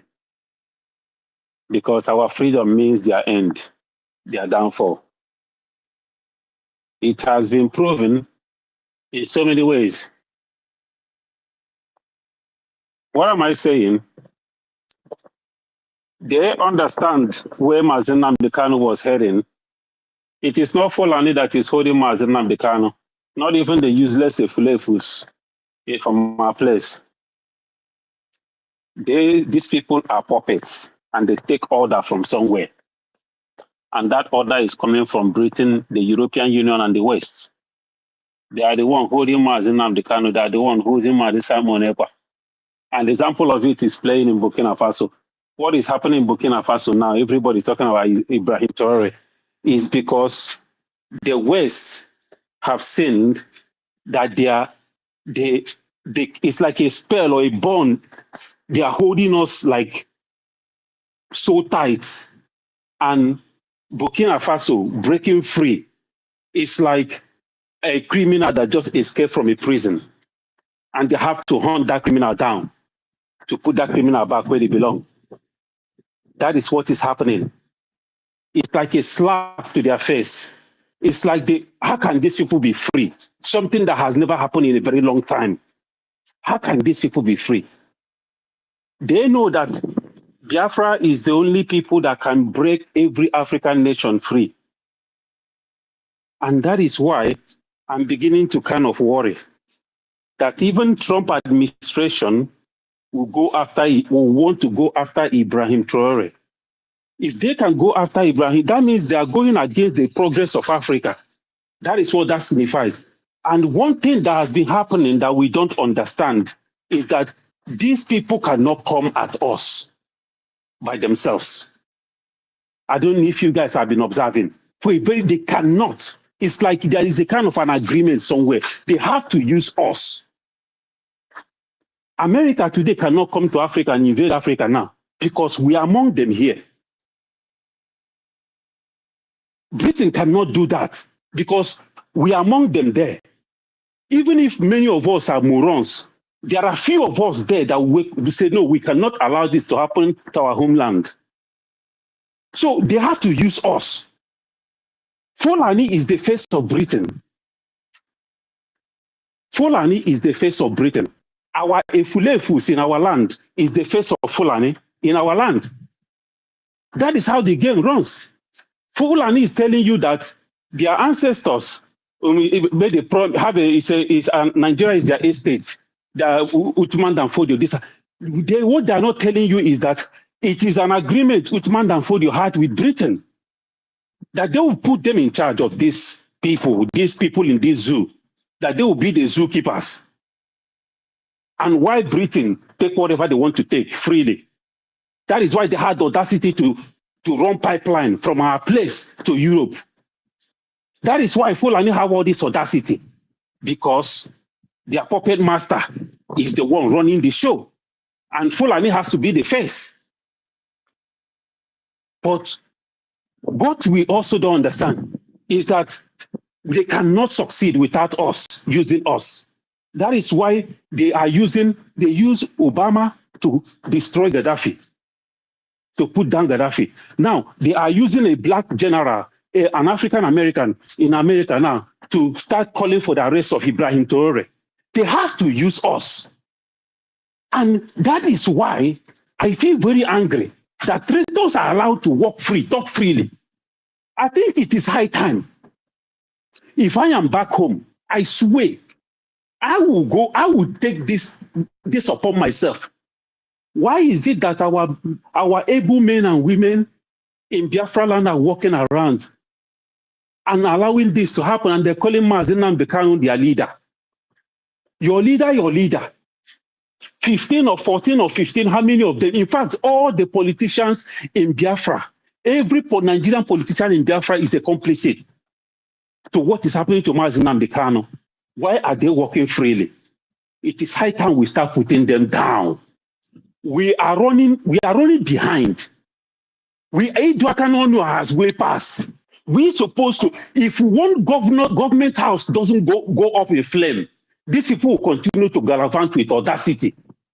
That is why These people had the audacity to go and vote, say that their own brother has to remain there. Why they go home every time and sleep with their wife and enjoy their family, go to vacation with their children? Whereas an innocent man that has family is there languishing, and they are boldly voting that he should remain there because we let it happen. It is our fault. I blame us. Because these politicians, they have homes in Biafra land. Their property is supposed to be going up in flames. I'm telling you, if we put down these people, few of them, I'm telling you, Mazi and the Kano will come out the following week. If we put down these politicians, hunt them down, mow them down, I'm telling you, Mazi and the Kano will come out the next week. Mazi Nnamdi Kanu, a lot of them, a lot of our youth are walking around. We love Mazi Nnamdi Kanu. Mazi Nnamdi Kanu, our leader. Look at what they are doing to your leader. And we are allowing these politicians. They come, they go to events, they go to occasions. For goodness sake, where are the hard men in Biafra land? Where are the hard men? When it comes to occultism or this stupid fraternity they call cult in college, you'll be flexing muscles. But to do something that your name will enter in the book of history for generations to come, you cannot be able to do that. Men without balls. Why have we become so soft like this? Look at the kind of ridicule that few people, few criminals are doing to millions of Biafrans.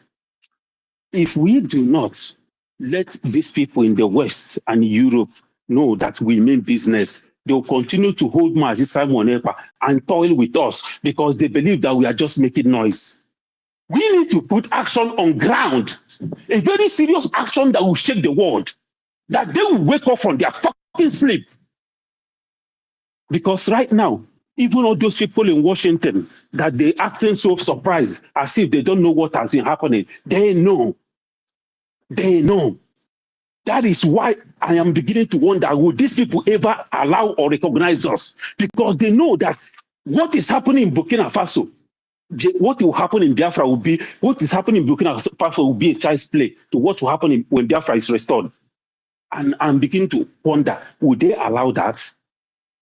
Would they really allow that? So what I'm trying to say in my conclusion is that we are the one holding ourselves. I'm telling you, nobody is coming to save us. I don't have confidence in America. Nobody is coming to see. They know that America can never allow a Biafran, an Igbo man, to become a president of Nigeria. They can never. All this one P2B is throwing at every one of them. They know that it is only a Biafran, a strong Biafran, that will change the narrative in that Nigeria. They know that. They know that a Yoruba man can easily be manipulated. Used. A Yoruba man can sell out easily. But if a strong Biafra, Michael, the likes of Michael, that's Michael Opera, what Michael Opera did is still sending a shockwave to them. They don't want that thing to repeat itself again. That is why they don't even want an Igbo man to speak. Look at how they haunted Jonathan. Just in 4 years, they come all around, left and right. Obama, every one of them, they came with their CNN. They make sure that Jonathan went down. They want the devil. It's not just Fulani. The West, European Union, none of them want a true Biafran to be a president of Nigeria. And that is what most of these morons don't know. So what I'm trying to say is this. We are on our own, whether we want to hear it or not. Nobody is coming to save us. The only person that can restore this freedom for us, I'm telling you, the only power that can restore this freedom for us is our ancestors. That is, they are only our hope. They are the only one that will take this glory. Nobody is coming to save us. Nobody is going to say, I don't trust any one of them. Finland that we believed in, look at what they are doing to us. Nobody, none of these people. The problem with us is that we don't know our enemies. I keep saying this. We need to know who our enemies are. No, time has gone that we keep missing word. We need to say things as it is. I say it boldly. I am in the land of America. I am saying it boldly. because I know the powers and the forces that are backing me up.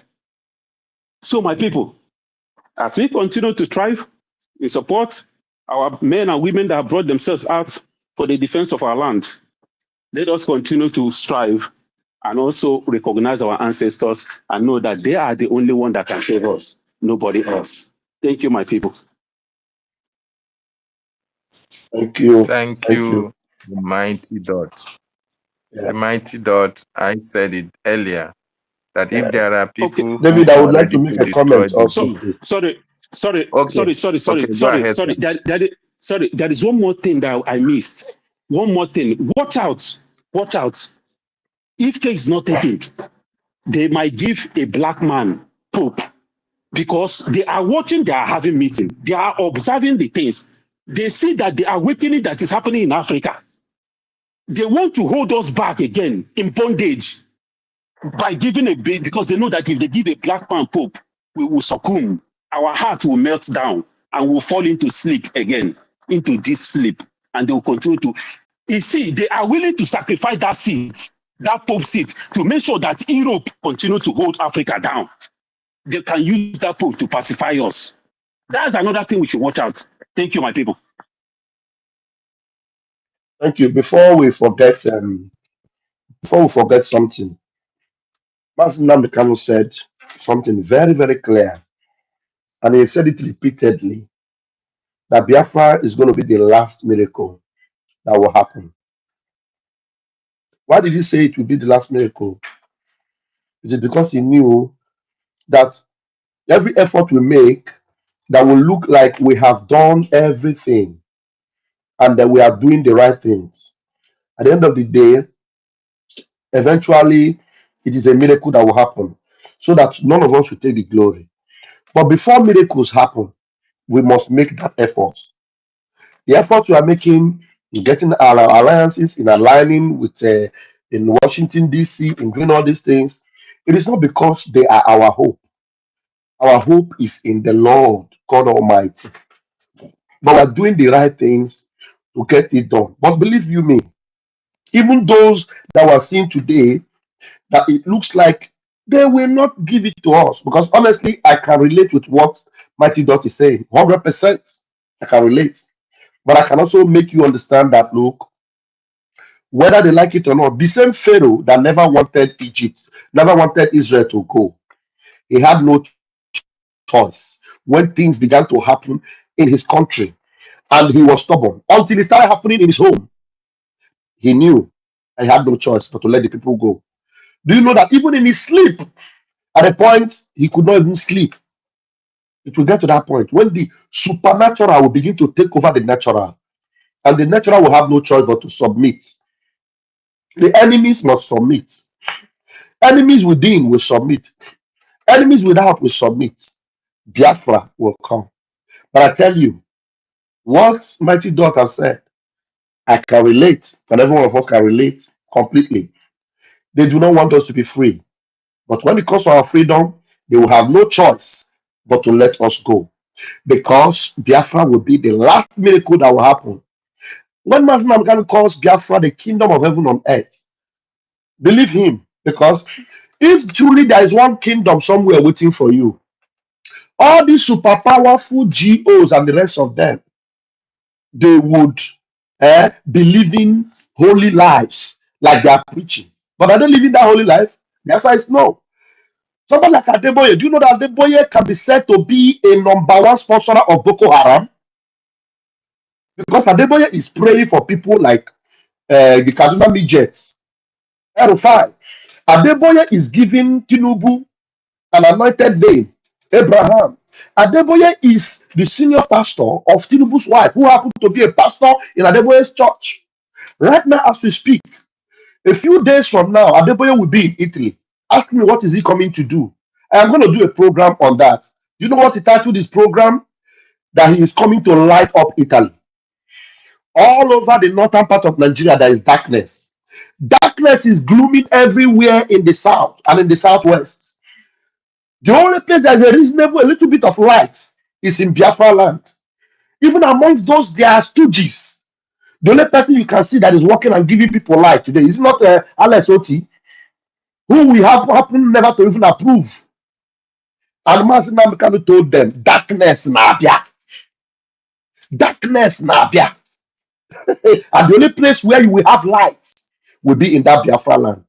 I am telling you, the reason why you question, and I resolved that, look, this place where they are die here, oh, Biafra, or that, it is because Biafra is the land. And every other place around it that does not attach themselves to Biafra, that darkness, madam, it will swallow all of you. And you will be looking for how to get into Goshen. Because right there in the middle of Egypt, there was a place called Goshen, where there was life, where there was light. Pharaoh was looking from his palace in the midst of darkness. But there was a city inside his country called Goshen. There was light there. Because if I see the blood, I will pass over. It is Passover time. And everyone that have been made themselves enemies of Biafra, I bet you with my 10 fingers and my 10 toes, they will all bow. They will submit to the authority of Biafra. Because Biafra is the last miracle. Mighty dogs, Kwakanobi, stand firm and do all you are doing for Biafra. Men like you also should do the same. Our men on ground, they understand these things. Igwe Butuzo is a spiritual man. Mazi Oputo Obie, Igwe Gentle Yahoo, is also a spiritual man. He comes out, is doing the needful in the spiritual realms. Darkness, Nabia, and Biafra, they have no choice. They will let us go. I leave my mic here. Wow. Thank you so much, Deputy Information Minister, for that well-articulated submission. Mighty Dot, we thank you so much as well, because you always say it as it is, and we really understand it that way. Unless we rise up, these people will continue to hold us hostage. By God's special grace, according to what our deputy said, Chukwu Okike Abiyama has destined that Biafra must be restored in our own time. This generation, not next generation. We are not going to leave this Biafra for our children. It's not going to happen. We die here until Biafra is restored. And there is nothing anybody can do. The West, the South, the North, there is nothing they can do to stop the emergence of God's kingdom on this planet Earth. Very, very important they understand that. And the earlier they understand that, the better for each and every one of them. So thank you so much, Mighty Dog, for that wonderful submission. Lucky Star, your hand is up. You have the mic. Our deputy, please, the Minister Snow is requesting, Immobility is also requesting. If you can bring them up, I can see them here as well. Thank you, sir. Go ahead, Lucky Star. Yeah, thank you, all the honorables and the ministers. I appreciate our Minister of Information and Brother David Nana, the honorable. God bless you. Pastor Vamavan, thank you. Anytime you speak, it's like thunder roaring and lion roaring and thunder striking. And may your voice continue to strike the enemies down. Now, Chukwu Okike Abiyama. I am very, very glad to, to be hearing, sound men, honorable men speaking with all their might and, with passion to see that this freedom is achieved. Actually, we are really, our people are possessed. Do I call this foolish, the poorest men in Biafra land? These poorest men, they may call themselves the richest men in Biafra land that are spending their money in a very useless way. They are not really encouraging matters. The most illiterate humans or the animals in human form who are in our lands, they knows what they are doing. They are all criminals. The same idiots who are still parading and supporting the West and the North to destroy their own land, which is the idiots who are in our lands. I believe that their grave is already dug, prepared, and they will soon be buried because they know they're supposed to deliver themselves, but they choose to be slaves. And this slavery that is in their brain we destroy them. And to as many who are ready for this freedom, we be free and we, take dominance over this rubbish we are seeing. Like what Mighty Dot said, these people, we cannot trust them. They have really betrayed us, especially Finland. They betrayed us.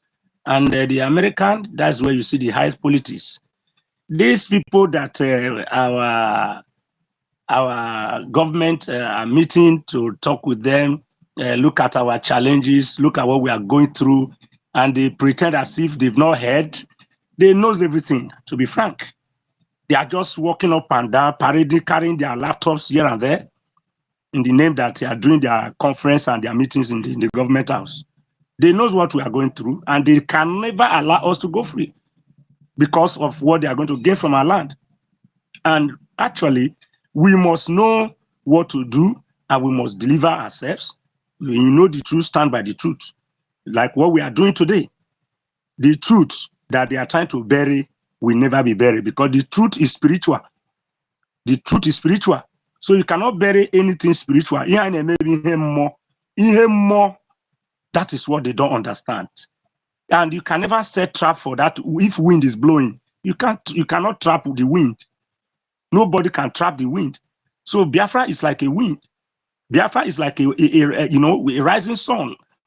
Your finger cannot cover the rising sun. So all this rubbish we are seeing today, they will surrender. Like what Honorable Vamava said, say there was a place called Goshen in Egypt. Yes, the people of God there, they were lighting up. There was no darkness there. So we that are struggling, fighting with all facts, with truth, we carry the light. And those who are joining our enemies from the west, they are in darkness and they will soon perish. Anyone that is fighting for freedom, if you are waving and you are having double mind, you cannot get it. I thank God for people like you who are here speaking the word they like, let them pay deaf ear. Chukwu Kikabiama will close their ear more and they will perish. They will be confused. When this Biafra will come, in reality, it will shock the whole world. And we pray, just as MNK said, he said this will be the last miracle, and the miracle nobody can cover this miracle. Nobody can bury this miracle. It's written. So I appreciate all of you. Michiko Kabiama, strengthen you. With God, all things are possible. All the prayers you are praying and all your effort, whatever money you are spending, your voice is written in heaven and God will answer us. We will celebrate at the end of the day and our enemy will perish. Those who are supporting the zoo in our land, joining them to do their rubbish election and whatever useless democracy they are calling and they are oppressing us, they will all perish and the light will shine. Thank you, Ndaloni. Thank you, They will, Lucky they Star, for will. that wonderful submission. They will all perish. Those who are aligning with the zoo to hold the Biafran people down, they will all perish. Just like our deputy said, he said the Fulanese are the product of British. Why the Efulefus we have in our land are the products of the Fulanese. You can see the web of their continued sabotage of the indigenous population. They continue to rigmarole to make sure that we never get our freedom. But at the end of the day, all of them will fare woefully and Biafra will be restored. Thank you so much, Lucky Star, for that wonderful submission. And I use the opportunity to welcome the COS to the acting Prime Minister, our most articulate Minister Snow, to the mic. You have the mic, sir. Yes, greetings everyone on the space. My Minister of Information, Sonia Barawa. Greetings from here. Uh, our Honorable Deputy, Vam Vam Vam, Annam, the greetings. Oh. They will, man. Sister Betty, I greet you, Sister Betty, University in Kende Biafra. Greetings, family. I'm here.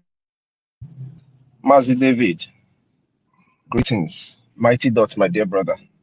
Pastor Lucky, greetings, my dear brother. I made reference with your name a few days ago on the space when I was talking about the real men of God who are actually fighting for freedom, who are living the Christ-like life.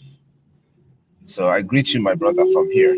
And may keep it short so that every other person who would want to come up to the mic would speak. I'm going to go straight to what Mighty Dot said. I want to remind Biafrans and I want to tell Biafrans the way you get your freedom will determine the kind of respect you will have amongst nations in the world. If you wait to get a freedom where somebody will hand it over to you, you are going to be a controlled country.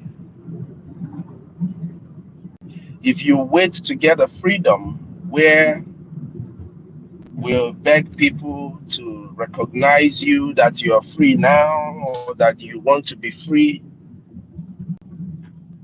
you are going to keep begging for same recognition. To stay relevant, you will keep begging. But when we stand up and take back that belongs to us, the rest of the world will back off from anything that concerns us when it comes to the security, the life, and the freedom of the Biafran people.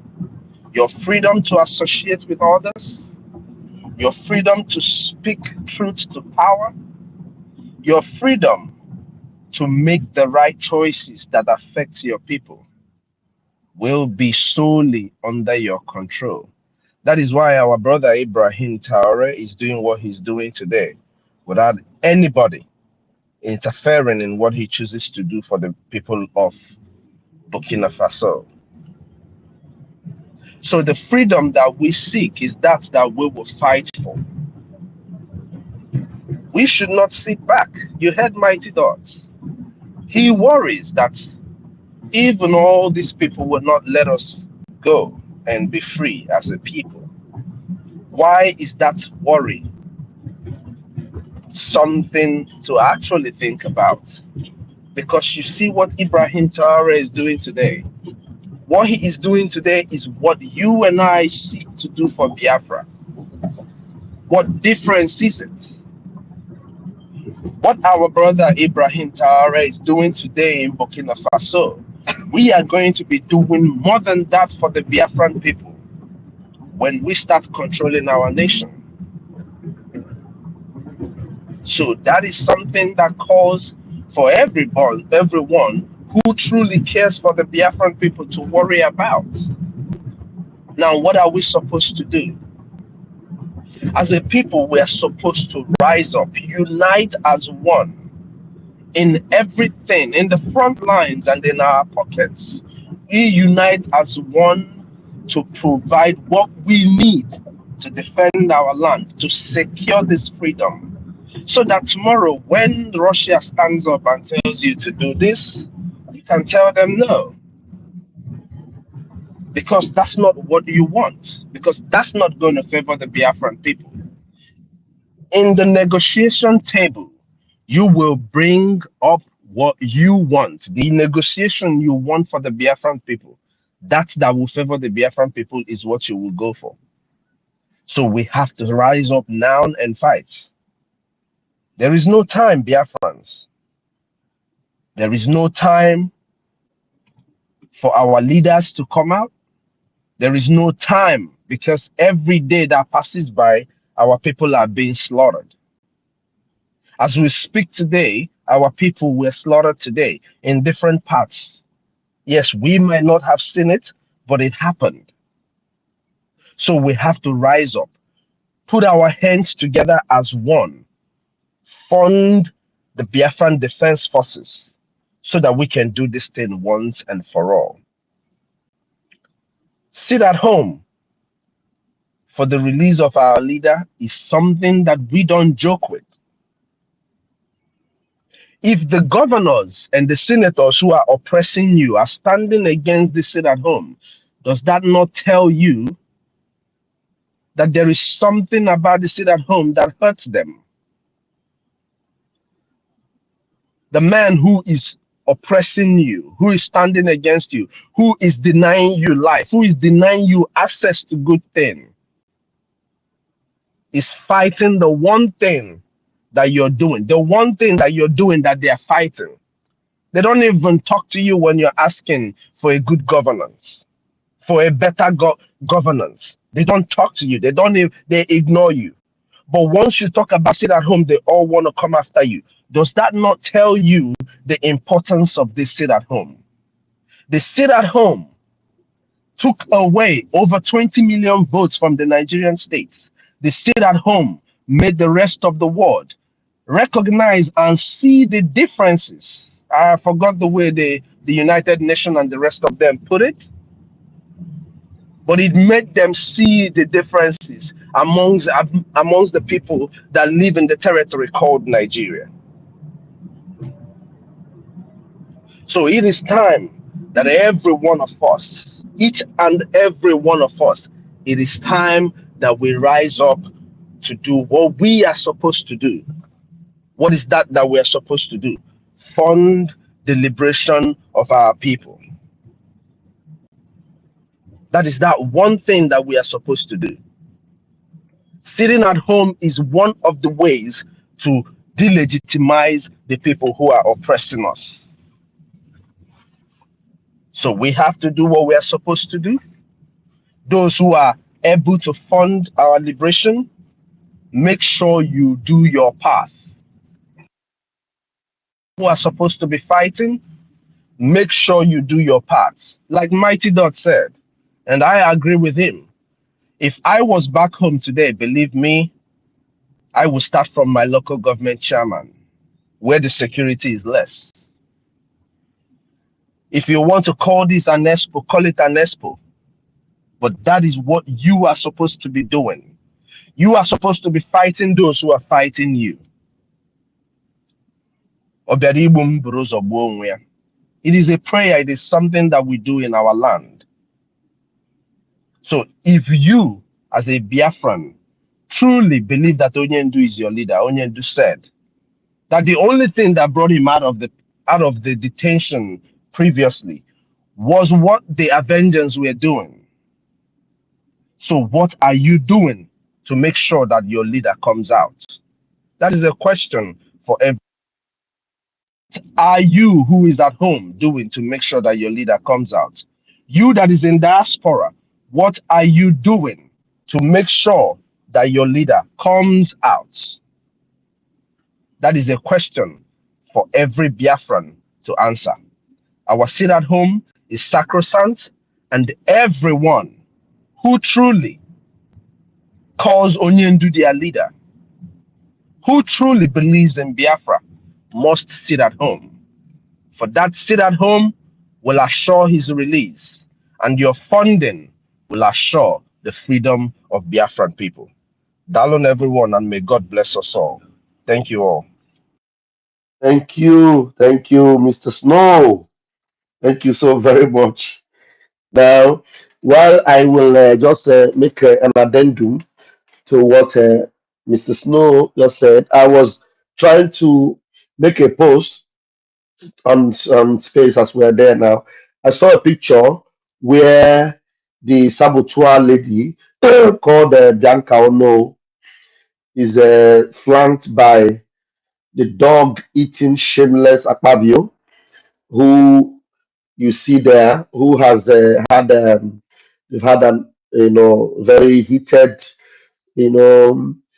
accusation that of his infidelity or attempt to get into infidelity with Natasha, the senator from Kogi State. And now we see the shameless womanizer. Every man loves women. Personally, man, I love women. But we are respected people. We play whatever we do with respect. Nobody goes indiscriminately after women like that, even in the open, and begin to shame your nation and shame yourself. The day Bianca Ono was presented, or the day she came to sell Biafra, we saw how this Akpabio even made a joke while admiring this shameless woman. Eh? Talking about it, do I cannot know? What for this Bianca Ono? But I do I cannot know. Me, I will be here to celebrate it. So let me say that while I continue my story. Now, Natasha exposed Akpabio of what he always wants to do or what he does, because he will just, make sure he takes you to bed. He doesn't care whether you are married, and he will give you position. Now we see why he was making those advances on Bianca, and now they are together in Rome. I see the picture where Bianca Ono is together with Akpabio in Rome. That means Bianca sold Biafra, sold our prime minister on the bed of immorality to this dog-eating, shameless Akpabio. Because somebody was writing, the person said, Akpabio, focus, so I take dog name beg you. Now, what I'm writing on this post is that Akpabio will eat the dog that will stop him from going to do what he's planning to do to Bianca, which is to say, Akpabio will eat the dog that come to stop him from eating up Bianca. And now they are using Biafra to play, even in the international stage. They're not even hiding it. They're not hiding it. So it's now obvious that Bianca, that is qualified or deserving is right there with APC in Rome, careless of what is happening to Biafran people, careless of what's happening to Mazen Namdekano, careless that she shamelessly was involved in what is happening to our prime minister today. And you tell me that if I have opportunity, like Mighty Dot said, that I will not take my step to Kashianwanya Akanon. I hand over the mic to who's next to speak. Thank you very much. Thank you so much, our Deputy Information Minister. Of course, all these political players have a lot of answers, a lot of questions to answer when it comes to Biafra. The atrocities are smelling. Akpabio is a non-humanizer, and Bianca Ono is also a Keziah. So, birds of the same feather, they are always flocking together, selling Biafra on the altar of infidelity, on the altar of corruption, and as well on the altar of criminality. It's quite unfortunate. But no matter what they do, Biafra must be restored. Thank you so much. Our minister, you are here. Welcome, sir. The Minister of Information. You have the mic, sir. A warm greetings to everyone. Though I've been away for the past hours, I'm just coming back in now. But I think I heard the last speaker talk about, I think that was our COS, COS to our APM. Talk about what the West are doing. I think he was quoting Mighty Dot, though I wasn't here when Mighty Dot spoke. Okay, I want the media team to understand something. And if everyone have watched and see, you see that the Biafran government media don't indulge so much in the way and manner the West are trying to hit on any freedom fighter that is coming up. Because we don't want to drive attention to somewhere else when we already have our house on fire. Mhm. It's like your house there on fire. You never quench the fire where your house finish. You want to go and start entering another person's house where they on fire. You say, "Won't go help and quench fire." No, we have our own fire to quench. So that's why we are not giving or doing as if we see what is happening, because we have our own problems. So Biafrans should understand, and everyone listening to us should also know that what the West will do tomorrow is not something new. Whether they will gnash their teeth when we speak tomorrow, or when they will come to clap for us, or when they will come to smile with us, it is not the expectancy of any freedom fighter. Because as we speak now, we are not finding it funny already. Is Europe, where our prime minister is, not part of the West?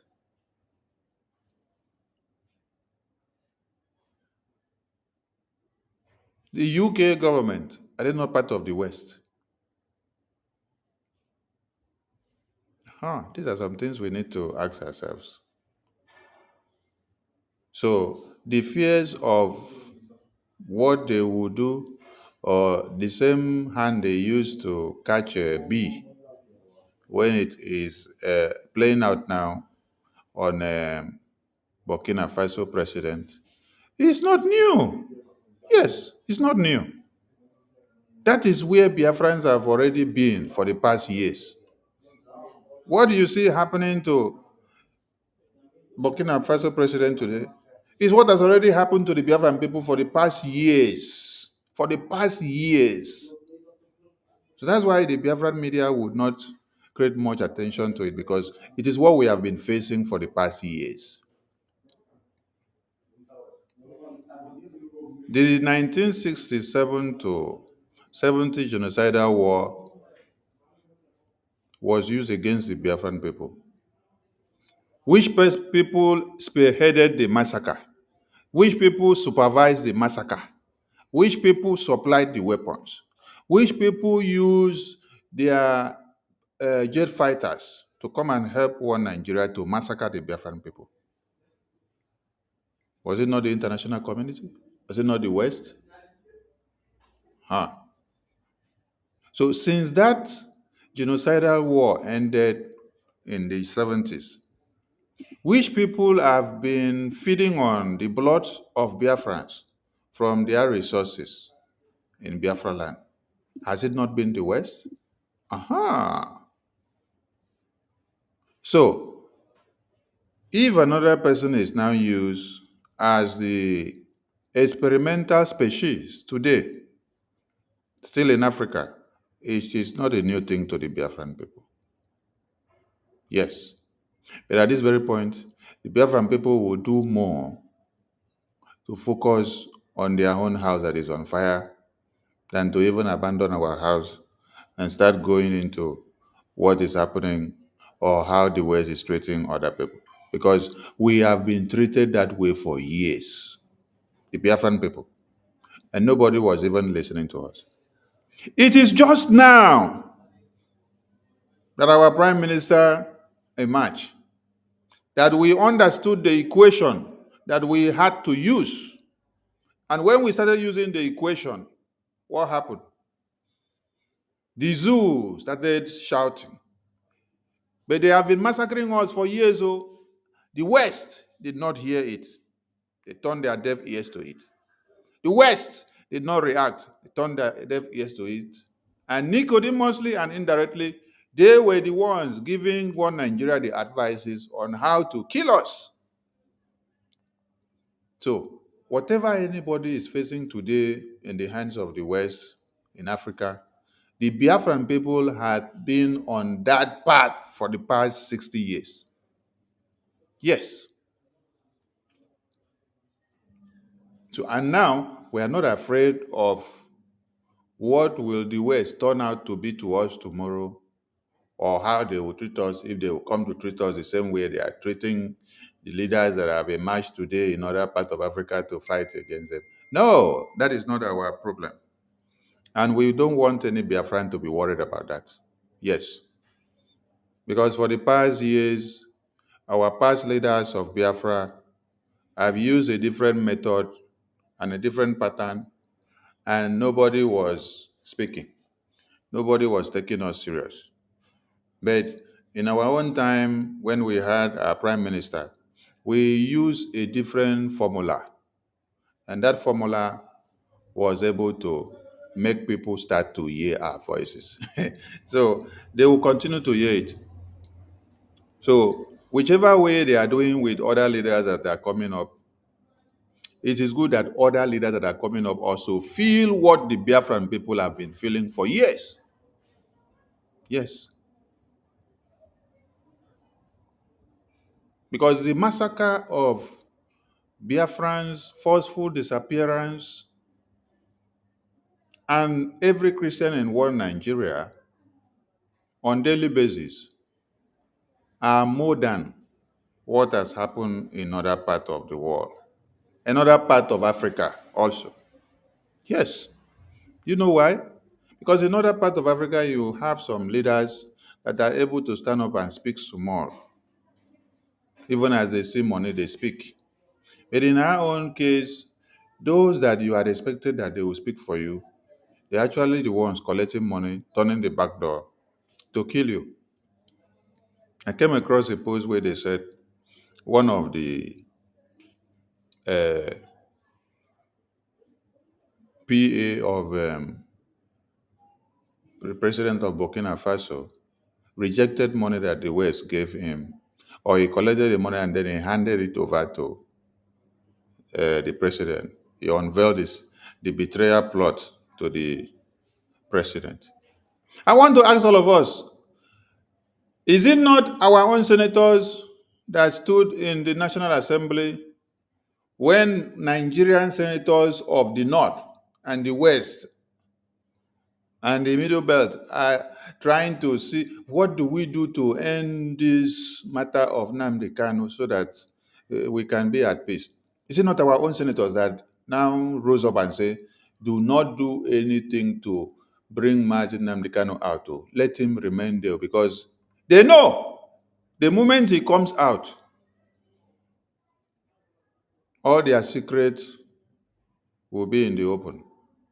And Biafran people getting to know the evil that they are may stone all of them to death overnight. So they don't want to allow the freedom of Mazi Nnamdi Kanu to come to be. But they've made a mistake. So if you're to be comparing or looking at or contrasting things that are happening, I think the personal assistant of Burkina Faso president is even better off, right? Aha. Because those that call themselves most trusted lawyer of Mazi Nnamdi Kanu are the ones that sold Mazi Nnamdi Kanu. And those that said they were the most trusted of our PM as personal assistants, as COS, are the ones that betrayed our PM. Those that said they knew more than all other ministers in the cabinet because you work closely with the PM, he gives you the privilege to arrange meeting for him, take part in some discussion that he will now call up. You now claim that you know so much. You capitalize on it to destroy everything that he had put in place. Are they no worse than the personal assistant of Burkina Faso president? I believe, or I think some of them should even go and be learning resilience and consistency and the spirit of no betrayal from even the team members of President of Burkina Faso. But no Biafran should be wary of what the West will do to the Biafran people. Because your freedom is not in the hands of the West. This is what you should understand. Ever since when you have been playing low and slow and keeping quiet, did the West come to your aid? No. I've said this several times. The West will not come to your aid in any manner. The only thing the West will do is, when there is crisis, they will capitalize on it and then look for what they want to gain. They will not come to separate the fight. Oh. Anybody that rush to them and say, okay, give me aid, if they want, they will give the aid because of what they will gain in return. But what they are looking at the end of the day is who has won the fight. Then they now go in to negotiate with that person. Will you be surprised that this Fulani terrorist is allowed to take over Nigeria now? That America and UK and Europe and even Russia, that they will go into negotiations with the Fulani terrorists in Nigeria? They will go in. The next thing they will be asking them is, what are the terms and conditions for them to get the political and diplomatic relations of Nigeria under the supervision of the Fulani terrorist regime? So they are not concerned about who is there or who is not there. What they are concerned is their interest. And this is what every government should be looking at. That is politics. So nobody will come and start cleaning your ass when you poo-poo in your house or when you're messing things up in your house. No. The only thing people will come to do is when you are done with the blue, blah, blah. What is the resolution on the table? They want to know where to pick their slice of bread and where they will eat best to enjoy. So that's what everyone should be concerned of, because it is the aftermath of what happens that really matters. So Biafran people, where our supreme leader is now is already the antics of the West. Where our prime minister is now, that is being detained because of our freedom, is already the antics of the West. That Biafran people were massacred in 67 to 60s, 70s, even 80s, 90s, and 2000, 2001 to this time, we're now in 20s. And nobody's saying anything about it from the West. It is part of the antics of the West. That Aba women riot happened, and it was the West that supervised it, the colonial masters. They were the ones giving orders to our own warrant officers that they colonize.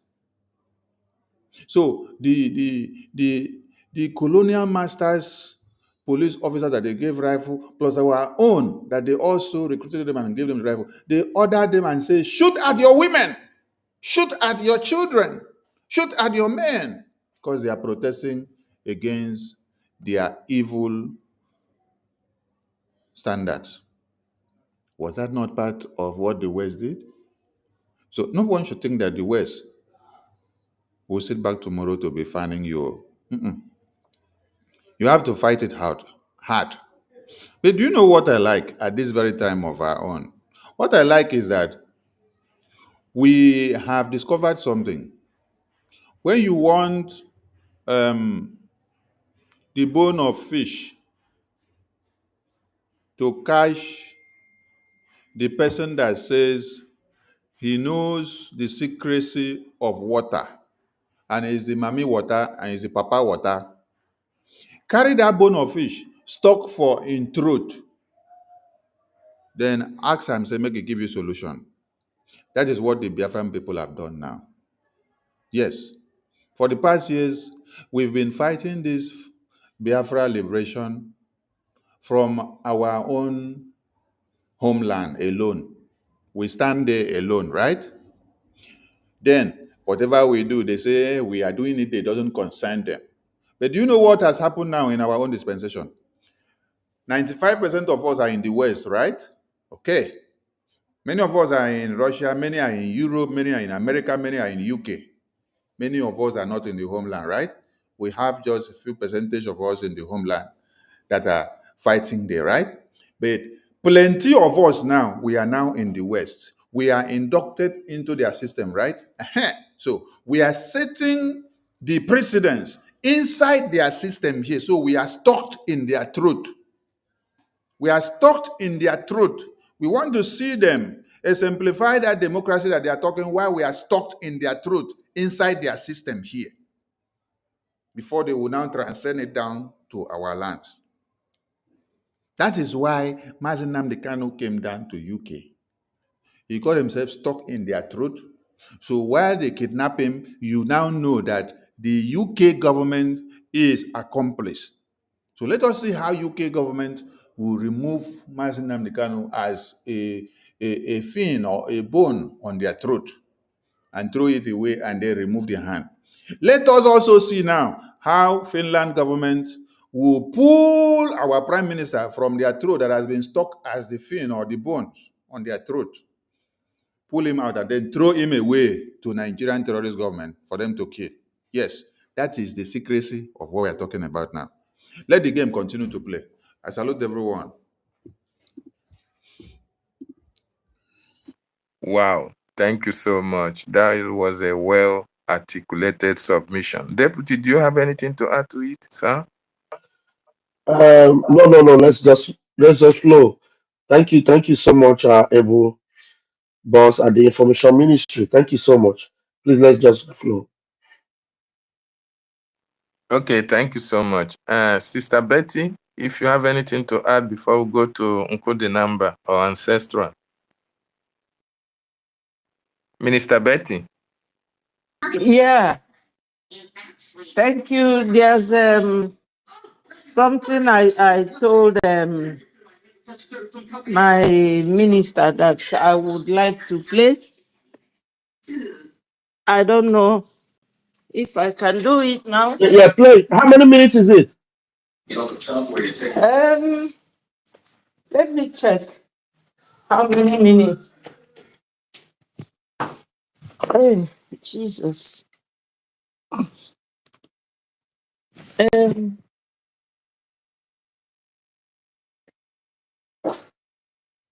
I can't find it here, but the first line is just to let people understand that. Okay, play it. No, play it as much as you just get the message out from there. Once you Yeah. get that message you want to pass out, then you stop it.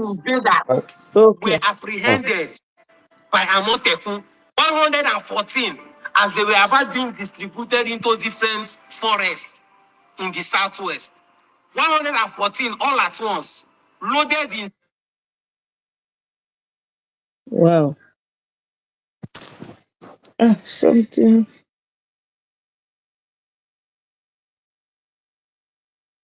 trucks. These are big trucks. That's where they were loaded. They apprehended 114 from two different trucks. And from what I got, they said only 3 out of the 114, that is 111, don't know where they were going to. They just loaded them in trucks and brought them down here. And guess what? They saw some local weapons with them. I don't want to say much. I'd like you to watch this video. I'll come back and explain a few things, yeah? But just watch this video. Make sure you're sharing it for me so that someone...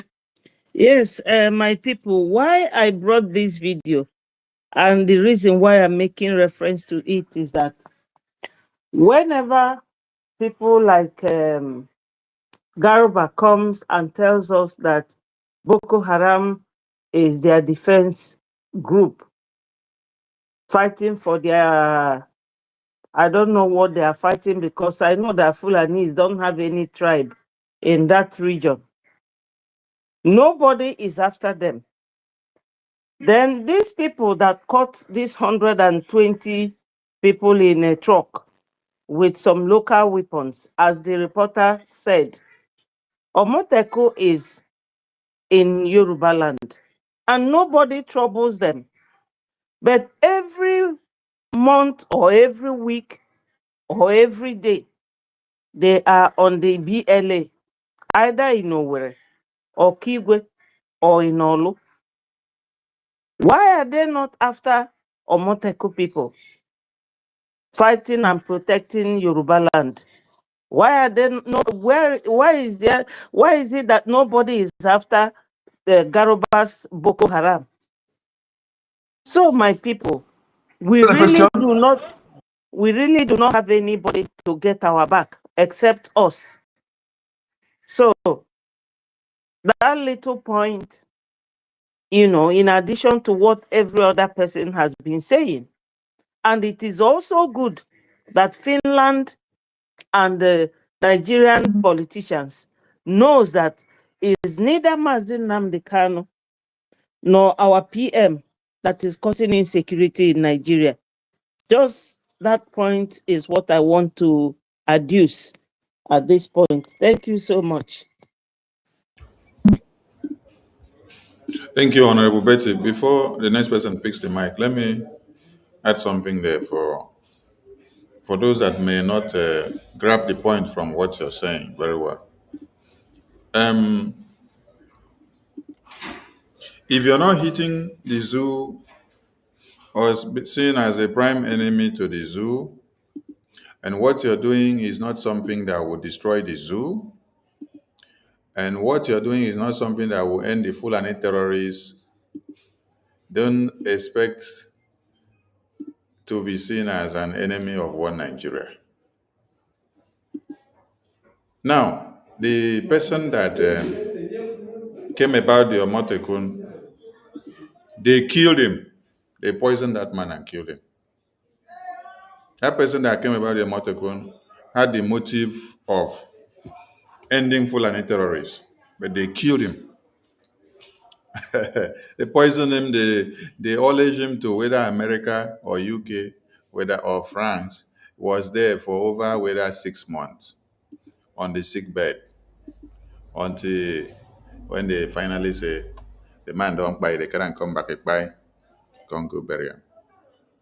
So Amotekun is not fighting to end Nigeria. That's one thing everybody need to understand. It's good that Honorable Betty. It's good that Honorable Betty brought up this so that we'll educate some people that are not aware. Amotekun is not fighting to end Nigeria. Biafrans are fighting to end Nigeria because Nigeria has ended the lives of Biafrans in thousands and millions. Now, the January 1566 coup was to curtail the massacre of the Yorubas, the Middle Beltans, and the Northerners.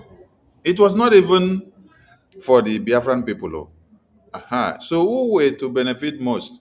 It was the Yorubas, the Middle Beltans, the Northerners. See, at the end of the day, the highest betrayal that we got was from the Yoruba tribe because of us even fighting to save their lives.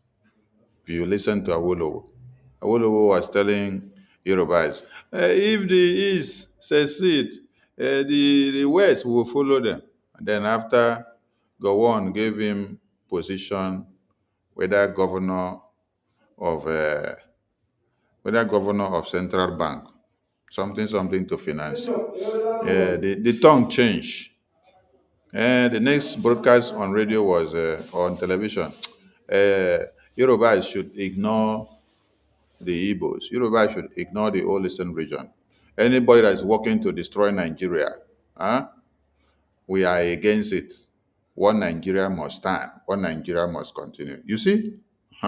So, Amotekun is not a liberation group that came to be.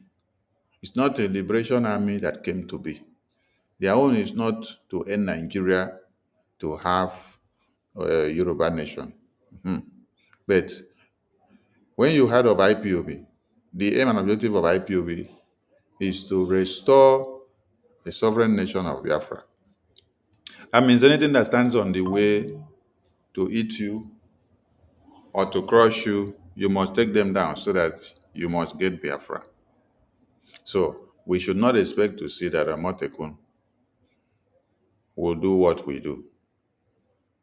Amotekun cannot go and kill Fulani terrorists who have come to kill their women and children. You will only see them come and make noise on the media. Oh, they have killed. No. Didn't you? I think from that very video you played, there is a part where the Amotekun got over 100 and something Fulani terrorists that they call hunters. And then they handed them back over to the governor. The governor said, I am sending them back to where they came from. But what happened in Uromi? The Uromi people reacted based on what they have faced from these terrorists in their hands. So tell me when somebody now catch the same species of terrorists that have come in to replicate what they have done in the past few weeks, and then you're putting them back into a car and sending them back. They will regroup and come back later now. Uh-huh. So Omotegun are not fighting to end one Nigeria, but Biafrans are fighting to end one Nigeria. So when we are talking, we are not mincing words so that we are coming to pamper Nigeria or not to fight Nigeria. We want Nigeria to continue to be alive. No, our own is we tell you pop and play.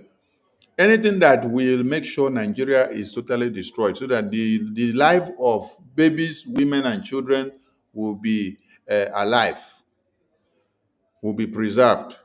That is who we are. Huh. We are not here to palm or make Nigeria to work. No, we have gone past that stage. Many of our lives have gone because of trying to make Nigeria work. Uh-huh. So we cannot go back to that very path again. Our own is in Nigeria to save lives. So nobody should have trust in Amotekun that Amotekun will come and kill Fulani terrorists who came to kill their women and children. No. Uh-huh. It's only Biafran people that do not have prison for the Fulani terrorists. It's only Biafran people that do not have a rehabilitation camp for terrorists. It's only Biafran people that do not have the idea of reintegrating terrorists into their army or police or air force or navy. No, we don't have such in our ideology. We end every terrorist that have come to end the life of our children, women, and men. So Amotekun is not fighting to end Nigeria, so they can never act or be like the Biafran army. And one Nigerian terrorist government cannot go after them. Yes, because they are working with one Nigerian terrorist army and police and air force and navy, while the Biafra army are not working with those people. So these are two different people. This is like oil and water. If you pour them together, they will separate themselves because they are not the same. So to those that do not understand, make una know they go they look for waiting Biafra army. They do. Say Amotekun go do the same. Oh, you're wasting your time. Foul. Thank you so much. Thank you for the clarification. Thank you. Thank you, our information minister. Thank you, Sister Betty, Honorable Betty, for that wonderful submission. One thing is a take home here. Amotekun is not fighting to end Nigeria. They are only fighting to sustain one Nigeria. Why Biafran people, Biafran nation, BDF, BLA are fighting to end one Nigeria, because one Nigeria have ended a lot of our people's lives. And why, when we end one Nigeria, we are saving a lot of Biafrans' lives. That is the difference, that is the distinction between Omotekun and the Biafran Defense Forces. Why Omotekun don't have prisons? Why they hand over the same terrorists who have come to kill their people over to the sponsors of the terrorists themselves? We, the Biafran people, when we confront the terrorists, we send them to God for judgment. That is very important for everybody to understand. And no matter how they come, who sent them, our land will swallow each and every one of them, hook, line, and sinker. They are not going to go scot-free, and our land must be protected from them. Thank you so much. Before I come to you, the number, Ancestral have not spoken. Ancestral, please, you have 3 minutes. Go ahead.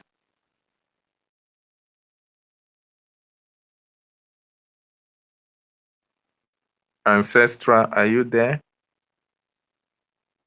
If you are not close to your mic, encode the number, you have the mic, sir.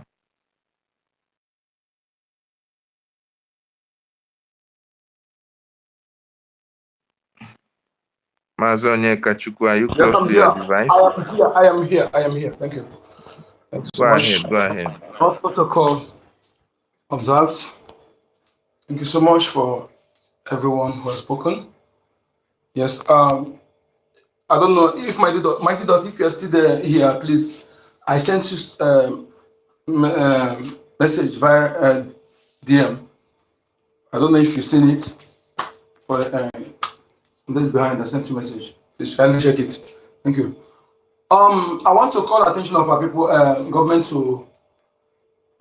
There is something Ebuko used that Hope Uzodinma went to inaugurate or whatever. And they must understand that that area Ebuko built that in Hope Uzodinma also used that opportunity to steal almost 30 acres of land from the people there. And as well, it's like they also built something like what is it? Whether they call it the same thing they built that our different forces burned down. So please, we should look into that area because all these poopy bandits, we don't trust them. Okay, so they should look into that area. There is something we need to want to tell our people. See, we have I asked my Minister of Information this question yesterday, and he quickly answered accurate because some people ask some people a question, they will delay to answer it, but they answer it very immediately because you understand, being that you understand it very well. Who Biafrans are Fulanis who have alternative. Fulani, they have alternative. We don't have alternative. In the sense that if they fail, they tie to the north where they are, which they suppose if they truly want a Fulani country, they would have taken a state there. For example, a state in the north is more than entire Biafra territory. But yet, they continue, that our dots, they want to take it away from us. And people are taking it lightly with them. You know, they will feel our pain. Both the enabler and within, they will feel our pain. Because we can no longer express our pain in words. It's gone beyond what we can express in words. It's in action. And can't wait. So, please, my people, there are things that affected us in the past. Because reason for the history is when you know your history of the past, then you'll be able to, that history will navigate you, your future, in your future endeavor. But in the sense that you are deprived of history, so how will you be able to? That is why most of the things they're doing today is recycling. But most of them don't know the history. That is what they're able to know when they are doing it. The same thing Britain did in 1950. Before amalgamation, they used to do it, doing it this time. Okay, and people are paying attention to that. There's not how you can fight in anything. As that land is concerned, for you to have a bit to start acknowledging in total the progenitors of land and acknowledge them by name and the names of the villages. The people who come to your place to rename it think because they cannot pronounce that place is the reason why they rename it. If we are still thinking it because they cannot pronounce it, that means we don't know the importance of name. Okay, they know it not because they cannot pronounce it, but they know it. What you name, you own. You are the owner of what you named. And when we, the progenies of the progenitors, continue validating that distorted name, we are validating the ownership to those people instead of our ancestors. So we must take all this serious. We don't. When we say it, one of the problems for our people is that we will say, but practicalizing it is the problem. And people who do things like that, they end up, I don't. So let us this time around. We have no alternative. Everything we say here, let us look into it and put it in practice immediately to avoid. No, I would have done it this way. I would have done it this way. Like I'm telling our people to stop insulting Ekwensu. I am saying it. Stop insulting Ekwensu. Ekwensu never do us any evil. Ekwensu have done us favor. That all those things that bring together have not favor us. Ekwensu have done us favor. We should stop insulting Ekwensu. If you know you want freedom, train this story part of you. If you want to call it devil or Satan. Satan don't have Igbo name. Or don't have any Igbo this thing. Okay? And names of our villages, those villages, if you know the original name of the villages, keep pronouncing it. As you're pronouncing the original name, you are awakening the progenitors, the ancestors of that name This is my son, they are not the of this. But when you abandon that and protesting that distorted hope, for example, Ahaba, you still can protest this Asaba. Those people who turn it to Asaba, you are validating the ownership to them. Okay? If you don't know the original name of the of something is claim inherited, how can you inherited it from the person? How can the person claim inherited it? No, you. We must understand this. Okay? And I asked a question last time. You as a parent now, you have kids. You have kids now. You are kids. They give them their names. They love you. They speak your tongue. They love you. Suddenly, those kids, whether you are dead or alive, or they change their name, begin to speak another tongue, do other things, bear different names. Will you be happy? You as parents? If you cannot be happy, so compare and contrast. Okay? We shouldn't be. And if you know you want to lead us in prayer in this, you can do it privately. But when it comes to public, general, you want to lead us in prayer in this thing, please emulate our leaders. Our leader Mazinam can. Okay? Emulate him. Emulate others. Okay? If you want to make reference, begin to reference our own Saint Philip from Saint Ikemba, Saint Michael Opera, Saint Eri. Okay? They are on our own saint. Please acknowledge them. They are those who will help us. No other saints, no other angel, no other ancestor. If we truly want to be serious about what we are doing, so that we cannot begin to make mistakes because we want to please someone individual or because I don't want what people will say. Okay? If I want to do that, I will do it because I have them in my family. But that is not important. Let us be really sincere in this and do it. Remove all those things that those things we take commonalize. It works. They're actually the problem. The problem the entire indigenous people are suffering today is that Nigeria, you accepted it and tradition the history of the ancestors of the land. To call them tradition their history, and you accepted one Nigeria. That one Nigeria is contributed why Fulani is having it against everybody. I will pause here. Thank you so much for having me.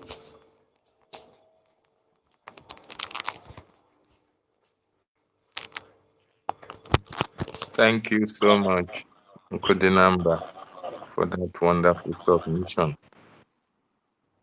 Our progenitors will be very, very happy if we fight out these marauders in our land and take them out. The land of our ancestors are in agreement with us. And that is why you can see the positive vibes. You can see the achievement of the Biafran Liberation Army, the Biafran Defense Forces. When Musa said that even when they go up on air, they can't see the men on ground, but the men on ground can see them. That is the work of our ancestors, and they will continue to fall Yakata until there are no more in our land. Thank you, Nkodinamba. Ancestral, are you ready to speak now? Ancestral, are you ready to your device? Are you ready to speak? Ancestral is not yet ready. So, Biafrans, if you have not shared this space, please, I've checked some of our Biafran brothers who are on this space tonight. Most of you have not shared this space, and I wonder why you want the information of this magnitude to go out, but you have not been able to share the information.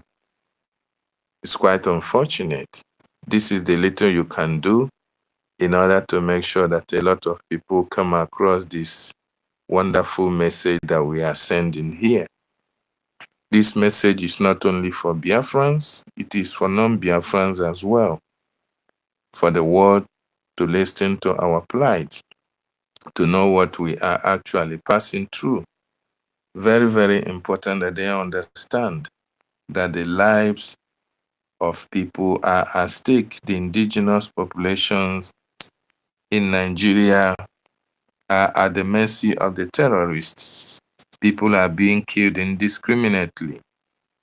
But in Biafra land, it is the only safest place you have in that contraption called Nigeria. And because it is safe because we are no longer Nigerians. If you embrace one Nigeria means death. It means killings. It means jihad. It means kidnapping. it means a lot of bad things to indigenous populations. So the reason we are a little bit safe in our land is because we are not Nigerians. And that is why for us to be totally free from that contraction, we are appealing to every one of you, Biafrans, to support the Biafran Defense Forces through your funding. Very, very important, because we want total eviction of all these terrorists in our land. We want the women and children to be safe. We want our land to be protected. We want to evict all these terrorists from our land, both terrorists in uniform and terrorists in our various bushes, the police, the customs, the army.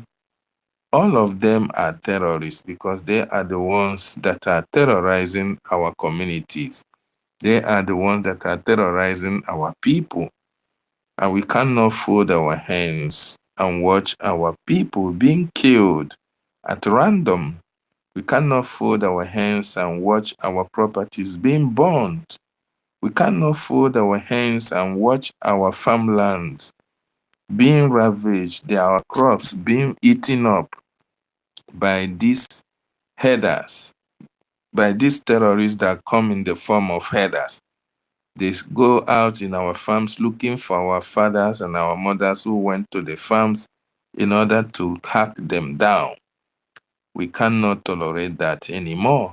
And that is why we are asking for your support, so that the Biafran Defense Forces, who have taken it upon themselves to defend our land, will be able to drive away all these terrorists from our land. And we are calling on you as well. Tomorrow is the court date of Mazi Nnamdi Kanu, our leader, for every Biafran to be in solidarity, those in the homeland, to make sure that we observe sit at home, to demonstrate our anger, to demonstrate our displeasure against the atrocities that the Nigerian state are committing against our people and our leader Mazi Nnamdi Kanu. Sit at home is our way of civil disobedience. It is highly recommended all around the world. That's the only way we can show that we are not happy with what the terrorist Nigerian state are doing to our leader and as well to our Biafran people. So tomorrow is sit at home. Everybody must be in solidarity with our leader. On May 2nd also, it's another day our leader will go to court, and we must observe that sit at home as well. On 6th as well, it's yet another day. 3 days sit at home, but it's not running consecutively. So it is very, very important that we understand that our leader, Mazi Nnamdi Kanu, has been in detention for 5 good years, not because he committed any crime, but for the fact that he's speaking for you, fighting for our freedom.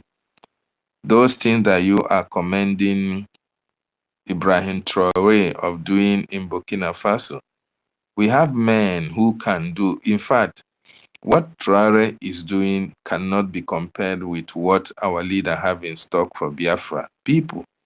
You know, when our leader told you that Biafra land will be built 70 years, morning, night, and afternoon, morning, day, and night, 70 years we are going to build Biafra land. And imagine how beautiful, in fact, Biafra land will be heaven on earth, the land of Chukwuokike Abiama himself, because we have all it takes. We have the mineral resources, we have the manpower, we have the brains that can be able to design Biafra, and it's going to be heaven on this planet Earth. So what Traore is doing is not even 1% of what will be done when Biafra is fully restored. And that is why the West are actually fighting Nigeria is fighting against the emergence of Biafra. But no matter what they do, Biafra must be restored. Thank you so much for that wonderful submission. Ancestral, are you there? Deputy, do you have anything to add to it, sir? To what you just said? No, no, no. Thank you, my Okay, people. Thank you, Biafrans. Just continue until you okay, round up because I want to do some other things here. So maybe, so I'm going okay. to go down. If you want to hand over the co-host to university so that they can continue. I don't know if somebody's still there. Okay.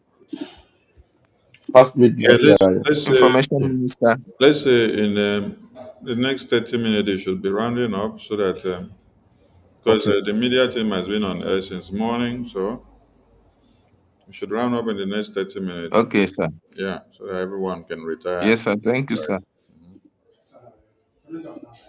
Okay, Nkodinamba, your hand is up again. Nonso, University, do you have anything to say before we go to Nkodinamba, sir? Minister Bright. Okay. Yeah. Thank you so much, David, for keeping the whole thing going, and thank you very much, Biafran people. Of course, this sit at home must be respected, and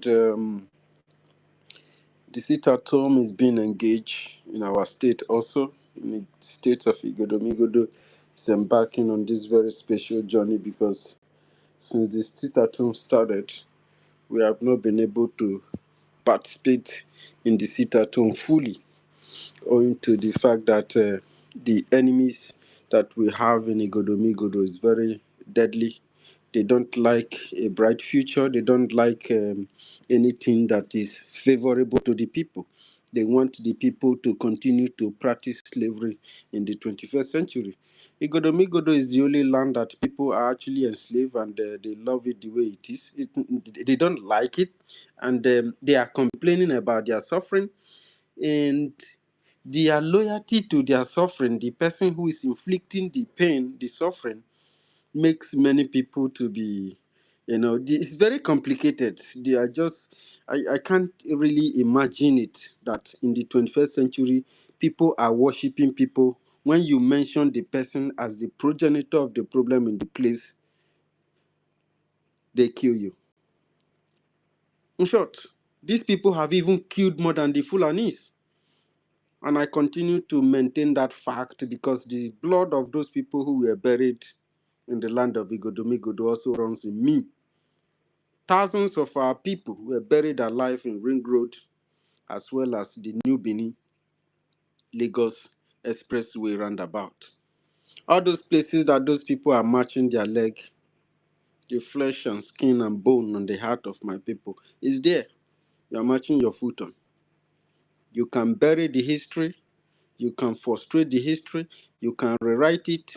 That is why we tell people, live a good life. Because this life, when you have left, your children will be working hard to try to change their history, to try to make it look good. It can never look good because your life is a mirror. Your life is not yours alone. All those people who are living in our land now, after so many years, they now speak as though they own the land. They have even, the colonials make them king. They leave us for many years of war before they finally come and bring this another kind of enslavement they called amalgamation. They are, if you want to count everybody who have fled from home, Igodomigodo, Edo State, will have the highest number. But they are not at war. They staged them mentally, economically. Our people were beaten and battered. But because of the fear of how the previous of our ancestors were slaughtered, nobody wants to actually continue the fight. Especially since the enemy decided to work with foreigners who came to colonize the place. All these people you are calling or backing this and that, they are all instrument of slavery. They work for colonial master. If you see them coming out today talking now, you will be thinking that, okay, these kingdoms, they have always been there. Some people will even write, they say 16th century, 14th century, 10th, 19th, 10. They be saying, I'll just be looking at them. I'll just laugh. You are trying to change your history. You are trying to make it feel good in people's ear. It can never. Because you kill people who were fighting to defend the land. You are probably from Africa, from somewhere in Africa, but you came to other people's land with foreigners and you kill them in their land. So this thing you are experiencing today is what you fought for. And I always try to, reverse this history, rehearse it very clearly so that people can pay critical attention, understood it, digest it, and then you will judge yourself, you will ask yourself questions, especially those who present themselves as one Nigeria.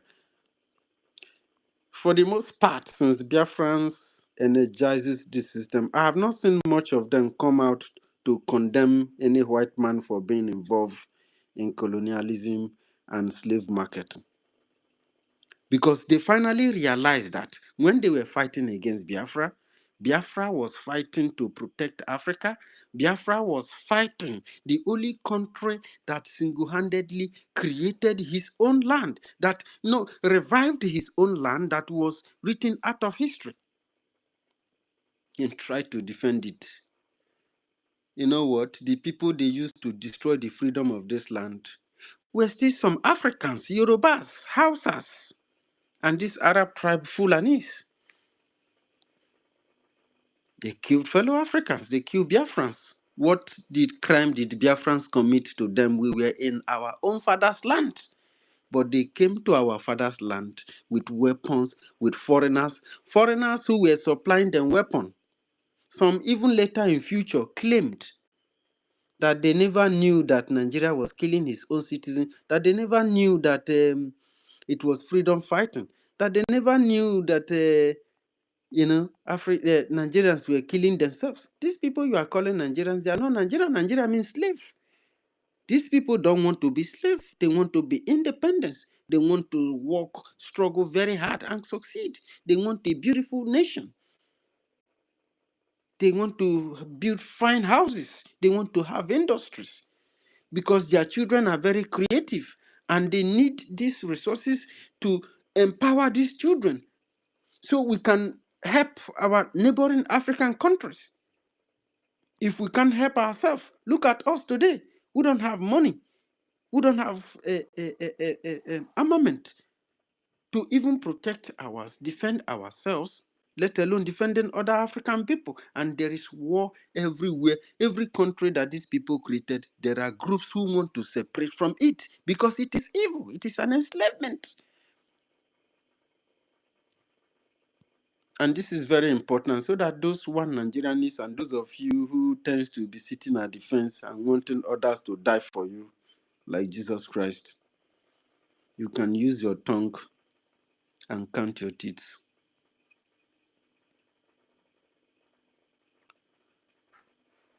So you are just a tool for your own destruction, and this is very sad for you. I suggest that you listen to me very critically and understand and ask yourself, where do I stand now? Because if you are a Nigerian and you are praising Ibrahim Traore and you see him as a hero, then you are a hypocrite because you fight against Biafra. You know that you fighting against Biafra, you are fighting against Nigeria. Biafra is the lifeline of Nigeria. Biafra fought for its freedom of its own land, but Nigeria was created by foreign colonial masters who came to exploit the land and force you to be Nigerian. How have you had presumed that another person, parent, will now come and tell you that your father is evil? Let us kill him. And then you kill him, still expecting the same man that then you enabled, or that enabled you, or that enabled you to enable him to destroy your own father, will he treat you like a son? So if my submission is wrong, pick up the mic and challenge what I said. So you have no need to even say that colonial disease is because you are an engineer of it. So if you carry this message out there in the imposed Nigeria, tell them to use their tongue and can their teeth. Tell them to ask themselves questions. If the colonial masters had created Nigeria, and Biafrans wants to retain their own identity and wanted to defend it because there was a serious situation going on in the land. Welcome, Ozed. And then the only thing, instead of you to support your family members from different races to defend themselves against this colonial occupation force that is creating his own dream, if they want to increase their empire and have provinces, they should do it in Europe. Some of them were doing it. It caused war. They were fighting war. They fought war out of cave to this their recent development of their civilization. But they came to alter your own civilization and your future and the future of your unborn generation. And you were a tool to necessitating it. And you say, I'm the son of what you call it, Ediabale. My father was a slave trader. He worked for the British and the Portuguese. His first assignment was assigned him by the Portuguese and later the British and the Greeks, and then the Germans and then the French. And now look at the future you have presented to the people. The people now have the illusion of, escaping from their own land in order to make boat and meat. Meanwhile, why economically forcing these people away from home?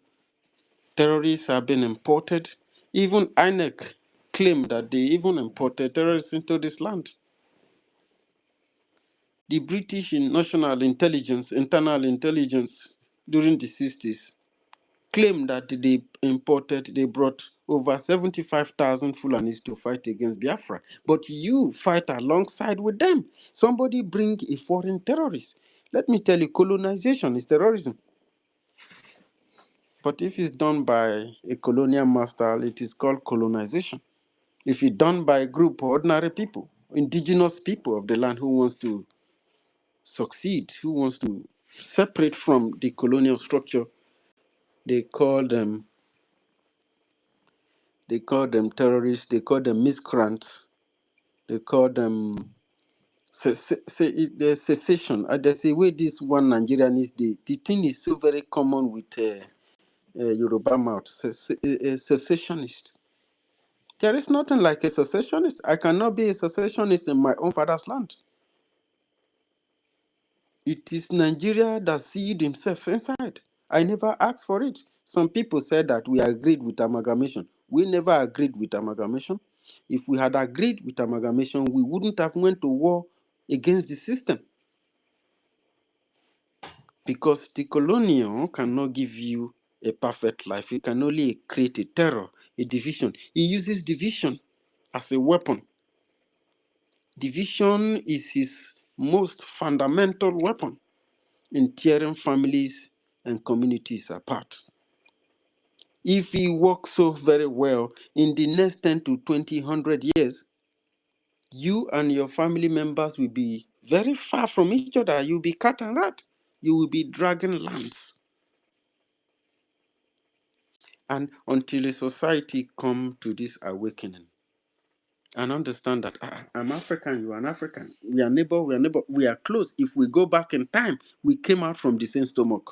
So how far that this is why it is called a country, the land and the people. But those who want to be politically correct and speak good English, they speak it, they say, oh, professional, well, very good. You can be as local, speak your local language and still be more professional than somebody who lives in America for 100 years. It's just a matter of understanding the peace, the progress, and the future of our people is the utmost concern, and that has to come with the mind. Once you start decolonizing your mind, the spirit of hatred will begin to leave, because this system, once you are under that Nigerian loop, the hatred will always be there. And it is going to take you a million years, except if you have been instructed that the loop, the realm that you are, is a foreign creation. But this person you are trying to consider your enemy is even your brother. If we go many years back, your families, as you grow, they call it the people. You grew up to the nationhood. There is no point somebody bringing a culture, a particular civilization, to match with another one and say that you don't amalgamate people. This English, you don't rule your people with a foreign language. You will fall into a ditch. It's like being blind and running a race. You amalgamate businesses, you amalgamate organization, firms. You don't just amalgamate a civilization. You are altering them. You are not amalgamating them, you are altering them. You are going to leave them with too many years of crisis. And you cannot be able to manage the crisis. Instead, you exploit the crisis. Why they are fighting and killing each other? You are stealing from them. All you need to do is to identify the weaker links, use them, give them power, give them fame, give them everything, and they will begin to run the race for you. And they will have their dream stolen away while they live in your own dream. For so many years, they will be running away from home thinking that because you presume to be more valuable than them, they are lesser human than yours. So they are willing to come to you to work so that they can gain as much value as you, so that they can also be better than their people. Then when they come, they can pray bigmanity on their people, all those kind of like, I'm the king, you are a subject, you are the servant, you are the slave. When you have a king, you have a slave. You cannot manage two systems of Minister government. Bright, Christianity is a system of government, religious or Menana is a system of government, and democracy is another form of government, another system of government. You have this. Minister Bright, we have 9 minutes. 9 minutes to round up, please. We are Thank closing by 30 minutes on the thank you. dot. Thank you. Thank you. Thank you so much. I would rather yield mic now. I know you have a lot to speak. You are so educating when it comes to that. When it comes to putting the nitty gritty of what is needed for our people to understand why they must Dr. stand David, firm for their Dr. David, freedom. it's sad sometimes when our people are not Yes. rising up. Like, this is not like in the 80s when there's no social media, nobody is informed. You cannot be fighting Biafra now at this point when the land, the country, the structure is breaking down. Now you know what these people are fighting for. So what are you waiting for? Yeah, you are actually right. And I want to use this opportunity to commend our Igodomi Igodo Biafrans. They demonstrated today, yes, that they have joined the sit at home. I want to commend Biafran Seed, Omorui. Thank you so much. And all the Biafrans from Igodomi Igodo land. I understand Igodomi Igodo whenever they rise up to do something, they do it very well to the best of their knowledge. I have been there. I stayed Igodomi Igodo for 7 good years, so I understand when they are really out for something, they will give it their all. So I commend Omorui for that. And he should be here as well, speaking, so that it's through this awareness that a lot of people will really understand that Igodomi have risen up to take our destiny into our own hands. It's high time we tell foreigners in our land that their time is up. Their time is up. They need to leave our land. We, the owners of the land, we have to take custody of what belongs to us. You know, the Benis, Benis have taken hold of our communities for a very long time, even changing our Eze system to Ogiso and all the rest of them. And this is not who we are. So I really appreciate Omorui and others and University Bright for creating that awareness, and our people are rising up to the occasion. Thank you so much. Deputy Minister, we have 6 minutes. Do you have anything to say before we can hand the mic to Information Minister?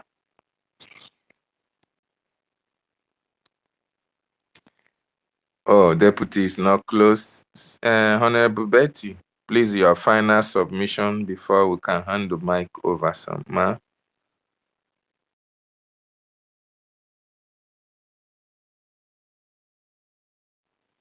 Honorable Betty is not very close to her device as well. So, Nkodi number, I can't approve your request because I don't know today. I can only see people who are requesting, but I can't give them the mic. So I see you on the request list, but I can't approve your request.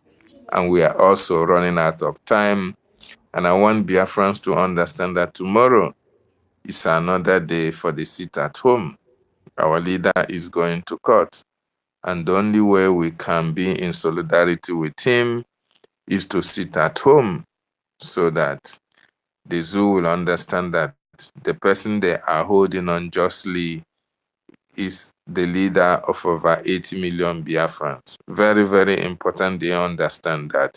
University, your final words before I give the mic to the Information Minister.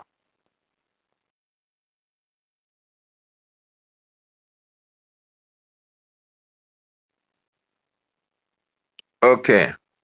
So, fellow Biafrans and wonderful people, we really appreciate everybody who have joined tonight. You know, awareness creation is very, very, very important that we understand that our freedom is in our own hands. Our freedom depends on us. We are not going to expect the West, America, and Co. to come and hand over freedom to us on a platter of gold. We must have to fight and fight and fight. And one of the ways we have to fight is to support the Biafran Defense Forces. These are the volunteers who have given it all, who have sacrificed themselves to defend our land. So the manpower is there. What is needed is the resources to make sure that these terrorists are evicted. So support the Biafran Defense Forces through your special donations to the website. And as well, you can embrace the special IOU loan. If you don't have the mind to support the liberation, you can as well loan your money to the government and you have 100%, return in profit. Very, very important so that we can fight this freedom and get our nation running. We have all the natural resources. We have all the whole money to be able to pay any amount of money that you can loan the government. We have them in quantum. So thank you so much, wonderful people and lovers of freedom. Tomorrow is the D-Day. Our leader goes to court. And we pray total victory. Of course, our leader have no case to answer. That they are caught. I don't know. Nigeria want to legalize illegality, which is practically impossible. How can you commit kidnapping and you want to try somebody that you kidnapped? That is really laughable. But all the same, in Nigeria, anything can happen. But when it comes to our leader, anything cannot happen to the case of our leader. Our leader must certainly be left off the hook because he have no case to answer. And Biafra must be restored in our own time. So thank you so much, our Information Minister, for giving us this opportunity. Wonderful Biafrans and lovers of freedom, thank you for joining us tonight as I hand my mic to the Information Minister, Mazi Sonny Akparawa.